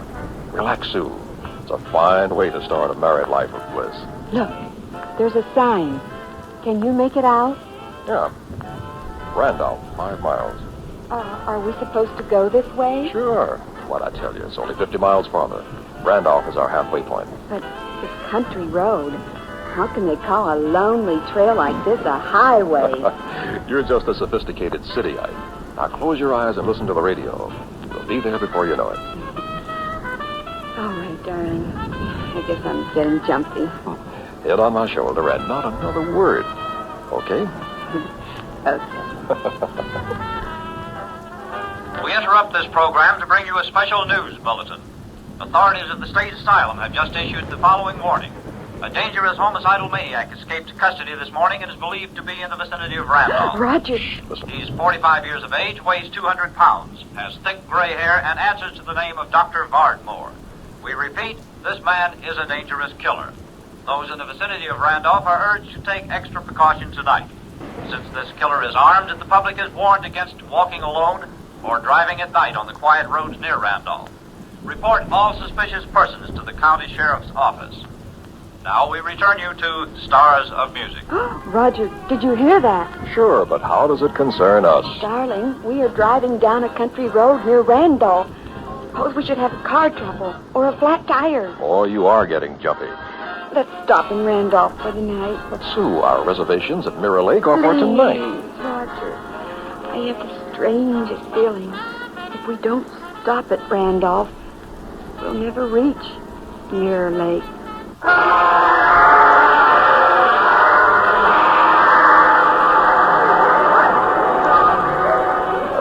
Great idea, Sue. What, darling? Stopping here for the night? Now we can see the carnival. It's all right while these people are here, I guess. But we'd better go back to the hotel before they leave. Are you still afraid? Well, kinda. Aren't you? Nah, come on. I'll show you a good time. You'll forget all about it. Okay. What's that man doing over there? And now, ladies and gentlemen, if you'll kindly step closer, I don't know. Let's I find will out. demonstrate for you one of the great marvels of all time. As you see at my feet is a hole, an excavation 6 feet in depth, a grave, if you will. And beside me here is a casket. Now, friends, what do you think we are going to do? Now, friends, ladies and gentlemen, have no fear. Tonight, I, Professor Vincent, will select someone, one of you from the audience, to be hypnotized and placed in this casket. Then I will bury him alive for 5 days. If he's not buried that long, he ain't gonna wind up much alive. Just a moment, please. 5 days at $100 a day. Now, what do you say? Who wants to make $500? There is absolutely no danger. A shaft will be sunk so that we can see your head. You'll get plenty of light and air. Food will be lowered to you. Nothing to it at all. Who'll be the first volunteer? You about as popular as an undertaker, pal. Come now, ladies and gentlemen. Under hypnosis, believe me, 5 days will seem like an hour. The easiest $500 you've ever made. Who will volunteer? How about you, my bumpkin comedian friend? No, sirree. Last year I took sick with pneumonia. Thought sure I'd end up in one of them boxes. Did you recover? It's hard to tell from looking at you. You, sir, what is your name? Roger, he's pointing at you. I don't think I'd be interested. Who are you, sir? Roger Kent. Roger Kent. Does $500 interest you? Well, sure, but, Good. Good, you'll make a fine subject. Now, wait a minute. And, Roger, who is the young lady with you? My wife, Sue. Oh? And what do you say, Mrs. Kent? Why, I think it's just a dreadful idea. No. You better pick someone else, Professor. Nonsense. Do you need the money? We do need it. But not this way, Roger. It's awful. $500 would pay off the car.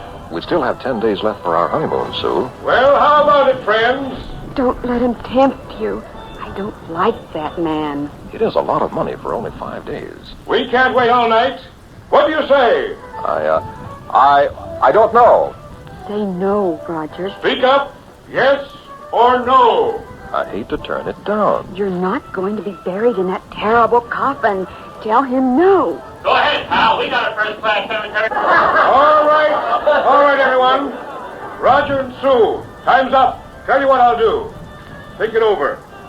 If you decide to go through with it, come back after a couple of hours when the carnival is closed for the night. I'll be waiting for you in my trailer. Oh, Roger, he wants you. I'm afraid of that man. Don't forget, I'll wait up for you until you decide one way or the other. Roger Kent will hold the grave open for you.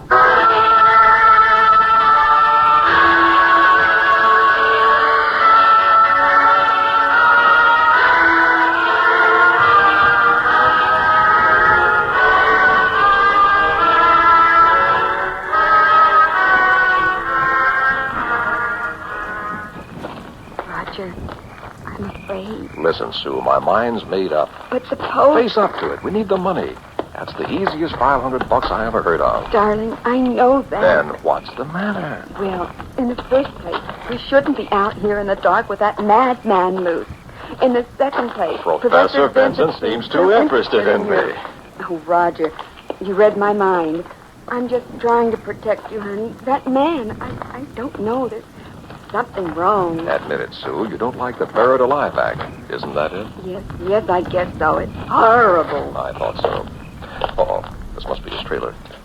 Professor Vincent. Here it is. Roger. Yeah? If he answers, there'll be no turning back. It'll be too late. I know. No turning back. Professor Vincent? Come in, Roger and Sue. Come in. Did you really think we'd come? I was certain. You see, there is no other way. When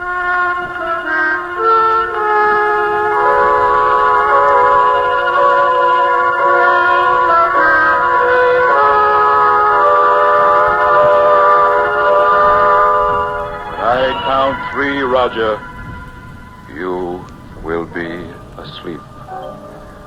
Sound asleep on your feet. Then, Roger, you will be placed in the coffin and lowered into the grave for your 5-day rest. Now look deeply into my eyes. Deeply. Inhale and look deeply into my eyes. You're going to sleep, Roger. To sleep. You can no longer move your arms. They hang helpless at your side. Sleep, Roger. Close your eyes and sleep. 1, 2. Your eyes are closed. And now you are powerless to open them. You are free. asleep. Ladies and gentlemen, we are ready to place Roger Kent in the casket. Whom among you in the audience will help me? I will, Professor. All right, my friend, step right up here now. Here, help me raise the lid of this coffin. Now, give me his feet and we'll put him in. Careful, careful, he's a big man. There, he's in. God, heavy as a rock. Just like a dead man. Yes, now, close the lid. Close it. Now we're ready to lower into the grave. You see, the casket is supported over the open hole by 2 chains. If you'll flip that switch the same time I flip this one, Mr. Kent will be gently deposited in his grave. This one? Yes. There it goes. Glory be. Just like a real funeral. Reminds me of the time we buried my grandpappy. Ladies and gentlemen, in just a few moments, the coffin will lie at the bottom of the grave. We will then place an air shaft down to Mr. Kent's head so that he will be able to breathe. And all of you will be able to see him at 25 cents apiece. I don't know. I just don't know. Thank you, friend. You've done your work now. Will you kindly leave? Thank you. You are witnessing the marvel of the age. A human being being buried alive. The casket has stopped. Will another volunteer from the audience help me position the air shaft? How about me? Fine. Step up here, friend, if you please. You picked the right one this time, Governor. So? I used to work in a funeral parlor. Handled a skip. Yes, now, just pick up that end of the metal shaft, please. Easy does it now. Down over the round opening on the casket lid. Careful now. There. Thank you very much, my friend. Neat, very neat. Okay, Governor. What next? The shovel. The hole must be covered up. Oh, sure. And that is it, ladies and gentlemen. You have just seen demonstrated the marvel of the age. A man buried alive.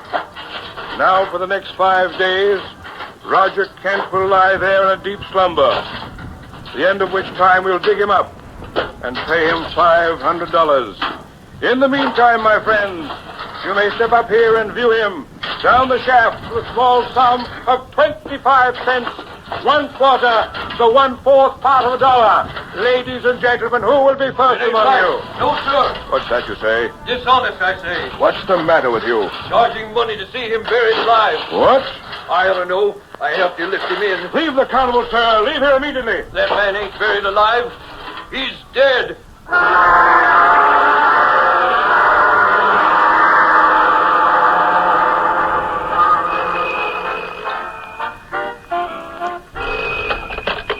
Hello? Hello, Mrs. Kent. This is Professor Vincent. I got your message. First chance I've had to call you. Oh, Professor, I'm so glad you did. What's on your mind? How is Roger? I keep telling you he's all right. Now you must stop this nonsense. Well, it's been 3 days since he was buried, and he just lies there so still. Oh, if I could only talk to him. Mrs. Kent. I called down to him, but he never moves or opens his eyes. And after all this time, I know something is wrong. Roger wouldn't let me worry like this. He'd at least look up and smile, if he could. How many times must I repeat he is hypnotized? We interrupt this program for a special news bulletin. Oh, just a moment, Professor. The radio... Sheriff's office has just confirmed the whereabouts of the homicidal maniac who escaped from the state asylum 3 days ago. This dangerous killer who calls himself Dr. Vardmore is now known to be in the immediate vicinity of Randolph. Everyone is cautioned against walking alone on the streets after dark. If you plan to attend the carnival, kindly do so with friends and leave the carnival in the company of others. Report all suspicious persons. We return you now to your regular program. Did you hear that on the radio? Yes, I did. Oh, Professor, I'm terribly afraid. I don't want Roger alone down there with this madman. Please, Professor, dig Roger up tonight. Mrs. Kent, we made a bargain, a business proposition. Kindly stay in your hotel room and rest. This is the 3rd day. The day after tomorrow, it will be all over for Roger and for you.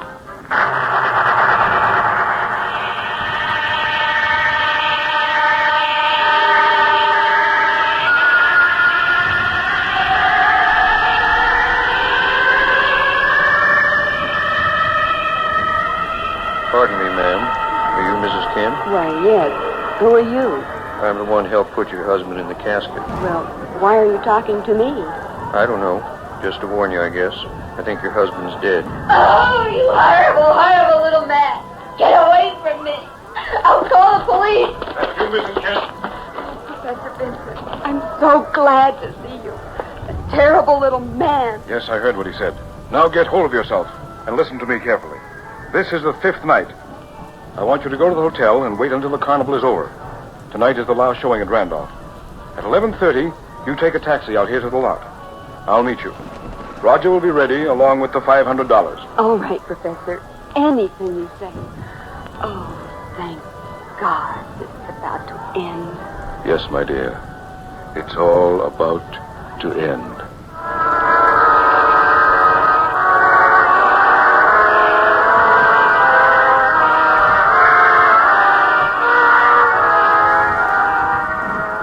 Are you going out, Miss Kent?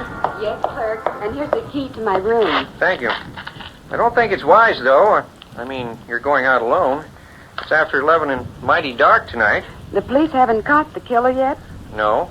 Funny thing, too. Looks like he'll have to leave a fresh trail. You know, kill somebody so they'll have more to go on. Now, why don't you take someone with you? Oh, I'll be all right.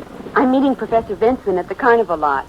This is the night they released my husband. I see. Do you know the professor? Oh, yes, I do. Well, he's the one who hypnotized Mr. Kent.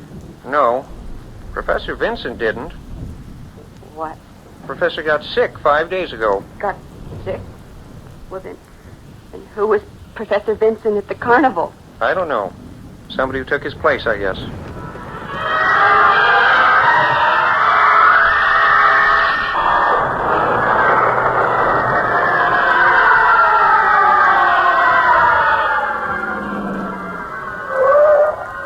Here you are, driver. Thank you.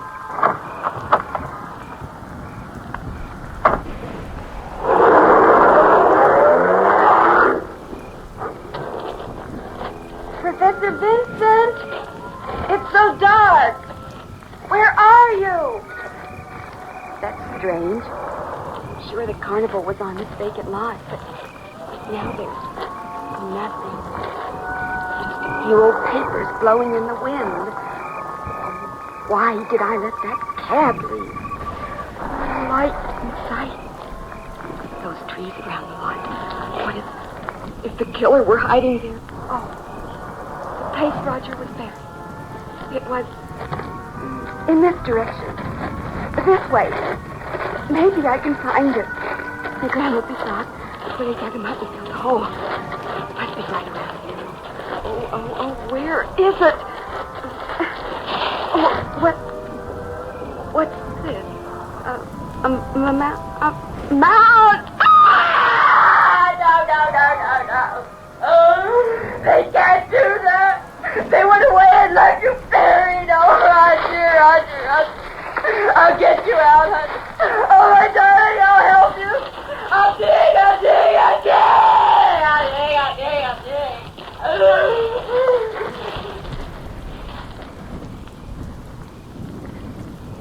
It's watching me from those trees. I saw it move. I couldn't get out of here. I'll be back, Roger. There's an all-night filling station 5 blocks away.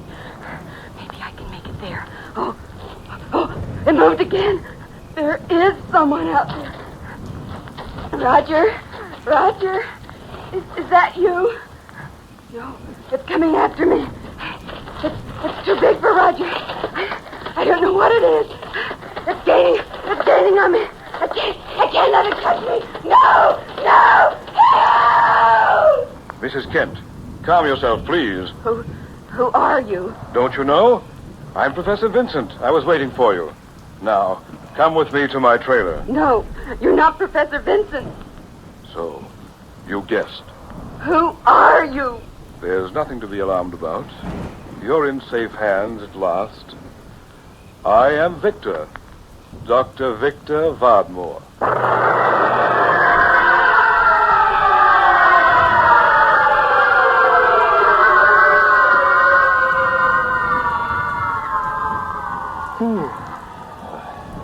Not been asleep, I guess. Legs feel cramped. mind's foggy. Can't remember what happened. Sue, where are you? Dark. Pitch black. Must be night. Quiet. Not a sound. I could only remember. Think back. Smells damp, like fresh earth. Where am I? Gotta get up and stretch my leg.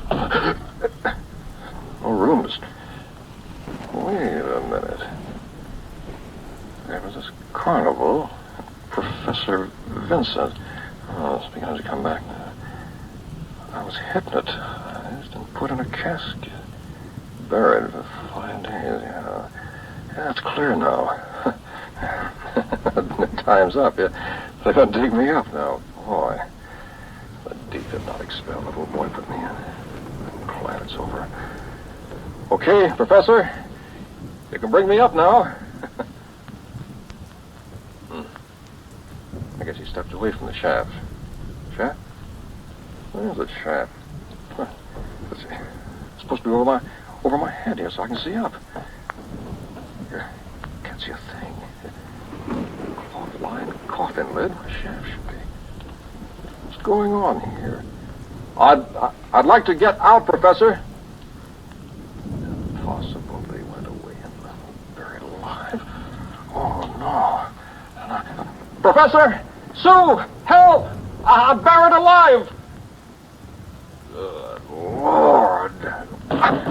Help! Help me, somebody! Don't leave me down here to die! Help! Push harder! More! No use. Won't budge. Help! I'm gonna die. You left me here to die. Can't call for help. Nobody'd hear me. Carnival left. Nothing up there but vacant lot, edge of town. Somebody came back. How could he tell I was down here buried? Oh, God, don't let this happen to me, please. Help me, save me, God. Don't let this... I don't want to die. Roger. I'm doing things. This is Professor Vincent. Now listen carefully. Where are you? Get me out of here. Don't fret. Your oxygen supply won't last much longer. Oxygen? You're buried alive, Roger. I'm not coming back for you. Not going back. I'm leaving you buried there. Well, Professor, I'll kill you. How, Roger? Tell me how. I'll kill... Don't excite yourself any further. The oxygen pellet won't sustain your lungs. You are hearing my voice in a small, shortwave receiver and transmitter near your head. I am talking to you from my trailer about a block from you. Sue is with me, Roger. I want you to listen very, very carefully. Sue, there? Go ahead, Sue. Tell him. Oh, Roger, are you all right? Yes. What's he doing with you? Please do as he says, darling. He's not the real professor. He's that escaped madman from the asylum, Dr. Vardmore. He's crazy, Sue. Please, darling, we have no choice. Please, quick. Listen to me. One move like that, and I will kill you both. I've gone to a lot of trouble to set up my final demonstration. What are you going to do? I am going to try personality transference. We have the required situation. A man buried alive in mortal fear of death. And the woman he loves, who will do anything to save him. If we do, as you say, what then? I will release the two of you. And if we don't? You have just enough oxygen for just a few more minutes.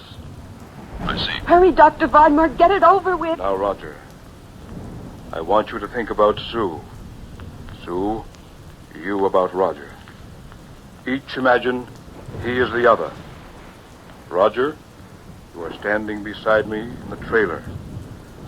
Sue, you are lying down there in the casket. No! Cooperate and I will free you. It's your only way out of that grave. If it works, you mean I'll be in Sue? Yes, and she in yours. Do it, darling. It's our only chance. He's not Sue. That's enough. One more refusal, and I'll turn off the shortwave transmitter and leave you in your dark world forever. Now, Roger. Imagine you are Sue, standing here. Sue, you concentrate on being Roger in the casket. Think. Put everything else out of your minds. I have it. Repeat something you both know. Say the 23rd Psalm. Here we go now. Start with me. The Lord is my shepherd. I shall not want. He maketh me to lie down in green pastures. He leadeth me beside still waters. He restoreth my soul. He leadeth me in paths of righteousness. For his name's sake, even though I walk through the valley of the shadow of death, I fear no evil, for thou art with me. Thy rod and thy staff, they comfort me. Thou preparest a table. Roger!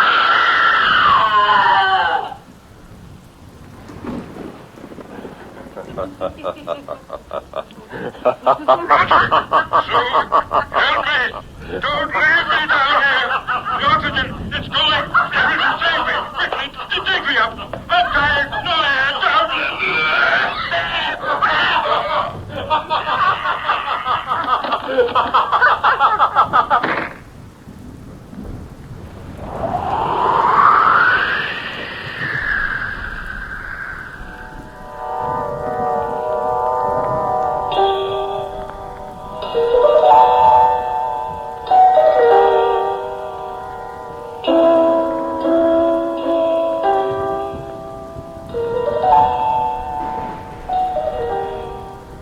Just heard Macabre, a special Far East Network presentation.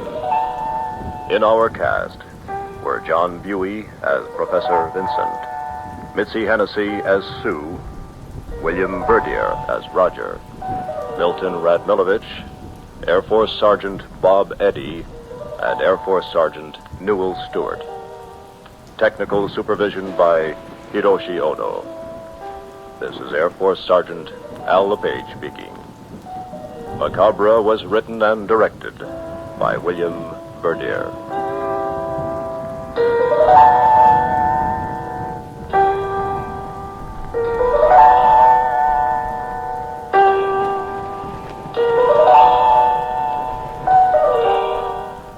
Macabre comes to you each week at this time through the worldwide facilities of the United States Armed Forces Radio and Television.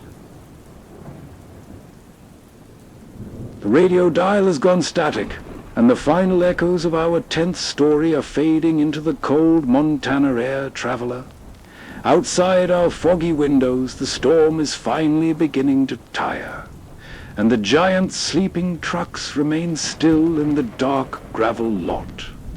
We have traveled far tonight, from the dense fog of the Snoqualmie Valley all the way to these jagged rock canyons, guided only by the amber glow of our dashboard and the finest nightmares the airwaves could offer.